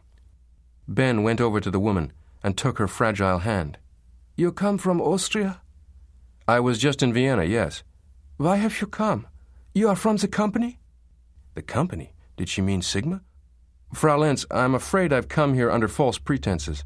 Francisco swiveled his head toward Ben, furious. "I'll kill you." Ben ignored him, pressed ahead. "You see, Jürgen Lentz asked me to see you. He asked me to meet with you and warn you to be especially careful, to tell you that your life may be in danger." "I am not Frau Lentz. I have not been Lentz for over 30 years. I am Senora Acosta." "My apologies, Senora." "Why does Lentz send you? What does he want?" "Senora Acosta, I've been asked—" "Why? Why? You come here from Semmering. We've done nothing wrong. We've done nothing to break the agreement. Leave us alone." "No! Silence, mother!" The agreement? What was she referring to? "Senora Acosta, your son specifically asked me—" "My son?" "That's right." "You say my son in Vienna?" "Yes, your son Jürgen." The priest drew nearer. "Who are you?" "Francisco is my stepson, senor, from my second marriage. I never had any children." Her face was contorted with fear. "I have no son." Ben's head was reeling. "But I don't understand. This Jürgen Lentz of Vienna, he says he is your son, but he's not your son? Then who is he?" Say nothing, mother. Do not answer him. A sudden thought occurred to Ben, the obvious explanation, and he said to the old woman, Your husband had another family, a son with another wife. The priest drew his weapon. You're not welcome in this house. Out! No, Gerhard Lenz had no children, the old woman cried. This man who calls himself Jürgen Lenz— Silence! The priest thundered. Enough! Say nothing more. Oh my God, Ben thought. Gerhard Lenz didn't die here, did he? What are you saying? If you don't get out of here, I'll kill you, the priest said. Ben rose obediently, but looked at the old woman, sunk deep within her easy chair. The rumors were true then. Lenz escaped from Buenos Aires, evaded his pursuers. He died here, in 1961. There was a funeral. I myself flung dirt on his coffin. But you never saw his body, did you? Senora Costa, Josef Strasser still lives here in Buenos Aires, does he not? Her terrified silence was answer enough. Please tell me how I can reach him. If you really sent from Austria, you know how to reach him. You're a liar! Then Strasser was alive. The priest put his revolver to Ben's temple and cocked the hammer. For the last time, out! Ben turned and ran. Anna paid the cab driver and entered the small hotel, located on a quiet street in the district of Buenos Aires called La Recoleta. It was not, she thought uneasily, the sort of place where a single young woman traveling alone would easily go unnoticed. Earlier in the day, she and Ben had checked in, separately, and several hours apart. They'd also called in their reservations separately and at different times. Staying in the same hotel made logistical sense, but it also increased certain risks. The chambermaid's cart was parked outside her room. As she entered, she saw the maid hunched over her open suitcase, taking files out of Anna's leather portfolio. Anna stopped abruptly. The maid looked up, saw her, and dropped the files and portfolio back into the suitcase. What the hell are you doing? The maid protested indignantly in Spanish, a mix of haughty denials. Anna followed her out into the hall, trying to read her name tag, but the woman suddenly bolted, running down the corridor at top speed. The maid hadn't been just pilfering. She had been going through Anna's papers. Most likely she had been hired to steal any documents, papers, files, notes. Who could possibly know Anna was here, or what she was investigating? She was being watched, but by whom? She double-locked and bolted the door, put the safety chain in place. She closed the drapes to block the line of sight of any outside marksman. Then she retrieved a slip of paper from her purse. On it, she had scrawled the phone number of Sergio Machado, a local private investigator that David Deneen had recommended. Someone reliable, highly skilled, well-connected, and honest. She punched out the number. Machado. Senor Machado? My name is Ana Navarro. I'm here in Buenos Aires, and David Deneen thought you might be able to help me. He sensed the tension in her voice. Senora, you in some kind of trouble? No, yes, I don't know, probably. He was tied up on a case all day, he said, but he could meet her tomorrow morning. We'll get a cup of coffee. Not like the shit you drink in America. Real coffee. Yeah, I'd like that. Already, her anxiety was beginning to ebb. I'll do what I can, Senora. I can't promise anything more than that. That's good enough for me, she said, and hung up. She and Ben would have to change hotels. Had she been followed from the airport? No matter. Clearly, however it had happened, her location and her mission were known. A knock at the door. Adrenaline propelled her to a position beside it. Who is it? The voice was familiar. She never would have thought she'd be so glad to hear it. It's Ben. Thank God. Ben had bought a tourist guide at the airport and now spent a few minutes flipping through it. Here. There's a hotel downtown in the Centro, sort of a flea bag but supposed to be kind of charming, run by British expatriates. The Sphinx? I suggest we show up unannounced. She nodded. Maybe we should stay in the same room this time. Husband and wife? They're going to call around looking for an American man and woman traveling together but staying in separate rooms. How long do you think it'll take them to locate us? You're probably right. Listen, I have something. He produced a folded sheet of paper from his inside jacket pocket. What's that? A fax from my researcher in New York. The board of directors of Armacon AG of Vienna, owners of that little biotech startup in Philadelphia that made the poison. He handed it to her. Jürgen Lenz. Yep. Is that an intriguing coincidence or what? And one more thing. I talked to Fergus in the Cayman Islands, the owners of the Anstalt in Liechtenstein that fed the laundered funds into the Channel Islands. He couldn't identify them specifically. They were careful to keep their names secret. But he found out they're definitely Vienna-based. Over dinner, they tried to make sense out of Ben's visit to Lentz's widow. A gun-toting priest, Anna mused. And I thought the Dominican nuns in church were scary. So how did she phrase it? The man who calls himself Jürgen Lentz? Exactly. And she told you Gerhard Lentz had no children? Ben, am I missing something? He's Lentz, yet he's not Lentz. I wish there was a way to get Lentz's fingerprints, see what we turn up. Maybe there's even a criminal record. Did he give you anything? A business card? Anything? Well, I gave him the Sigma photograph to look at. How many people have you shown it to? You, a historian at the University of Zurich, Liesel, and Lentz. That's all. He handled it? Front and back. His fingers were all over it. Great. I'll have a copy made and send the original off to D.C. How? I get the impression your Department of Justice privileges have been revoked. But Deneen's haven't. If I can get it to him, he can pass it along to a friend in another agency, probably FBI. He'll figure it out. Okay, so the man you met in Vienna, who everyone knows as Jürgen Lentz, is an imposter. That would be the implication. Yet whoever he really is, this old woman and her stepson obviously fear him.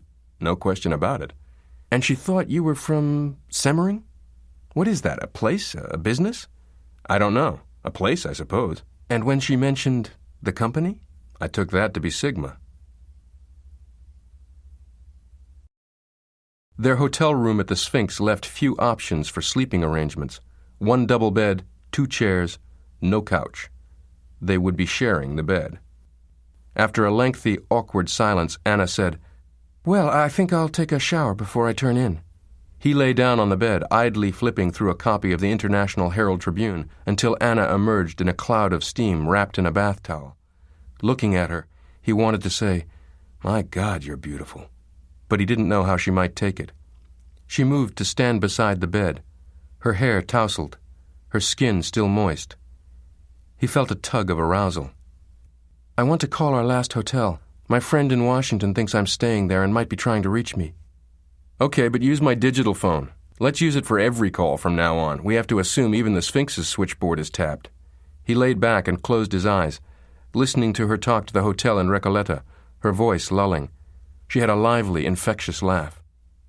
She appeared to have lost her sharp edge, her defensiveness. Now she seemed confident and assured, but without the brittleness. When she hung up, he asked, "When are you meeting this Sergio Machado?"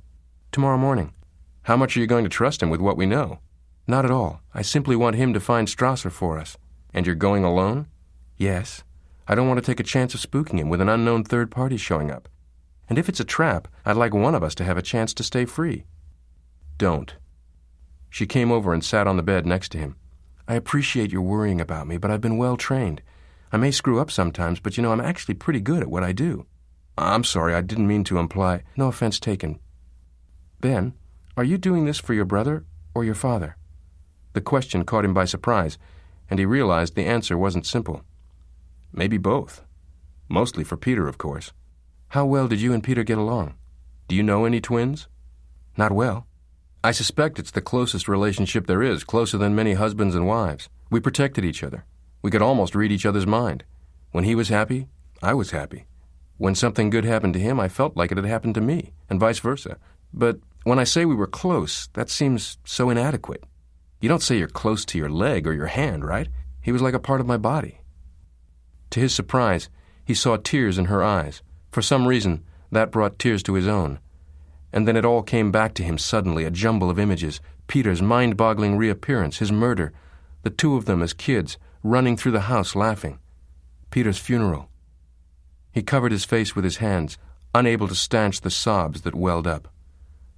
Anna was crying now, too, her cheeks glistening with tears. She put an arm gently around his shoulders, then both of her arms, and she embraced him and laid her face damply on his shoulder. He could feel her heart beating against his chest, her warmth. She raised her head off his shoulder and slowly, tentatively at first, placed her lips against his, her eyes closed tight. They kissed slowly, tenderly at first, then deeply and with abandon. His arms encircled her lithe body, his fingers exploring her, as his mouth and tongue did the same. They had crossed a line each of them had invisibly and firmly drawn some time ago, a high wall between natural impulses, containing and isolating the powerful electrical charges that now crackled back and forth between them. And somehow, when they made love, it didn't seem as awkward as he'd imagined it might be, when he'd allowed himself to imagine it. Finally, exhausted, they fell asleep, entwined in each other. The next morning, when he awoke, he saw that she was gone. The gray-haired man parked his rented Mercedes and walked several cobblestone blocks down Estomba until he located the house. He was in the heart of Belgrano, one of the wealthiest sections of Buenos Aires. A young man passed by, walking 6 dogs at once. The gray-haired man, in a well-tailored blue suit, gave him a neighborly smile. The house was a Georgian-style mansion built of red bricks. He walked past it, seeming to admire the architecture, then turned back, having noted the security booth on the sidewalk in front of the house, an off-white windowed sentry box, in which stood a uniformed man wearing an orange day-glow reflective vest. There seemed to be one of these security booths on every block around here. A very quiet, very safe neighborhood, Trevor Griffiths thought. Good. The security guard looked him over. Trevor nodded in a neighborly manner and approached the booth, as if to ask the guard a question. Anna carefully packaged Ben's photograph and brought it to a DHL office, paying to get it to Deneen's home address in DuPont Circle as quickly as possible. Now she stood in the doorway of a shop, beneath a red Lucky Strike sign, watching the windows of a cafe at the corner of Junin and Viamonte. She'd reconnoitered this site in advance, arranged to meet Sergio Machado here at 10:30 precisely, arrived a full 45 minutes beforehand. A public place in broad daylight. She'd asked him to take a seat at a table in the window, if one was available, or as close to the window as possible. At 25 after 10, a silver-haired man in a blue blazer and open-neck button-down blue shirt, fitting the description he'd supplied over the phone, entered the cafe. A minute or so later, he appeared at a table by the window and looked out onto the street. She pulled back into the shop so she couldn't be seen and continued to watch through the glass door. At 10:35, Machado hailed a waiter. A few minutes later, the waiter set down a bottle of Coca-Cola. She saw no sign of anyone lingering, pretending to window shop, dawdling at a newsstand, sitting in a car idling by a curb. She knew what to look for. Machado was alone. She crossed the street, entered the cafe, and joined him. He was deeply tanned. Around his neck was a thin gold chain, and another gold chain encircled his left wrist. He had soft brown eyes. He flashed an endearing smile. "So, what can I do for you?" "I need to find a man named Josef Strasser." His eyes widened. Well, this old bastard lives under a false name. I don't know where he lives, but I can ask some questions. Not so easy. You gonna extradite?" "No, actually, I just need to talk with him."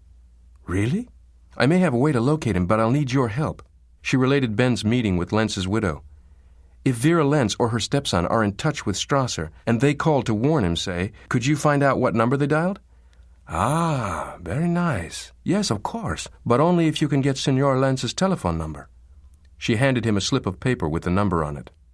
"The phone companies in Argentina, they record the beginning and end of all telephone conversations, the number called and how long the call. It is the Excalibur system, they call it. My friends in the police, for the right price, they will get for me all calls made from that number." And as if to demonstrate how easy it was, he placed a call, spoke briefly, read off the number on the scrap of paper. "No problem. We'll know soon. Now, I promised you some real coffee." He called over a waiter and ordered coffees for them both. When it came, Anna agreed that it was, indeed, delicious. She said, "If Strasser has managed to live here for so long without anybody finding him, he must have some good false ID. People like him got excellent false papers. For a long time, only Jakob Sonnenfeld was able to trace them.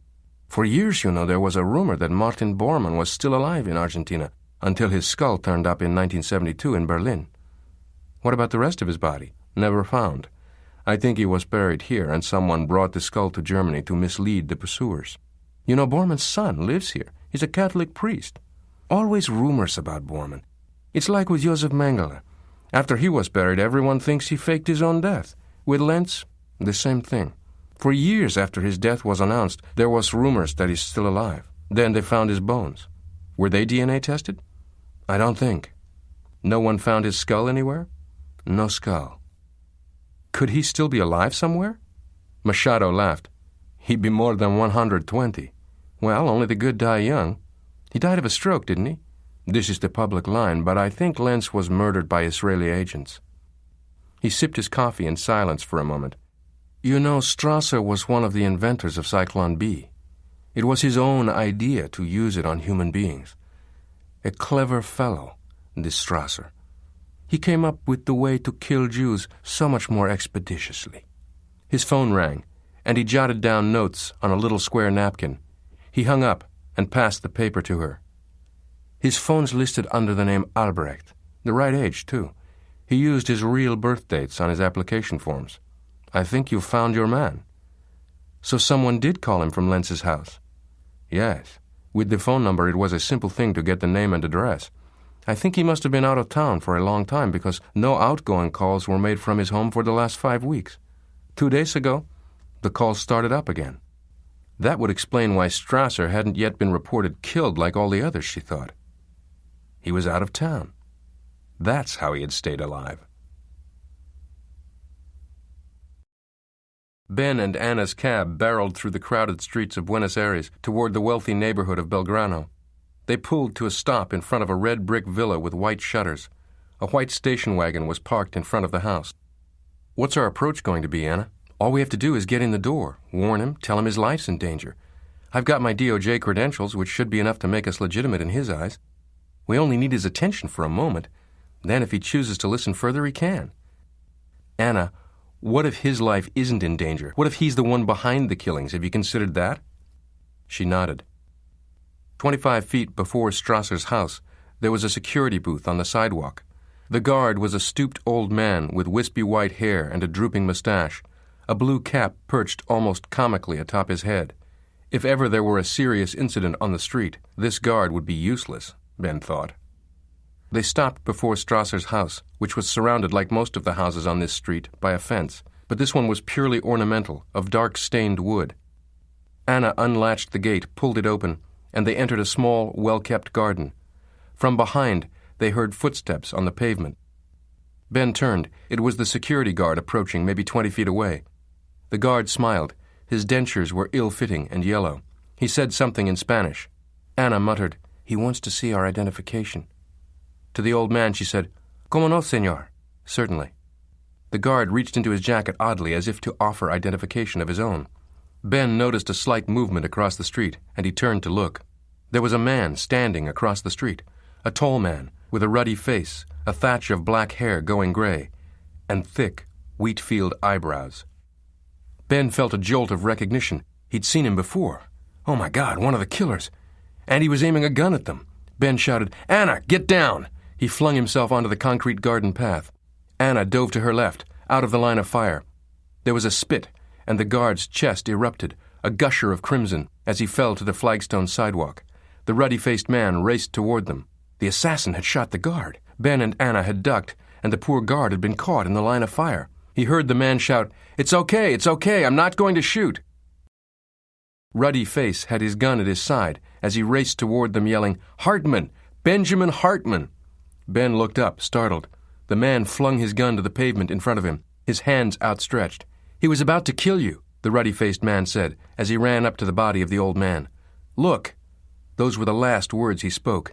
The ancient guard moved an arm, yanked a slim, silenced revolver from his trousers, and pointed it at the ruddy-faced man who stood over him. There was a pht, and then a soft-nosed slug slammed into his forehead and blew out the back of his skull. What the hell was going on? The ancient guard now began to sit up, even as blood still dribbled from his shirt front. He had been wounded, perhaps mortally, but his firing arm was absolutely steady. An impassioned bellow came from behind them. "No!"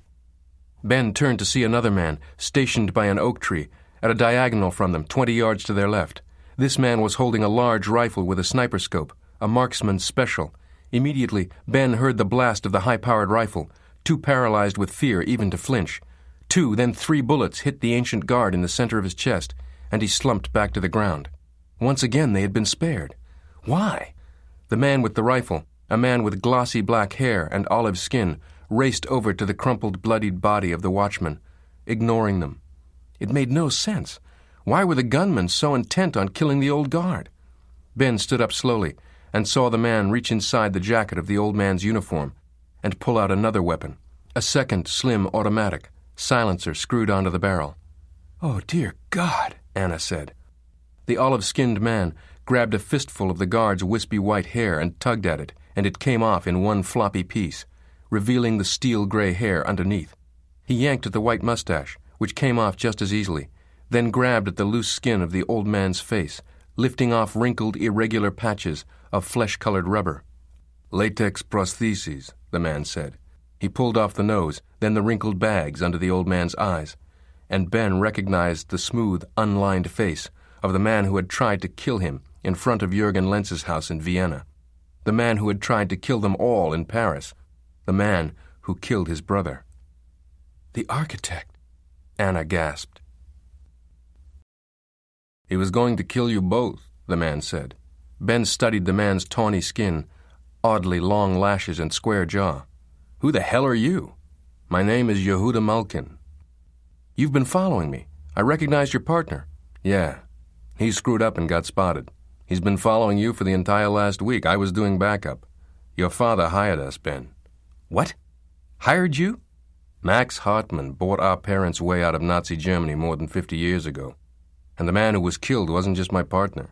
He was my cousin." "God damn it to hell. Avi wasn't meant to die. God damn it." He shook his head hard. He stared at Ben. "Both of us owed your father everything. I guess he must have had some kind of in with the Nazis, because he did that for a bunch of other Jewish families in Germany, too." "Max ransomed Jews? Then what Sonnenfeld said was true. You're Israeli trained?" Anna asked. "Paratrooper. My family moved to America in '68 after the Six-Day War. After high school, I joined the Israeli army. Look, we don't have time for this. If you're going to interrogate Strasser, you better get in there before the cops show up." "Right," Anna said. "Wait," Ben interrupted. "You say my father hired you? When?" "A week or so ago. He called Avi and me, told us you were in some kind of danger, said you were in Switzerland. He gave us names and addresses, places he thought you might turn up. He wanted us to do what we could to protect you. He said he didn't want to lose another son. Do you know where he went?" "He said Europe, but he didn't specify. He said he'd be out of contact with anyone for months. Left us a big pile of money for expenses." Anna, meanwhile, was removing a weapon from the architect's nylon shoulder holster. She unscrewed the silencer, put it in the pocket of her blazer, and tucked the gun into the waistband of her skirt. "But you didn't follow us here," she said, "did you?" "No. Strasser's name was on the list Max gave me, along with his address and cover identity." "He knows what's going on," Ben said. "He knows who all the players are. He figured I'd eventually track Strasser down." "But we were able to tail the assassin, who wasn't much concerned about being followed himself. So once we knew he was flying to Argentina, and we had Strasser's address—" "You've been watching Strasser's house for the last couple of days," Anna said, "waiting for Ben to show up." "Yeah." "Okay, did Strasser just recently return to Buenos Aires?" "Apparently. Back from some vacation, it looked like. He had a lot of luggage." "Any visitors since his return?" "Not that I saw, just a nurse who got here maybe half an hour ago." "A nurse?" Anna looked at the white station wagon. The car was emblazoned with the words Permanencia en Casa. "Come on!" "Oh, man," Ben said, following her as she rushed to the front door and rang the bell. "Shit," she groaned, "we're too late." Yehuda Malkin stood back and to one side. Then the door slowly came open. Before them stood an ancient man, withered and stooped. His face was deeply creased, etched with countless crisscrossing lines. His liver-colored lips stretched downward in a grimace, and they were wrinkled too. His deep-sunk dark eyes were like raisins in a ball of dough. Josef Strasser. "Quién es este?" "Herr Strasser, the nurse who is here to care for you. Stay away from her, I warn you." A white shape came into view behind the German. Ben said, "Anna, behind him." The nurse approached the door, held the old man's arm. "Herr Strasser," Anna said, "this woman isn't a real nurse. She's—" Now the nurse grasped the old man's shoulder and pulled him half toward her in one violent gesture. With her free hand, she grabbed the door to pull it closed, but Anna blocked the door's arc with her knee. The nurse shoved Strasser aside, and in one swift motion reached into her uniform and took out a gun, but Anna moved even more quickly. As the nurse fired, Anna spun her body sideways, slamming Ben to the ground. As he rolled, he heard a gunshot, followed by an animal-like roar. Malkin had been hit, shot between the eyes. Anna got off 2 quick shots, and the fake nurse arched backward and then slumped to the floor. Suddenly, for the briefest moment, everything was quiet. In the near silence, Ben could hear the distant singing of a bird. "Ben, you okay?" He grunted yes. "Oh, Jesus," she said, turning to see what had happened. Then she spun back around toward the doorway. Strasser was crouched on the floor in his pale blue bathrobe, shielding his face with his hands. "Herr Strasser?" Gott im Himmel! Gott im Himmel! Sie haben mein Leben gerettet!" "Good God in heaven! You saved my life." "Who are you?" Strasser asked as Anna helped him to his feet. Ben glanced from the nurse impostor in her blood-drenched white uniform to the assassin, to the mysterious protectors his father had hired, both now lying murdered on the red clay tiles of the patio. "Herr Strasser," Anna said, "the police will be here at any moment. We have very little time. The nurse, was she your regular one?" "No, my usual nurse was sick this week. I have the anemia, and I need my shots. I have to sit down." He moved slowly down the hallway to a large, ornate, book-lined room. "Where have you been for the last month or two?" Anna asked. "I was staying at an estancia in Patagonia, owned by my late wife's family, a cattle and sheep ranch, but very luxurious." "That's why they couldn't find you to kill you." "Who is trying to kill me?" "Sigma." "The new leadership, yes. That is it. Ah, yes, of course. They are afraid I know things." "Who is the new leadership?" Ben prompted. "I helped them set it up, you know. All those crowned heads of corporate empires. They had contempt for me, but they needed me, didn't they? They needed my contacts high up in the German government." "Is Jürgen Lenz one of the new leaders?" Anna asked. "Gerhard Lenz's son?" "I have never met this Jürgen Lenz. I didn't know Lenz had a son." "But you were both scientists," Ben said. "In fact, you invented Zyklon B, didn't you?" "I was one of a team that invented Zyklon B. Now all the apologists attack me for my role in this, but they do not consider how elegant was this gas." "Elegant?" Ben repeated. "Before Zyklon B, the soldiers had to shoot every prisoner. Terrible bloodbath. Gas was so clean and simple and elegant. And you know, gassing the Jews actually spared them." Ben echoed, "Spared them?" "Yes, there were so many deadly diseases that went around those camps. They would have suffered much longer, much more painfully. Gassing them was the most humanitarian option. That is why we called it special treatment." "Your euphemism for extermination." "If you wish. But you know, I didn't hand-pick victims for the gas chambers like Dr. Mengele or Dr. Lenz. They call Mengele the angel of death, but Lenz was the real one, the real angel of death." Anna asked, "And after Sigma was established, did you continue to keep in touch with Lenz?" "Certainly. He relied on me for my expertise and my contacts. He said he was doing research, molecular research that would change the world." "Did he tell you what this research was?" "No. He asked me to procure sophisticated electron microscopes, very hard to get in those days. Also, he wanted various chemicals, many things that were embargoed because of the war. He wanted everything crated and sent to a private research clinic he had set up in an old castle in the Austrian Alps, a Schloss he had seized during the invasion of Austria." "Where in the Alps, do you remember?" "I only remember Lenz called it the Clockworks, because it had once been some kind of clock factory." "All right," Anna said. "We know who Sigma's founding board members were. You're the last living member of that original board, but who are your successors? Who controls it now?" "I don't know. They kept people like me quiet by sending us money. We were lackeys, finally excluded from the inner councils of power. We should all be billionaires, many, many times over. They send us millions, but it is crumbs, table scraps. They give me table scraps, and now they wish to cut me off. After all I did for them, they regard me as an embarrassment and a danger because they still think I know too much. They act as if I am a poor relation, a black sheep. The swells gather in their fancy dress forum, and their biggest fear is that I will crash their party like a skunk at a café clutch. I know where they gather. I would not join them in Austria had they asked me to." "Austria? Where are they gathering?" Ben demanded. "Tell me." "You are all the same. You would think somebody my age would be treated with respect. I have nothing more to say to you."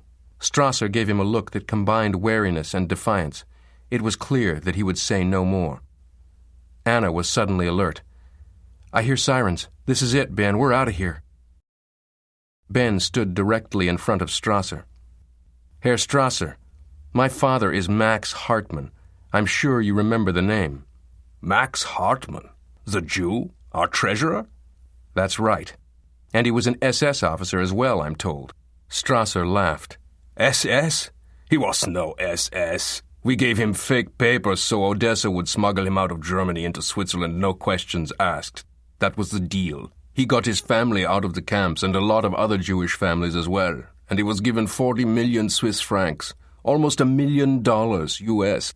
Now he calls himself Rags to Riches story. Is $1 million rags? I don't think. Your father was a weak little man, Hartman, a coward and a fraud who pretends to be a victim, and you are the fraud's son. Oh, you'd like to kill me right now, isn't that right, Hartman? Yet you don't because you're a coward like your father. Ben saw Anna starting down the hall. No, Ben said. I'd much rather you spend your remaining life in a stinking jail cell in Jerusalem. I'd like your last days to be as unpleasant as possible. Killing you is a waste of a bullet.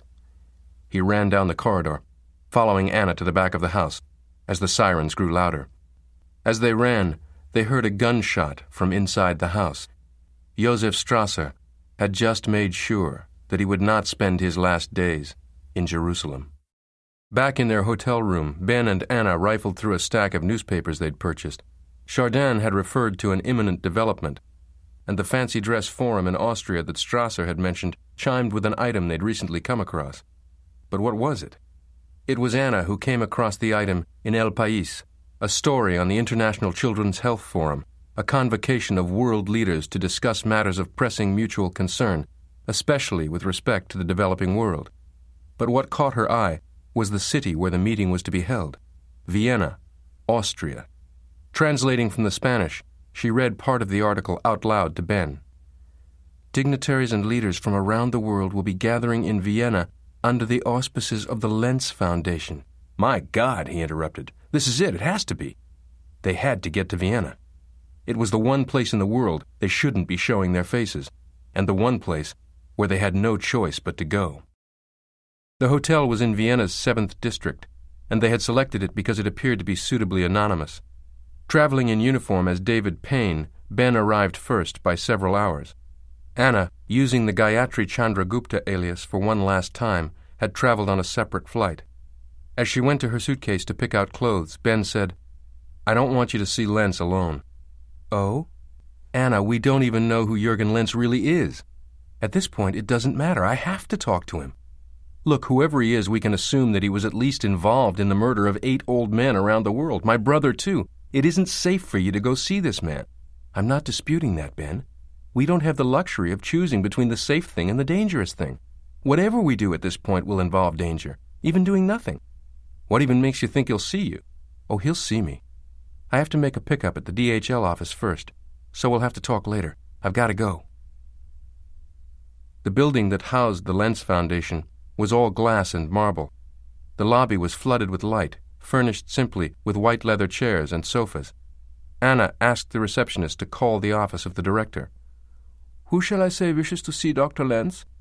My name is Anna Navarro. I'm an agent with the U.S. Department of Justice. Please tell him it's a personal matter. She'd considered and rejected the idea of approaching him under some alias. She figured the best way to play him was not to play him. If Lenz did even a cursory background check, he'd learn of her outlaw status. But would that make him less likely to see her, or more? Jürgen Lenz might already know a fair amount about her, but he couldn't know precisely what she had learned and might have conveyed to others. She had to rely upon his curiosity, his arrogance, and, most of all, his desire to control the situation. He would want to know whether she posed a threat to him. The white Carrara marble walls of the lobby were bare except for a line of large blow-ups of photographs depicting the wide range of humanitarian causes supported by the Lenz Foundation. There was a picture of several generations of a refugee family, a toothless, hunched old woman, a weathered and beaten-down husband and wife, their ragged children. It was entitled Kosovo. There was a portrait of a peculiarly wizened girl with a beaked nose, parchment skin, prominent eyes. She was smiling with crowded, irregular teeth, at once a young girl and an old woman. This portrait's title was Hutchinson-Gilford syndrome, progeria. There was a stark and shocking photograph of emaciated concentration camp inmates looking curiously at the camera from their bunk beds. The Holocaust. A matronly woman appeared in the lobby. "Miss Navarro, you're quite fortunate. Dr. Lenz has managed to free up a few minutes to see you." Jürgen Lenz was just as Ben had described him, whippet-thin, silver-haired, elegant, and charming. He wore a perfectly cut suit of dark gray flannel, a neatly pressed white shirt, a foulard tie. He sat in a Chippendale-style chair facing her, his hands folded in his lap. "Well, you've got me," he said as he handed her credentials back to her. "Excuse me?" "You've piqued my curiosity. I'm told a woman is here to see me from the American government in connection with a personal matter. How could I possibly resist such a lure?" "Thank you for seeing me. I've been on special assignment investigating a series of murders around the world." "Murders? What in heaven's name can I tell you about murders?" "The victims were all involved in a corporation known as Sigma, of which Gerhard Lenz was a founder. We've established a direct connection between the deaths and a subsidiary of the chemical giant Armacon, on whose board you sit." Lenz laughed. "Miss Navarro, in all my years of crusading against the evil that my father did, I've been accused of many terrible things, but no one has ever accused me of murder." "Dr. Lenz, as you know, Armacon is the owner of a biotech startup in Philadelphia called Vortex." "I'm sure Armacon owns many inconsequential startups around the world, so?" "Vortex is the manufacturer of a synthetic substance that is a deadly poison that induces immediate death by heart failure and is then undetectable in the blood." "How interesting." "That particular toxin was found in several of these murder victims." "Do you have a point?" "I do. I have evidence linking you directly to those murders." For a moment, there was only the ticking of a clock. Somberly, Lenz clasped his hands. "Agent Navarro, all these terrible charges you hurl at me, these terrible things you say I've done.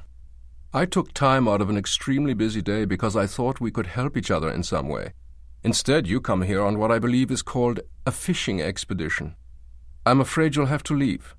"I'm not done yet." "Agent Navarro, correct me if I'm wrong, but anyone who visits me as an agent of American law enforcement is here as a guest of my country. If you wish to interrogate me, you must ask the permission of the Austrian government, yes? Have you done that?" "No," she admitted. "No, you have not, because you are no longer in the employ of your country. In fact, when my secretary made a few phone calls to verify your identity, we discovered that you yourself are a fugitive from justice. But then you must have expected we would take such precautions, and yet you came to see me all the same. So you'll appreciate how sorely disappointed I am to learn that you're here only to hurl these absurd, unfounded accusations." He pointed to his desk. "I need only pick up this phone and call a friend of mine in the Justice Ministry, and you would be remanded to the tender mercies of the U.S. authorities." "You're perfectly right. You could do that. But I wonder whether it would best serve your interests. Just before I came here, I stopped at the local DHL office where a document was waiting for me. It contained the results of a search I requested. I had submitted a set of your fingerprints and asked the lab to identify them. It took a long time. Our latent fingerprints section had to dig deep to find a match. But they did. Dr. Lenz, I know who you are. I don't pretend to understand it, but I know who you really are." Lenz was sitting stock still, staring at her. His face had gone dark with rage. Ben joined the modest crowd of journalists and cameramen assembled outside the Wiener Stadthalle Civic Center, the large beige stone structure which was the site for the International Children's Health Forum. Circulating, chatting, he quickly discovered that wherever the stars of the show were, they weren't there, which could only mean that the Sigma conclave was being held somewhere else. Ben's mind raced. Jürgen Lenz was clearly calling the shots. Back at the hotel, he worked the phone. He called the Lenz Foundation and asked for a list of all charities they funded. As a tax-exempt institution, the Lenz Foundation was obligated to divulge all of its gifts. With the list in hand, he started making calls. 3 charities gave him no viable information, put him no farther ahead. But the 4th. "Hello? Progeria Institute?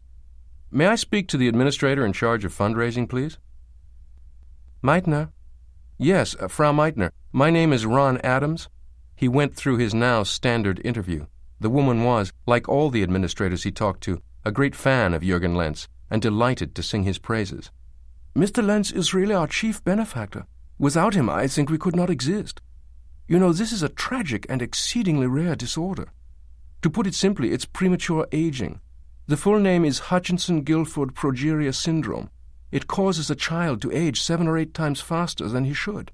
A 10-year-old child with progeria will look like an 80-year-old man with arthritis and heart problems and all the rest. Most of them die by the age of 13. Seldom do they grow taller than the height of the average 5-year-old. My God, Ben said, genuinely appalled.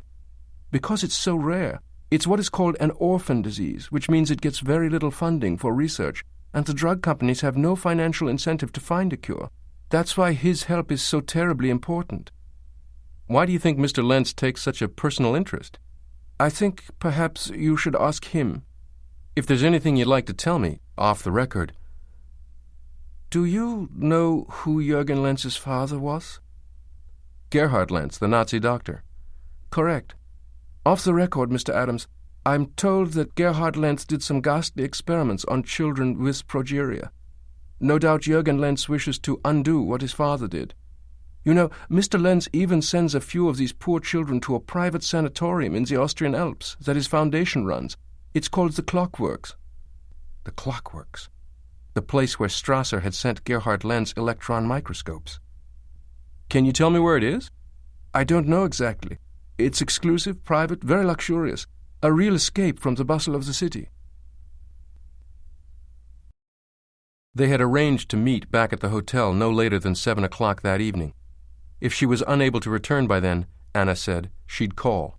If for some reason she was unable to call, or thought it was unsafe to do so, she had specified a fallback meeting place, 9 o'clock, at the Schweitzer House, in the Prater. At 8:30, he left for the Schweitzer House. By now, he was beyond nervous. He sat alone at a table for 2, nursing a Czech Budweiser beer. Waiting. By 10 o'clock, there was still no sign of her. He called the hotel, but she had neither arrived nor left a message.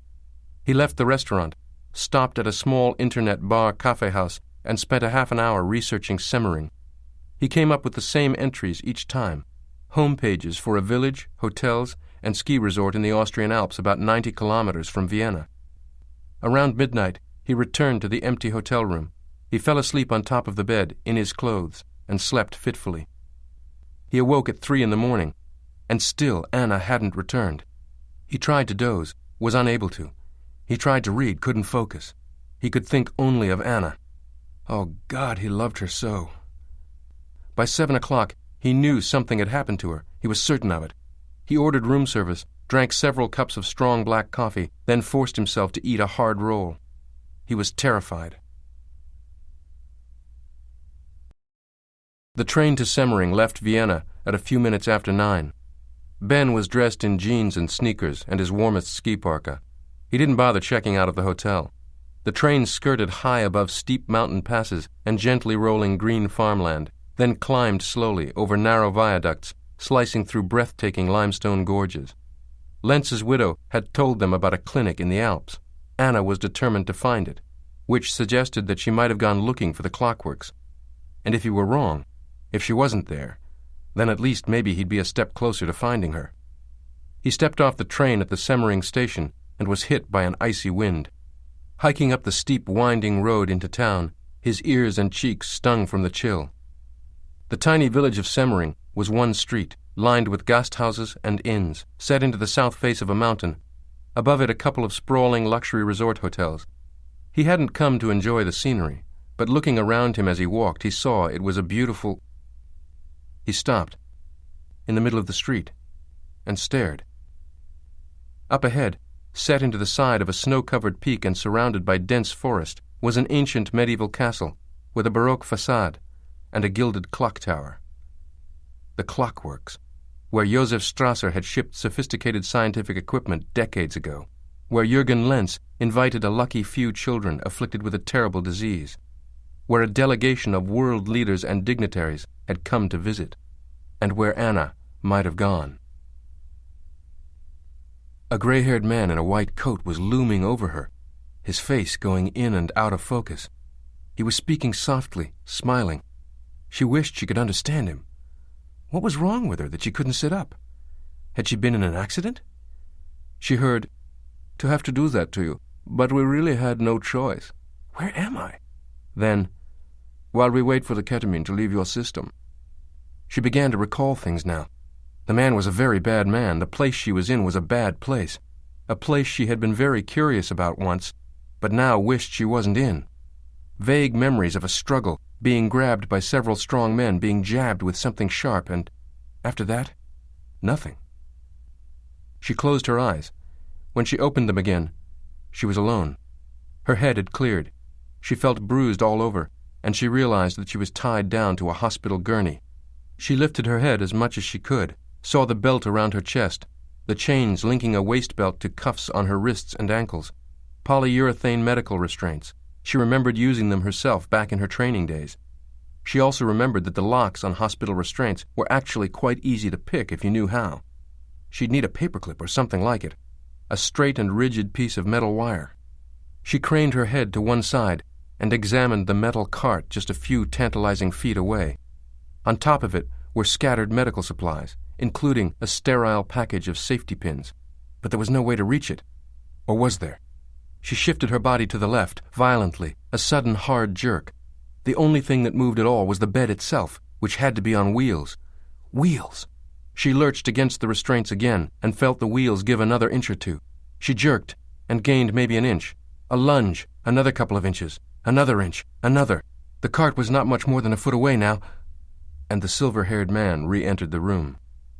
Jürgen Lenz, he called himself. But now she knew the astonishing truth. In Semmering's large sporting goods store, Ben rented a pair of cross-country skis and asked where he could rent a car. No place for miles. Parked at the side of the shop was an old BMW motorcycle. He struck a deal with the young man who managed the place and bought the bike. With the skis strapped to his back, he set off across the ridge of the Semmering Pass until he came to a narrow dirt road that wound steeply uphill to the Schloss. After perhaps a quarter of a mile, he came to a red sign, Betreten verboten, Privatbesitz, no trespassing, private property. He continued up the road, through dense snow-covered woods, and in a few minutes reached a high, crenellated stone wall. From atop the wall rose several feet of thin, horizontally strung wire, probably electrified. He followed the wall for a few hundred feet until he came to the main gate, about 6 feet wide and 10 feet high, constructed of ornately scrolled wrought iron. Upon closer examination, Ben realized that the gate was in fact steel, painted to look like iron, entirely backed with a screen of woven wire fabric. This was high security. But was it to keep people out or in? Had Anna somehow gotten inside? Was she being held prisoner? The dirt road came to an end a few hundred meters from the gate. Beyond it was glistening virgin snow. He put on his skis and set off, staying close to the wall. His idea was to survey the perimeter of the property, in hopes of discovering any possible points of entry. The ground next to the wall rose, and soon Ben could see over it. The Schloss was a great rambling stone structure. On first glance, this could have been a tourist attraction, but then he saw a couple of guards in military-style tunics, carrying submachine guns. What he saw next was a profound shock. Inside, next to the wall, was a fenced-in area the size of a city block that had the look of an internment camp. The steel fence that enclosed it was topped with coils of razor wire. Within were several large military-style tents jammed with children, dozens and dozens of ragged-looking children milling outside in the cold. Some were toddlers, some teenagers, unshaven and rough-looking, girls in headscarves, shabby peasant dresses, tattered coats, children swarming all around. They had that unmistakable look of youth driven out of their homes by war. Who were they? Why were they there? Was Jürgen Lenz, humanitarian, giving shelter to war refugees and ailing children here on the grounds of his clinic? Unlikely. He turned around and headed back down the mountainside. Lenz stopped at the foot of her bed. "Well, I see you're more aware now. Perhaps now you'd like to say to whom you've told my real identity?" "Screw you." I thought not. Once the ketamine has worn off, say in half an hour, you'll be infused with a powerful opioid called Versed.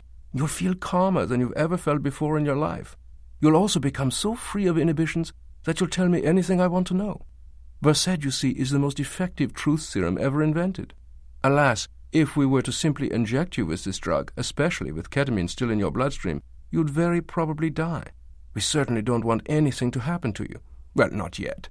Later you'll be found dead in your wrecked rental car, another victim of drunk driving. I didn't rent a car. Oh, in fact you did. You used your credit card. You were also arrested last night in a neighboring town. Your blood alcohol level was 0.25, which is surely why you got into an accident. You were kept overnight in a holding cell and then released. But you know how it is with problem drinkers, they never learn. A squat, wide-hipped nurse rolled in a cart of equipment, tubes, blood pressure cuffs, syringes, and began setting up. This is Goethe, your nurse anesthetist. She's one of our best. You are in good hands. Goethe hung a bag of clear liquid on the IV stand to the left of Anna's bed. How are you feeling? Pretty groggy. Anna hoped she appeared semi-conscious, but in fact she was hyper-vigilant. Now she had a plan. All right, I'll be back.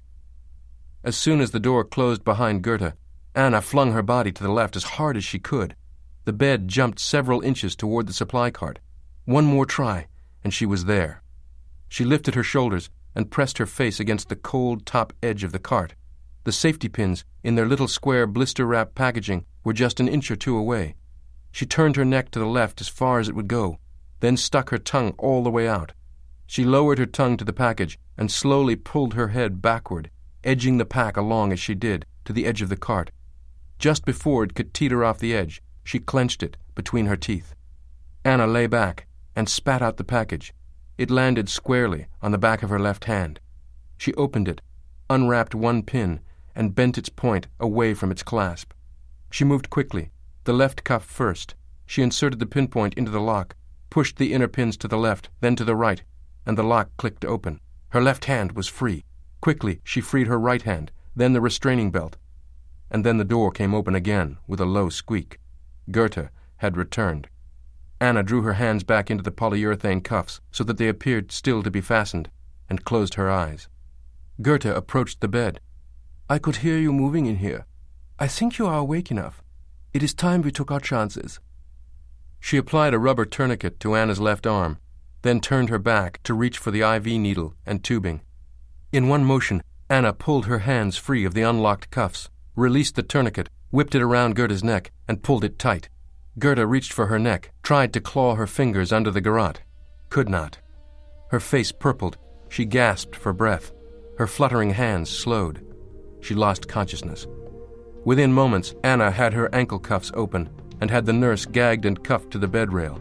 As she removed Goethe's key ring from her belt, she glanced at the anesthesia cart. It was full of weapons. She scooped up a handful of packaged hypodermic needles and several small glass ampoules of various drugs, then remembered she was wearing a hospital gown with no pockets. In the supply closet hung 2 white cotton doctor's jackets. She put one on, stuffed the pilfered supplies in its pockets, and ran from the room.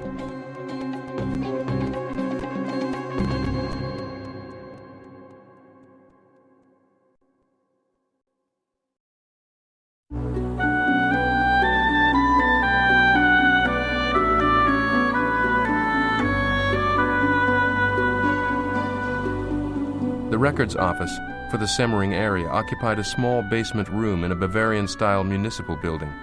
Using a cover story that he was a historian researching the castles of Germany and Austria, Ben was able to purchase a map of the parcel of land surrounding the Schloss.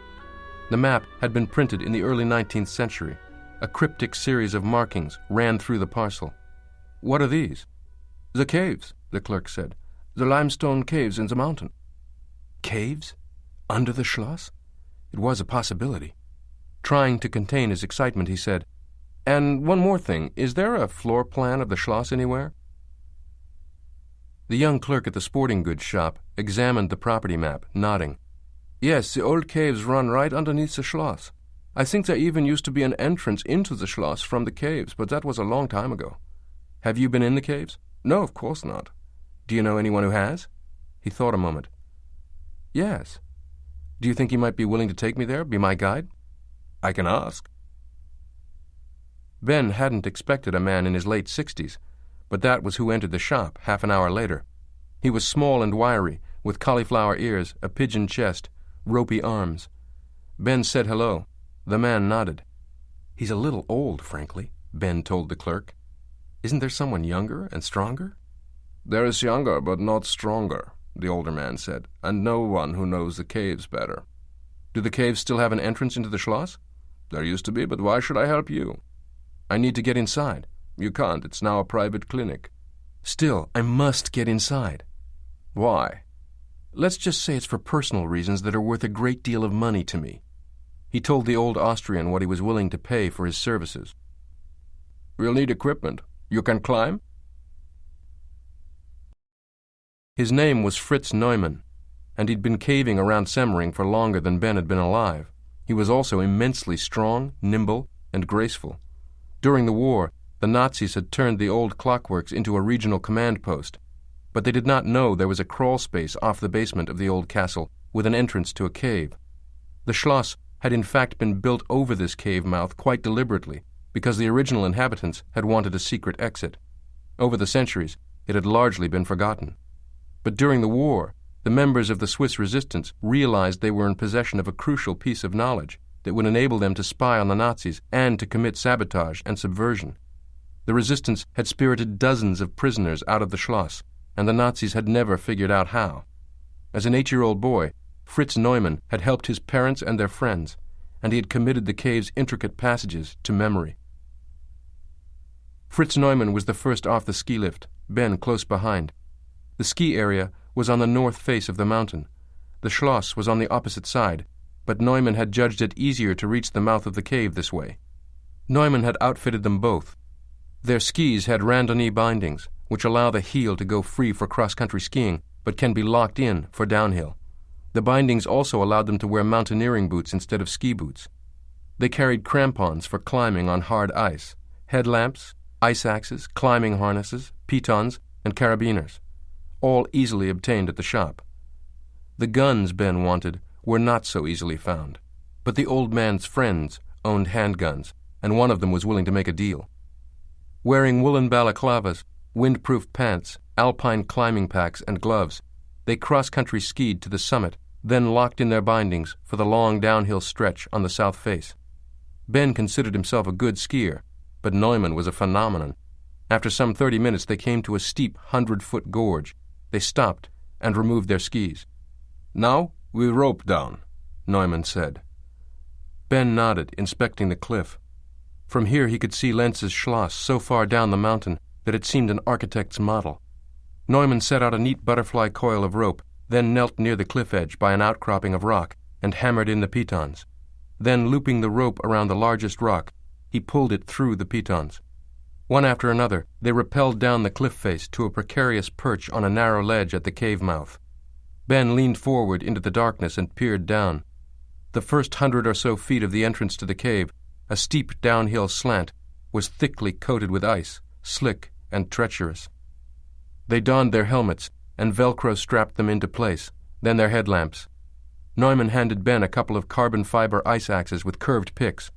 One axe looped over each wrist by means of a leash. With a nod, Neumann turned his back to the cave mouth, and Ben followed suit. Each took one step backward, and they were off the narrow ledge, their crampons crunching into the ice. Neumann scrambled down the steep slope as if he were walking down a staircase. Ben made his way down unsteadily, spider-crawling, leaning his body weight on the wrist loops of the axes. The crunch of a boot, the chop of the ice axe, then again, and again, until he reached the bottom, where the ice gave way to limestone. They slipped off their ice axes and crampons, and began to negotiate the gradual downward slope, a spiral staircase through rock. As they went, the beam of Ben's headlamp illuminated any number of passages that diverged to either side of them. Fritz Neumann was obviously navigating from memory. The floor of the cave was strewn with rubble and coursed with running water. Here and there, Ben almost lost his footing as the debris on the cave floor shifted. Soon the passage broadened into a gallery, and Neumann stopped for a moment, turning his head slowly. his helmet lamp illuminating the breathtaking formations. Some of the stalactites were fragile soda straws, slender and delicate, tapering to points as sharp as knitting needles. There were also the stumps of stalagmites and the occasional column formed by the meeting of a stalactite and a stalagmite.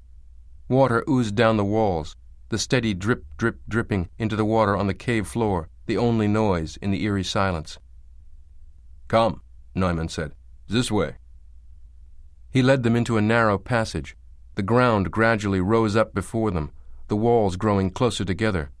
The ceiling was barely head-high. The walls were icy, the seep water at their feet frigid. Ben's toes had begun to go numb. Neumann scrambled up the steep crevice with astonishing ease. Ben followed more gingerly, stepping over the jagged rocks. Finally, the ground seemed to level off. "We're about on the same level as the Schloss now," Neumann said.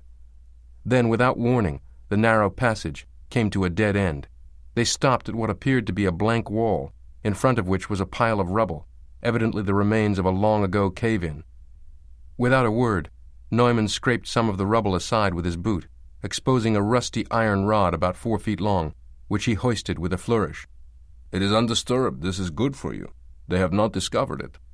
He took the iron rod, wedged it underneath a boulder, and leaned his weight on it until the rock began to dislodge, revealing a small, irregular passageway no more than 2 feet high and 3 or 4 feet wide. "During the war, we'd move this rock back and forth to hide the final passage. This is a very narrow crawlway and very low, but you can get through it, I believe.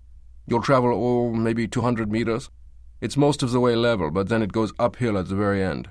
Unless it's caved in since I was here as a boy, you'll come to a keyhole slot opening."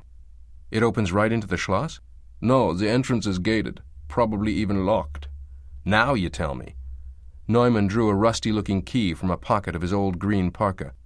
"I can't tell you for sure if this will work, but the last time I tried it, it did."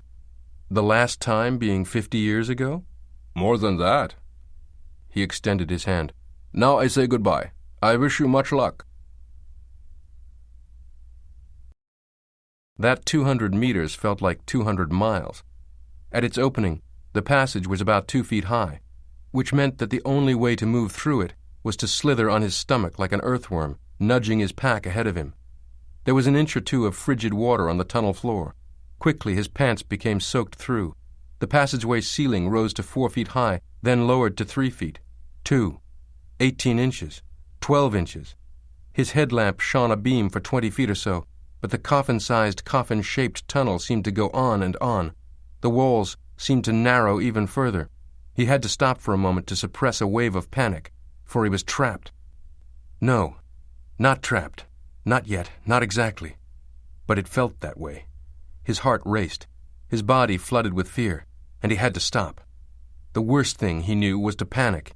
He forced himself to squirm ahead, squeeze through, trying to focus on where he was going and why. Anna. Suddenly the ceiling soared upward, and the walls widened.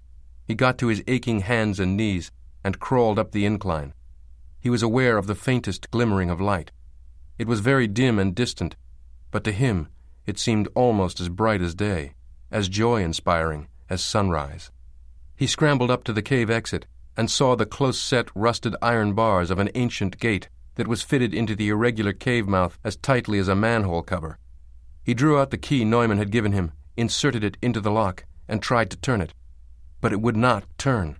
The lock was rusted shut. He was done for. Even if he had the tools, there was no way to dig around the gate. It was embedded in solid rock. Would he now have to somehow climb back out? Or maybe one of the bars was so rusted through that he could push it out. He tried that, banging his gloved fist against the iron bars. But no, the gate was solid. In desperation, he grabbed the bars and rattled them, and suddenly there was a metallic clatter. One of the hinges had broken off. He rattled again, harder, until another hinge popped off. He kept rattling, exuberantly, and finally the third and last hinge fell to the ground.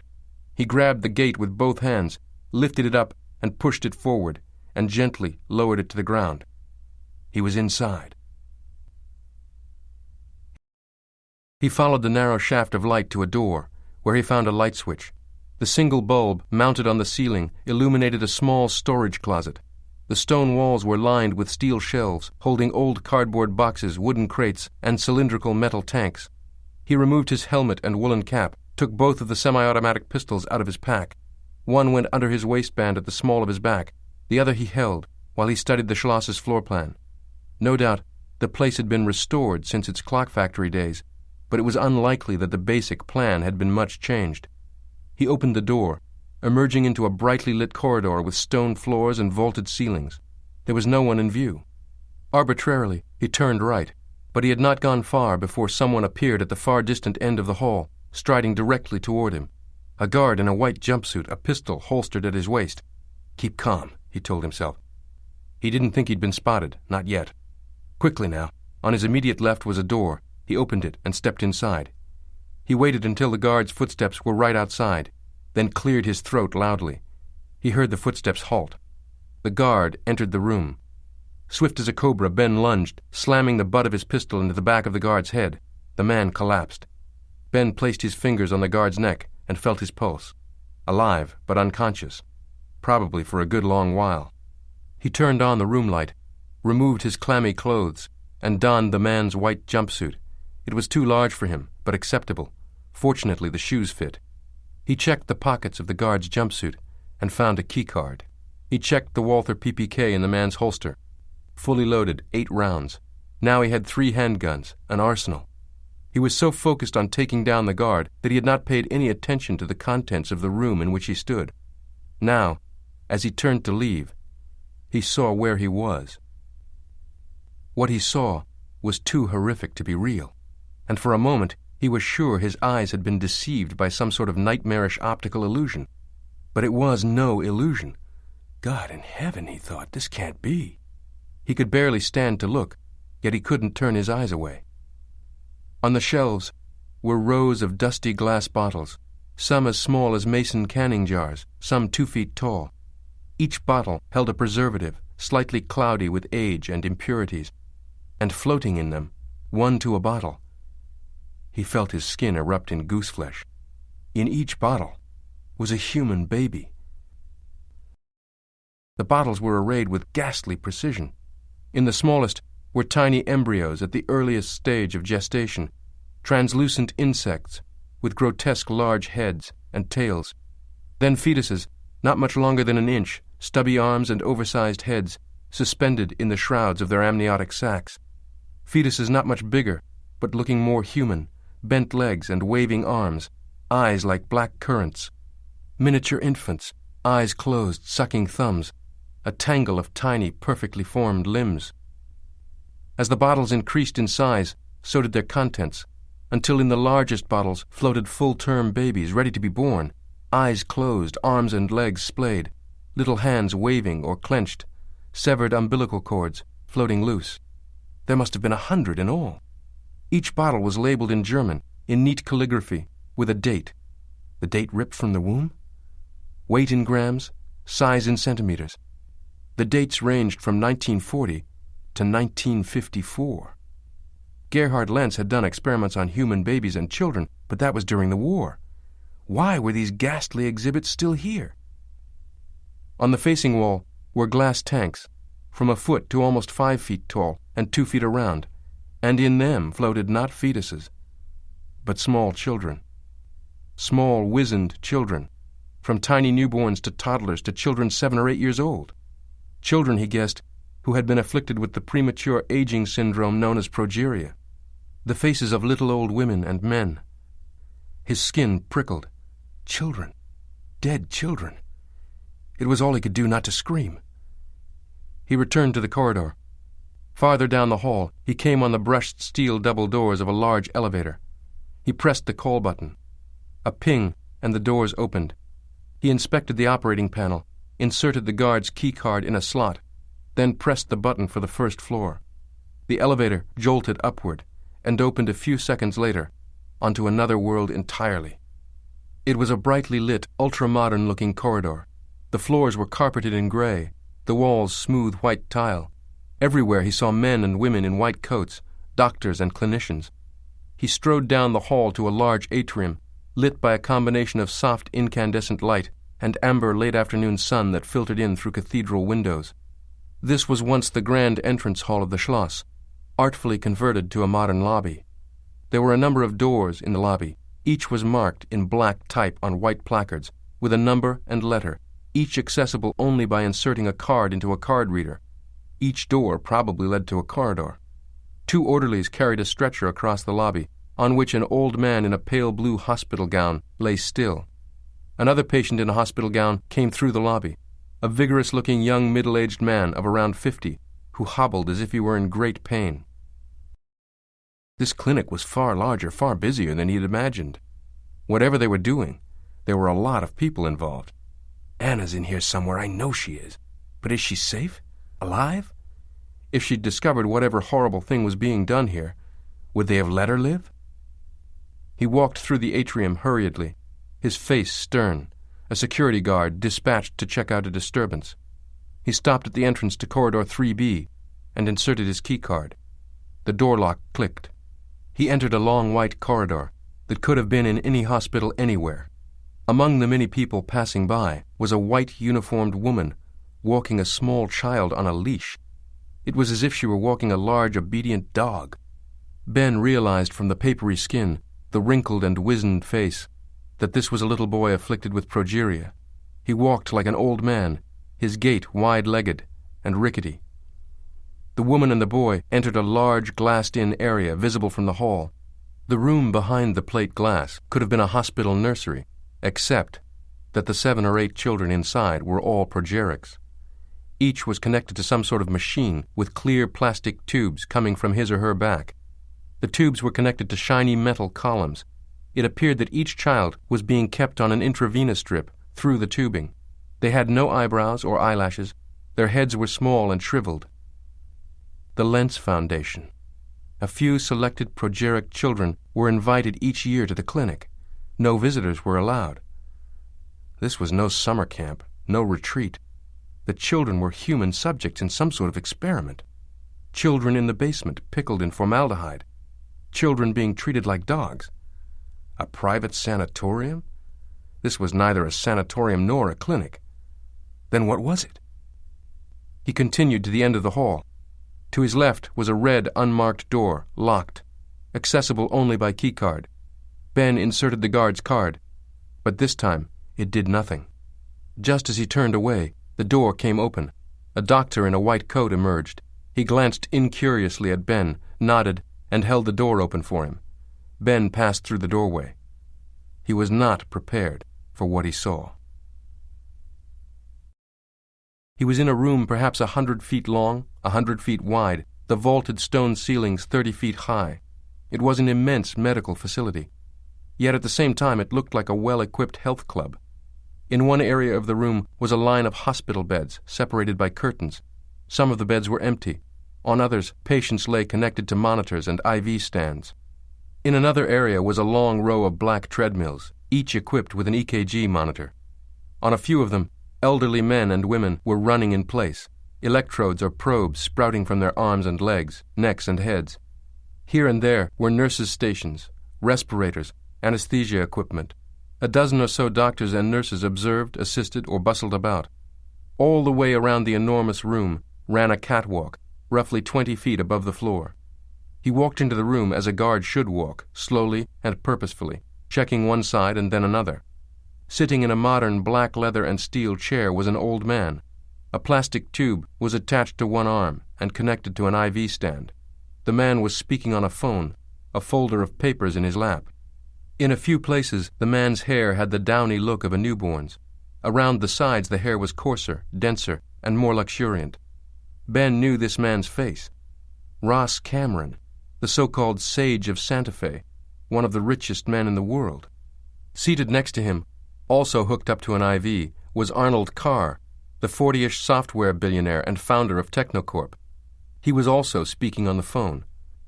2 legendary billionaires, sitting side by side like a couple of guys in a barber shop, in a clinic in the Austrian Alps, being infused with some kind of fluid. A third man walked over to Cameron, started chatting. It was the revered chairman of the Federal Reserve, now in his 7th decade. Nearby, a nurse adjusted a blood pressure cuff on. Well, it had to be Sir Edward Downey. but he looked the way he had when he was England's Prime Minister 3 decades ago.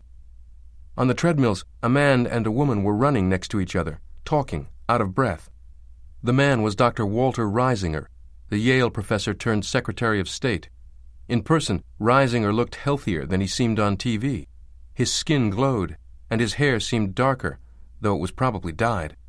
The woman he was talking to resembled Supreme Court Justice Miriam Bateman, but Justice Bateman was known to be nearly crippled with arthritis. This woman, this Justice Bateman, was running like an Olympic athlete in training. What was this place? On one row of stairmasters, an ancient man was moving up and down at top speed, just as Ben did at his health club. He knew young athletes in their 20s who couldn't sustain such a grueling pace for more than a few minutes. How in the world was this old man, with his wrinkled face and liver-spotted hands, able to do it? "He's 96 years old," a man's voice boomed. "Remarkable, isn't it?"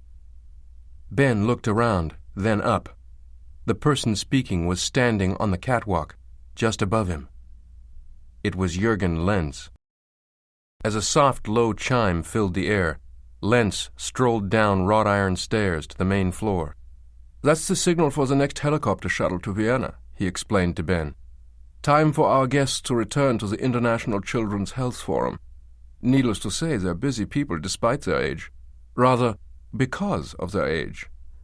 They all have much to give the world, which is why I've selected them." He made a subtle hand gesture. Both of Ben's arms were grabbed from behind. 2 guards held him, while another expertly frisked him, removing all 3 weapons. Then they released him. "What have you done with Anna, Lenz?"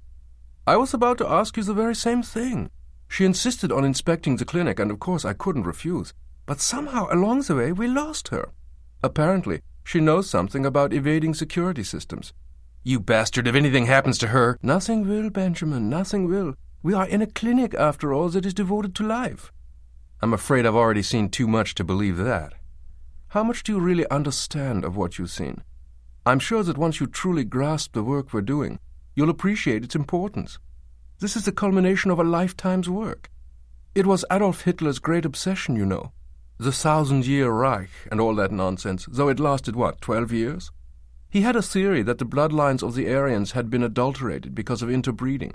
Once the so-called master race was purified, it would be extremely long-lived. Rubbish, of course. But I'll give the old madman credit.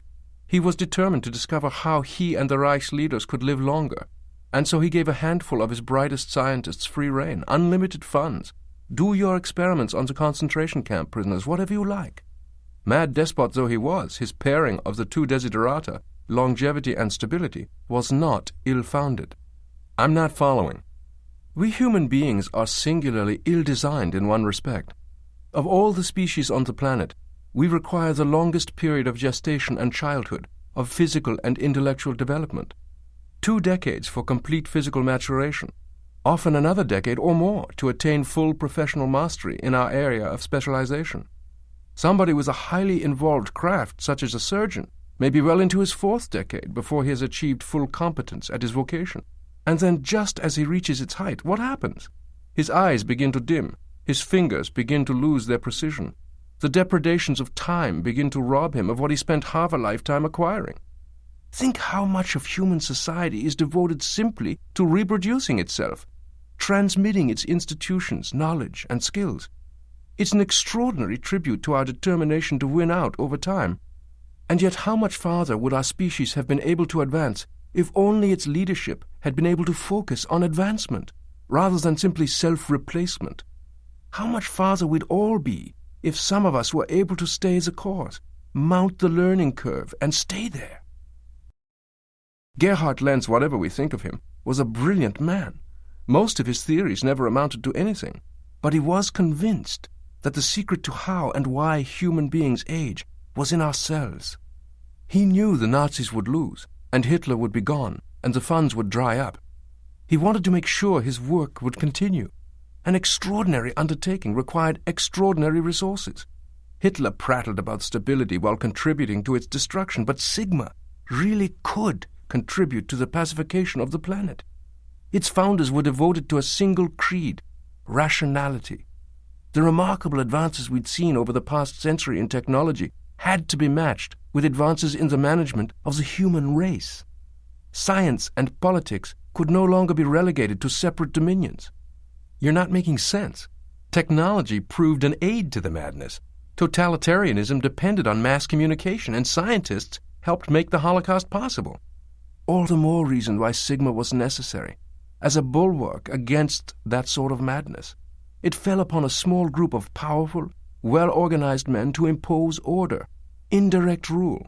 Enlightened leadership was necessary. Leadership behind the scenes.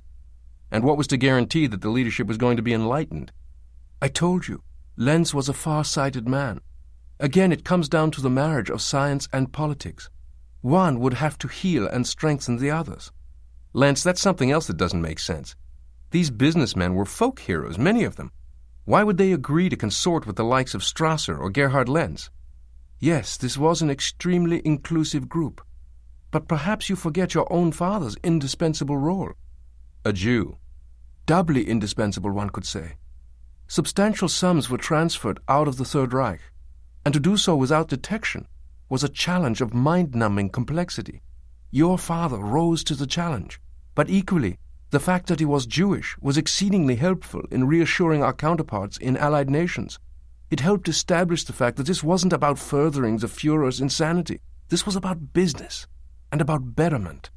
You still haven't explained Gerhard Lenz's special appeal to these men. Lenz had something to offer them. Or, at that point, I should say he had some promise of a breakthrough of direct personal interest to all of them.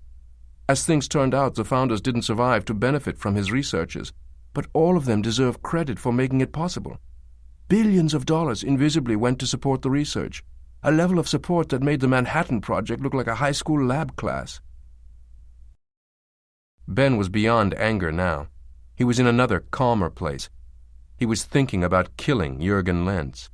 And he was thinking about how he would find Anna. And he had an idea now, where Max had gone. I'll listen to you, you bastard. I'll be civil and obedient, and I'll let you talk until you take me to her. And then I'll kill you. Quite simply, what Lenz's work promised was the opportunity to explore the limits of mortality. In the late 50s, one of his scientists discovered that every time a human cell divides, one tiny part of its chromosomes, the very tips, become microscopically shorter. Way back in 1938, those little caps had been discovered and named telomeres. They look a little like those plastic tips at the ends of shoelaces. Lenz's team found that every time a cell divides, those little caps get shorter and shorter until the cell starts to die. Our hair falls out, our bones get brittle, our skin wrinkles and sags. We get old. I saw what you're doing to those children. The progerics? I take it you're experimenting on them. The world believes you invite them in for a vacation. Some vacation. He struggled to control his rage, keep from showing it. Listen to him. Lead him on. True, it's no vacation for them, but these poor children do not need vacations. They need a cure. These little young old people are born old. If you took a cell from a newborn progeric child and put it side by side under a microscope with one from a 90-year-old man, even a molecular biologist couldn't tell the difference. In a progeric, those little tips start out short. Short telomeres, short lives. Dr. Reisinger and Justice Miriam Bateman, Arnold Carr, and the others were straggling out of the room, conversing. Those little shoelace tips, they're like tiny timing devices. We have 100 trillion cells in our bodies, and each cell has 92 telomeres. That makes 10 quadrillion little clocks telling our body when it's time to shut down. We are pre-programmed to die. But what if we could somehow reset the clocks, Keep them from getting shorter? Well, it turns out that some cells, certain brain cells for instance, make an enzyme that fixes up their little telomeres, rebuilds them. All of our cells have the ability to make it, but for some reason they don't. It's just switched off most of the time. But what if we could turn that switch on? Keep those little clocks ticking. So elegant, so simple. But even with all the money in the world, and some of the world's most brilliant scientists to choose from, it still took decades. When did you make your breakthrough? Around 20 years ago. And why hasn't anybody else caught up with you? The big difference is human experimentation. Every civilized country in the world has outlawed it. But how much can you really learn from rats or fruit flies? We made our earliest advances by experimenting on children with progeria, a condition that doesn't exist elsewhere in the animal world. And we still use progerics as we continue to refine our understanding of the molecular pathways involved. One day we won't need them anymore, but we still have so much to learn. Those refugee children in their tents, fenced in out there, they're expendable too, aren't they? The slaughter of the innocents. That's what some Angeli Rebelli called it. But it's a rather inflammatory description that only impedes rational deliberation. Yes, some must die that others may live, but put away the veil of sentimentality for one moment and face the brutal truth. These unfortunate children would otherwise be killed in war or die from the diseases of poverty. And for what? Instead, they are saviors.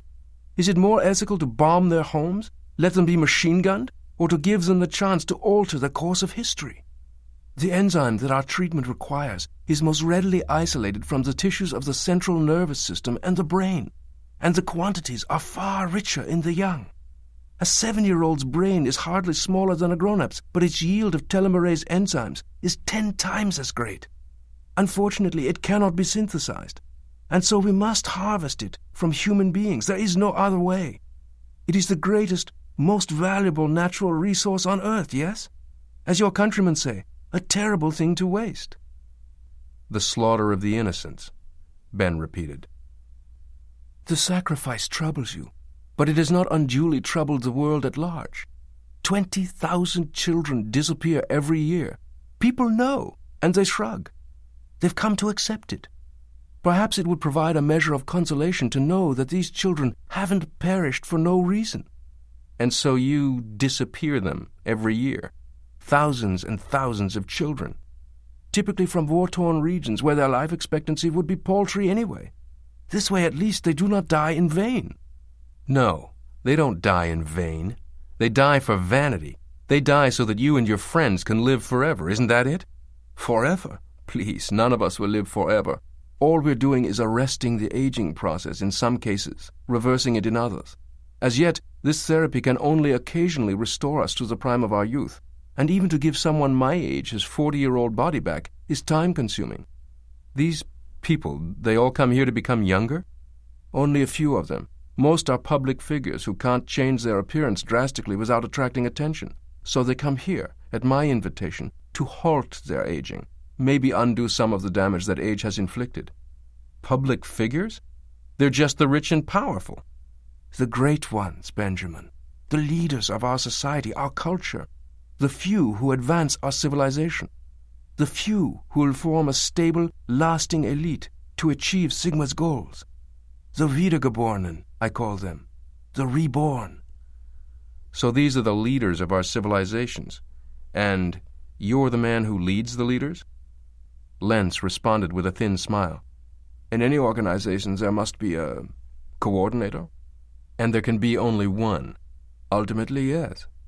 Tell me, does your plan ultimately call for making this treatment available to everyone? Or just the great ones? Well, of course not. This is insanity, Lenz. The rich and powerful get to live twice as long as the poor and powerless. It's a goddamn conspiracy of the elite. And what if it is? Plato wrote of the philosopher king, of the rule of the wise. He understood that our civilization advances and retreats, advances and retreats. We learn lessons only to forget them. History's tragedies repeat themselves: world wars, dictatorships, false messiahs, oppression of minorities. We don't seem to evolve. But now, for the first time, we can change all that. We can transform the human species. And what happens to democracy, the rule of the people? Please, Benjamin, the history of man's inhumanity to man has been history itself. Mobs destroying what the nobility had painstakingly constructed. The main task in politics has always been saving the people from themselves. The principle of aristocracy was always correct. Aristos, Kratos, rule of the best. The problem was that aristocracy often didn't give you the best. But imagine if for the first time in human history we could rationalize the system, create a hidden aristocracy based on merit, with the Wiedergeborenen serving as the custodians of civilization. What you're describing isn't some utopia, Lentz. It's a slaughterhouse. Your reproach is as glib as it is vacuous. Life is a matter of trade-offs, Benjamin. You live in a world where vastly greater sums are spent on medications for erectile dysfunction than are spent on tropical diseases that claim the lives of millions every year. And what of your own personal decisions? When you buy a bottle of Dom Perignon, you have spent a sum of money that could have vaccinated a village in Bangladesh, spared lives from the ravages of disease, yes? People will die, Benjamin, as a result of the decisions, the priorities entailed by your purchase. Here we have the opportunity to vastly extend the useful lifespan of a great humanitarian or thinker, someone whose contribution to the common weal is inarguable. Compared to this good, what is the life of a Serbian goat herd? You have been taught that lives are sacrosanct, and yet every day you make decisions signifying an awareness that some lives are more valuable than others. I mourn for those who have given their lives for the greater good. I truly do. I genuinely wish that the sacrifice they made was unnecessary. But I also know that every great achievement in the history of our species has come at the cost of human lives. There is no document of civilization that is not simultaneously a document of barbarism. A great thinker said that, a thinker who died too young. Honesta turpido est pro causa bona. Is that it, Lentz? For a good cause, wrongdoing is virtuous? Publilius Syrus, one of my professors, taught me that. As focused on the man's words as he was, it took Ben a moment to identify the small, stoop-shouldered man who was crossing the room just behind Lenz. Jakob Sonnenfeld, the Nazi hunter. No, not him, too. Sonnenfeld, damn you! They knew where I was going in Buenos Aires because of you, isn't that right? Sonnenfeld averted his eyes. There are times in life when one must choose sides. When my treatment begins, Lenz interrupted. Come, gentlemen, we must hurry. Ben could hear the roar of a helicopter outside, as Lenz turned to guide Sonnenfeld and a couple of other slow-moving patients toward the exit. Benjamin, Lenz called out, do stay a while longer. You and I must talk further. Ben felt something slam him from behind, and steel clamped against his wrists. Handcuffs. There was no way out. The guards walked him through the great hall to an elevator, up to the second floor, into an operating room, where they hoisted him onto a bed. An orderly removed the handcuffs, then fastened restraints to his ankles and wrists. Exhausted, Ben lay flat, his limbs immobile. All of the guards but one filed out of the room. That one stood watch by the closed door, an Uzi across his chest. The door opened, and Jürgen Lenz entered. I admire your cleverness. I'd been assured that the old cave was sealed, or at least impassable, so I thank you for pointing out the security risk. I've ordered the entrance dynamited. Lenz wheeled a metal cart over next to the bed and busied himself with a hypodermic needle. Lenz, my interest is in having you release Anna Navarro unharmed. Yours is to keep your project secret. We have a mutual interest in striking a deal. Well, perhaps, but first I'll need a little chemically inspired honesty, in case you don't come by it naturally. What does that mean? Nothing harmful, a pleasant experience, in fact. I don't think you have time for this, especially with law enforcement agents due to arrive at any second. Miss Navarro is here on her own. She hasn't called in anyone else. She told me so herself. He held up the hypodermic. And I assure you, she was speaking the truth. A question. Yes? Lenz applied a tourniquet to Ben's left forearm and tapped the arm until a vein popped up. Why did you have my brother killed? It should never have happened. It was done by fanatics among my security people, and it's something I deeply regret. A terrible mistake. They were concerned that his discovery of Sigma's original board would imperil our work. And my father? Did your fanatics kill him too? Max? Max is a genius. I very much admire the man. Oh, no, I wouldn't harm a hair on his head. Then where is he? Did he go somewhere? Move on. Then why kill all those other old men? House cleaning. For the most part, we're talking about individuals with personal involvement in Sigma who sought to resist the inevitable. They complained that Sigma had fallen under my sway, felt displaced by my emerging role. What it came down to was a failure of vision. They declined to, shall we say, get with the program. Then there were those others who became indiscreet or had long since ceased to have anything to offer. They were loose threads, and the time had come to snip them. Lentz heard the sound at the same moment Ben did. A burst of machine gun fire not far away. Another even closer. A shout. Lentz turned toward the door, the hypodermic needle poised in one hand. He said something to the guard standing by the door. The door burst open in a hail of bullets, a scream, and the guard collapsed in a pool of his own blood. "Anna! She's alive! Somehow she's alive! Ben!" She slammed the door shut behind her, locked it. "Ben, you all right?" "I'm all right." "Stand still!" she screamed at Lentz. "You goddamn son of a bitch!" She advanced, machine gun leveled. She was wearing a doctor's short white coat. "My guards will be here any second." "Don't count on it. I've sealed off the entire wing, and the doors are jammed from the outside." "You've killed that guard. I thought the United States trained its agents only to kill in self-defense." "Haven't you heard? I'm off duty. Hands away from your body. Drop the needle." He let it fall. "Where's your weapon?" "I have none." "You don't mind if I look, do you?" Slowly, she took a step toward Lentz, slid her free hand inside his jacket. With a flourish, she produced a small handgun from inside Lentz's suit. "Well, well, pretty slick for an old man, Jurgen. Or do your friends still call you Gerhard?" Ben gasped. "Oh, my God." Anna pocketed Lentz's handgun. "The Federal ID Lab ran the prints but turned up nothing, no matter how many databases they used. They tried the Army intelligence files, but still nothing. Until they went back to the old 10 print cards from the war and a few years after, which haven't yet been digitized. Why should they be, right? Your SS prints were included in the Army's files, I guess because you escaped." Lentz watched her, amused. "I was my own first successful subject. Almost 20 years ago, I was for the first time able to arrest, then reverse my own aging. Only a few years ago did we devise a formulation that works reliably on everyone. It meant that everything that Sigma stood for could now be made secure." Anna pulled a straightened paperclip out of a jacket pocket, picked the locks on the restraints and freed Ben, handing him a long plastic object, which he glanced at and understood at once. "Ben, take those restraints and lock this bastard to something immobile. We've got to get out of here as fast as possible and—" "No! He's holding prisoners here. Young people in tents outside, sick kids in at least one of the wards. We've got to let them out first." Anna paused, then nodded. "Fastest way is to shut down the security system. De-electrify the fences." She turned to Lentz, adjusted the machine gun in her hands. "I had a nice little chat with one of your security guards. He told me there's a master control panel, an override, in your office." She pointed with the Uzi toward a closed door, not the one through which they'd entered.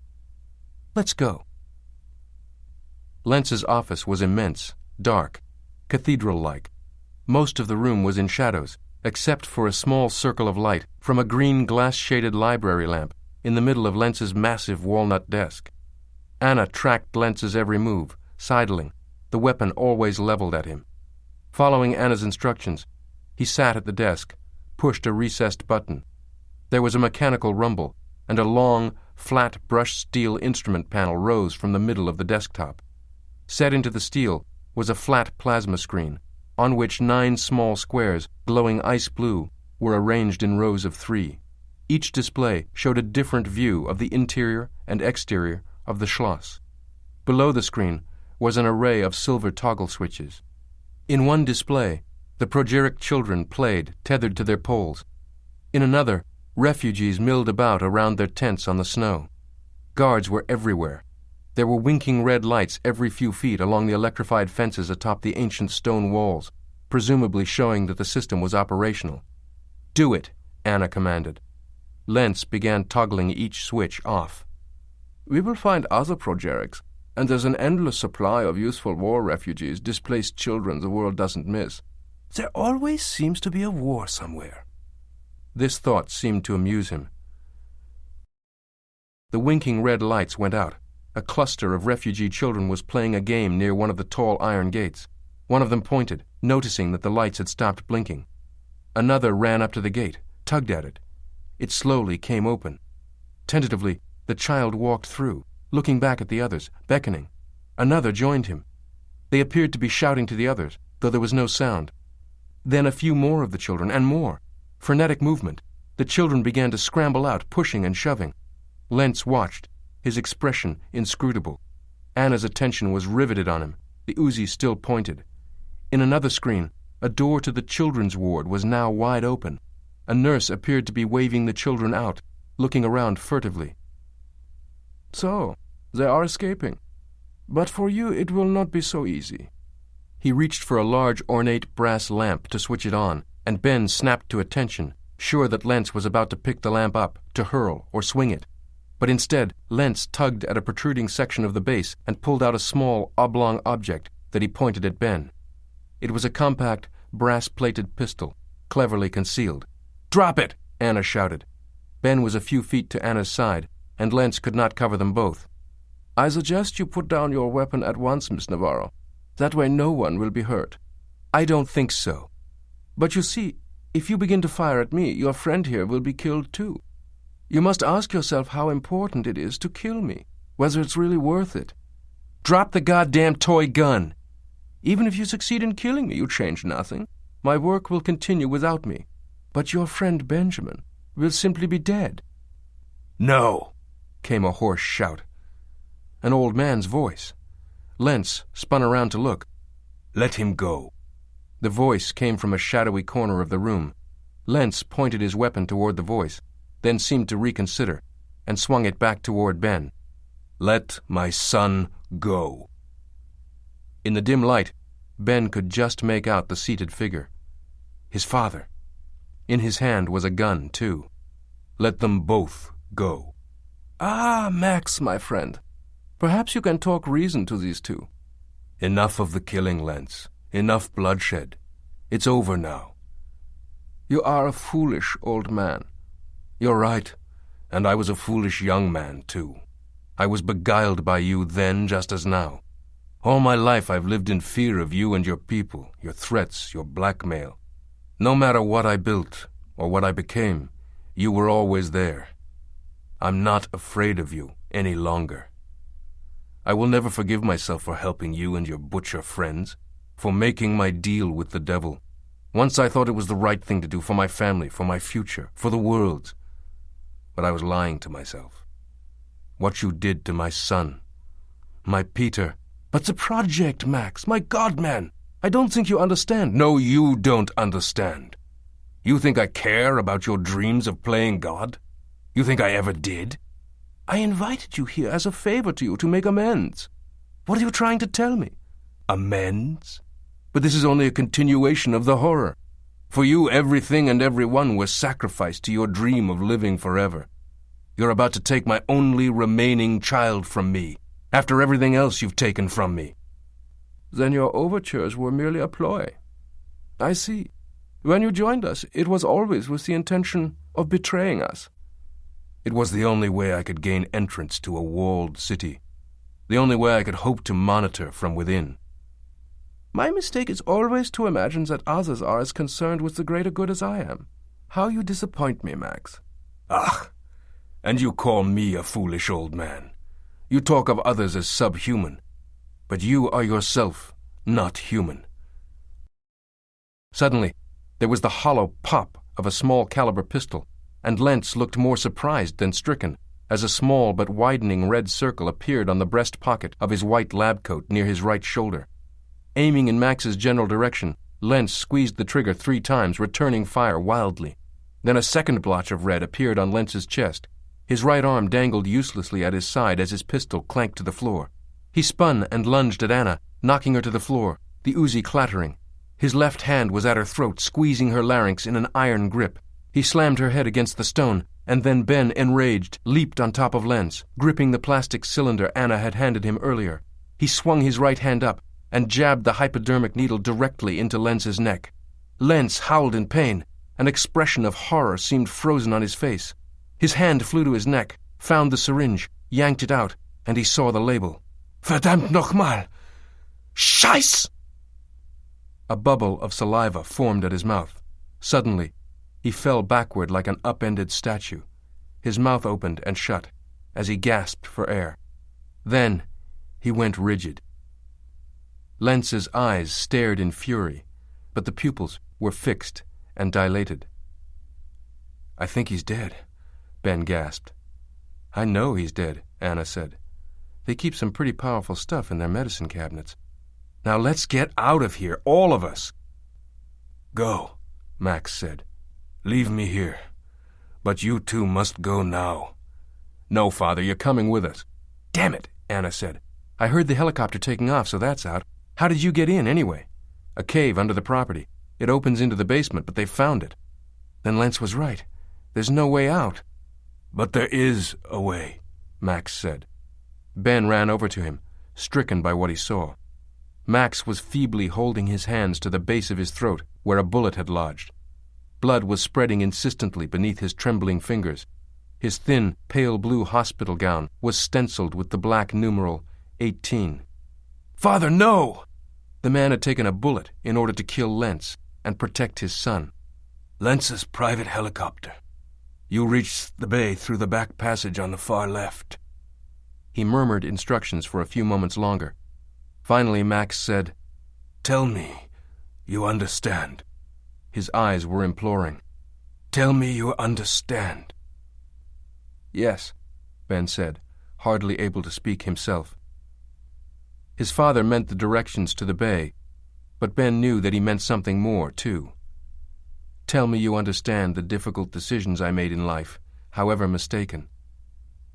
As if in resignation, Max pulled his hands from his throat, and blood began to spurt with the slow, regular pulse of his heartbeat.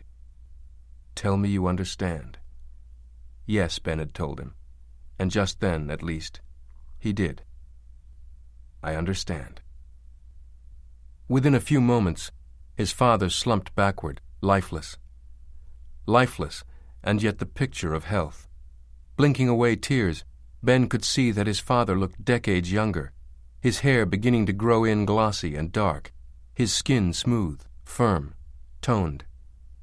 In death, Max Hartman had never looked more alive. Ben and Anna raced down the corridor. Max's directions were clear and accurate. A right turn brought them to a stairwell. Ben yanked open a steel-plated door. They ran through and came face to face with one of Lentz's guards. Caught by surprise, he froze for a split second, then began raising his machine gun toward them. It was all the time Anna needed. She didn't stop moving, didn't slow down, leapt into the air sideways, fired a short burst at the guard, watched as his tunic erupted into blood, and his weapon spewed fire harmlessly above their heads as he collapsed. They sprinted down 2 flights of stairs, through an outside door to bay number 7, and there was Lentz's helicopter glinting in the waning light, a sleek black Augusta 109, Italian-made, brand new.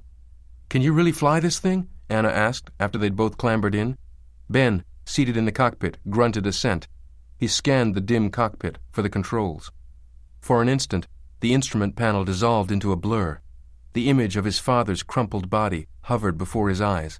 He flashed on a young Max Hartman, the youthful financier who found the country around him erupting into a lethal blaze of hatred, who raced around, entering into loathsome accommodations with a loathsome regime in order to save as many families as he could. A man accustomed to mastery turned into a pawn. He could glimpse the man, an émigré, a harrowed man whom his mother met and fell in love with. Max Hartman, his father. Ben shook his head hard. He had to focus, or they would both be dead, and everything would be for nothing. Anna, I want you ready with the Uzi in case any of the guards try to shoot us down. They won't shoot. They know it's Lentz's helicopter. A voice from the back, cultivated and precise. Quite so. Did you suppose that Lentz had no passengers waiting for him, Miss Navarro? A friend of yours? Ben asked.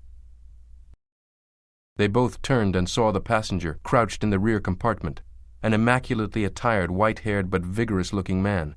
In his hands was a short-barreled automatic weapon. Alan Bartlett, Anna breathed. Please toss me the gun, Miss Navarro. Slowly, Anna let the Uzi slide to the floor and pushed it toward Bartlett. He did not lean over to retrieve it, seeming satisfied that it was out of her reach. Thank you. My debt of gratitude toward you only grows. I don't know that I adequately expressed my thanks for your having located Gaston Rossignol for us, and so swiftly. The wily old bird really was poised to cause us a great deal of trouble. You bastard! You evil, manipulative son of a bitch! Forgive me. I realize this is hardly the time or place for a fitness report, Miss Navarro, but I must say it's terribly unfortunate that having given us such excellent service, you've started to undo all the good you've achieved. Now, where is Dr. Lentz? Dead, Ben replied. Dead? You idiots! You destructive idiots! Vicious children seeking to ruin something whose beauty you could never comprehend. What gave you the right to do that? What made you think this was your decision to make? Damn you both to hell! After you, Bartlett, Ben snapped. You're Benjamin Hartman, of course. I'm sorry we meet under these circumstances. Well, my young lovers, I'm afraid the two of you have left me with some difficult decisions to make. The barrel of Bartlett's assault weapon was faintly reflected in the windshield of the cockpit. Ben kept his eyes on it. First things first, Mr. Hartman. I'm going to have to rely upon your piloting skills. There's a landing strip outside Vienna. I'll direct you to it. Ben toggled up the battery switch. There was the clicking sound of the spark plugs firing, then the whine of the starter motor. In 10 seconds, the engine thundered to life. The rotors began to turn. Belt yourself in tight, Ben murmured. He grabbed the 2 throttles that came down from the top of the windshield and pushed both of them forward. Now the engine roared. The helicopter lurched forward, then yawed left and right. Ben abruptly yanked back on the throttle. The helicopter came to an abrupt, jarring halt. Both he and Anna pitched forward against the restraint belts. Bartlett, as Ben had hoped, was hurtled against the metal grid that backed the cockpit. Even as he heard the clatter of the assault rifle smashing into the partition, Ben unbelted himself and sprang into action. He hurled himself around his seat and pounced on Bartlett with both hands, slamming the man's head and shoulders to the grip-textured steel flooring. Bartlett put up no resistance. He was unconscious. "I've got a set of restraints on me," Anna said. "Bring his wrists together." Within moments, she had manacled both his hands and legs. "Jesus," Anna said. "We've got to get a move on. The guards are on their way." Ben refastened his seatbelt, then pushed the 2 sticks forward again. He felt the aircraft getting light. Suddenly, they jumped into the air. They'd lifted off not a moment too soon. As they rose, bullets clattered against the cabin. 2 guards were running, shouting, their submachine guns pointed at the helicopter. Anna thrust the barrel of her Uzi out the open side window and fired off a burst. 1 guard fell to the ground. She fired another, more sustained burst, and the other guard went down. "Okay," she said. "I think we're all right."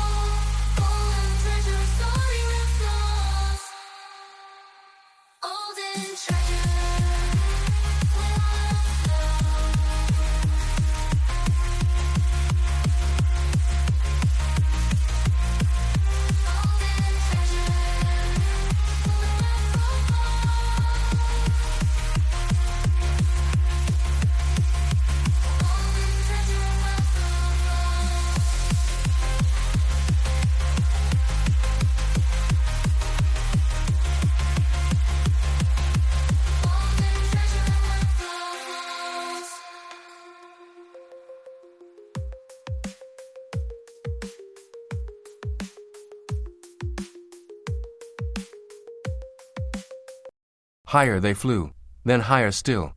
They were directly above the Schloss when Ben became aware of a sudden movement, then felt a jabbing, searing pain at the base of his neck and shoulders. Anna shrieked. From the hot, moist breath near his face, Ben realized that Bartlett, his arms and legs shackled, had attacked Ben with the only thing left at his disposal, his jaws. A guttural growl like that of a jungle creature rose from Bartlett's throat as he sank his teeth farther into Ben's exposed neck and shoulders. As Ben reached back to grab hold of Bartlett, he lost his touch on the controls, and the helicopter started to yaw perilously to one side. Anna knew that if she fired at Bartlett, she would risk killing Ben. She seized handfuls of Bartlett's white hair and pulled with all her might, pulled until the hair came out, exposing bloodied pink ovals of scalp. And still he would not let up. It was all he had left, a wounded animal's one chance to survive, or at least to ensure that his enemy did not. Ben, convulsed by agony, pounded at Bartlett's head with his fists, but to no effect. Bartlett was maniacal, insensible to pain. Even as his mouth vised on Ben's neck and shoulders, Bartlett's body was writhing, flailing, thrashing. A blast of cold air suddenly filled the helicopter. Bartlett's wild movements had kicked open the door on Anna's side. In excruciating pain, Ben jarred the pedals which controlled the tail rotors, and the helicopter began to rotate left, first spinning slowly, and then more swiftly. Anna clawed at Bartlett's face, her fingers now pushing deep into his eye sockets. It sickened her, but it was the only way. She dug deeper, harder. "Open wide, you son of a bitch!" she shouted, gouging into Bartlett's flesh until at last, with a blood-curdling scream, he released his grip. As the helicopter continued to spin at a 45-degree incline, Bartlett began sliding slowly, then faster toward the open door, toward the yawning drop to the earth far below. Finally, he shot through the door. His screams became fainter as he plunged to the Schloss far below them. Ben fought to regain control of the helicopter, to stop the sickening spin and loss of lift. He frantically adjusted the throttles, worked the pedals, balanced the main rotor and tail rotor rotation, until slowly, almost grudgingly, the craft returned to an even keel. Anna tore off a piece of her blouse and pressed it to the area of Ben's lower neck that had been attacked. There was little blood, which was fortunate. No major vessels had been breached. Now she looked down out of the window. They were more than 1,000 feet up, cruising at 140 knots. Directly below them she could see the toy-model castle, surrounded by its serpentine fence, and at the base of the mountain a dense crowd of people was surging, streaming. "Look! That's them, Ben! They got out!" They heard an explosion from below, and a great crater suddenly appeared in the ground next to the Schloss. A small section of the ancient stone fortress nearest the blast crumbled like a fragile confection of spun sugar. "The dynamite," Ben said. "The idiots dynamited the mouth of the cave, way too close to the building. Look at what the explosion's done. Jesus!" She saw what looked like a white cloud forming near the summit of the mountain, rolling like dense fog down the mountainside. A white cloud of snow, a great wave, an avalanche, a cruel fact of nature in the Austrian Alps. It was a strangely beautiful sight. Apart from scores of children who managed to flee the grounds of the Schloss, there were no survivors. 37 people around the world, many of them great men and women, were shocked to read the obituaries of the Viennese philanthropist Jürgen Lenz, who died in the avalanche that buried the Alpine Schloss he had inherited from his father. 37 men and women, all of whom were in remarkable health. It took months to sort through the legal and financial matters regarding the estate of Max Hartman and the disposition of Hartman Capital Management. But once that was done, Ben set a top-flight executive staff in place to run the company and stepped away to return to teaching. Not in East New York this time, but an equally poor high school in Mount Vernon. David Deneen, who succeeded the revered Alan Bartlett as director of the Internal Compliance Unit, worked quietly behind the scenes to clear Anna's name. Word was artfully leaked that she'd been working for an ICU sting operation, those reports of her misdeeds faked, in order to draw out some genuine malefactors. She even received an official governmental letter of thanks for her dedicated service and valor, although the letter discreetly left the circumstances of that valor unspecified. Still, it did help her land a job as vice president in charge of risk avoidance at the international investigative firm Knapp International. Ben and Anna were, of course, now officially engaged, and their wedding was a simple, elegant affair that broke a number of hearts both in the ICU and among Ben's female friends and associates. Anna had little reason to keep track of such things anymore, and Ben had none at all. So they both missed a small story in the Financial Times that told of an unusual merger of two new economy powerhouses, biotechnology giant Armacon and software giant Technocorp. Arnold Carr, Technocorp's CEO, told reporters, "Biotech is increasingly about computing and software is increasingly about applications. We've been strategic partners in the past, but a more formal consolidation would, we believe, ensure the long-term growth of both our companies." Major stockholder Ross Cameron, whose Santa Fe Group holds 12.5% of Technocorp's Series A shares, commented, "There is strength in unity, and we believe that together these companies have a tremendous amount to offer the world." Reinhard Wolf, managing director of Armacon, said, "Given Armacon's record of extensive research in biotechnology, and Technocorp's enormous resources, the merged companies will be able to push back the frontiers of the life sciences in ways we simply cannot foresee.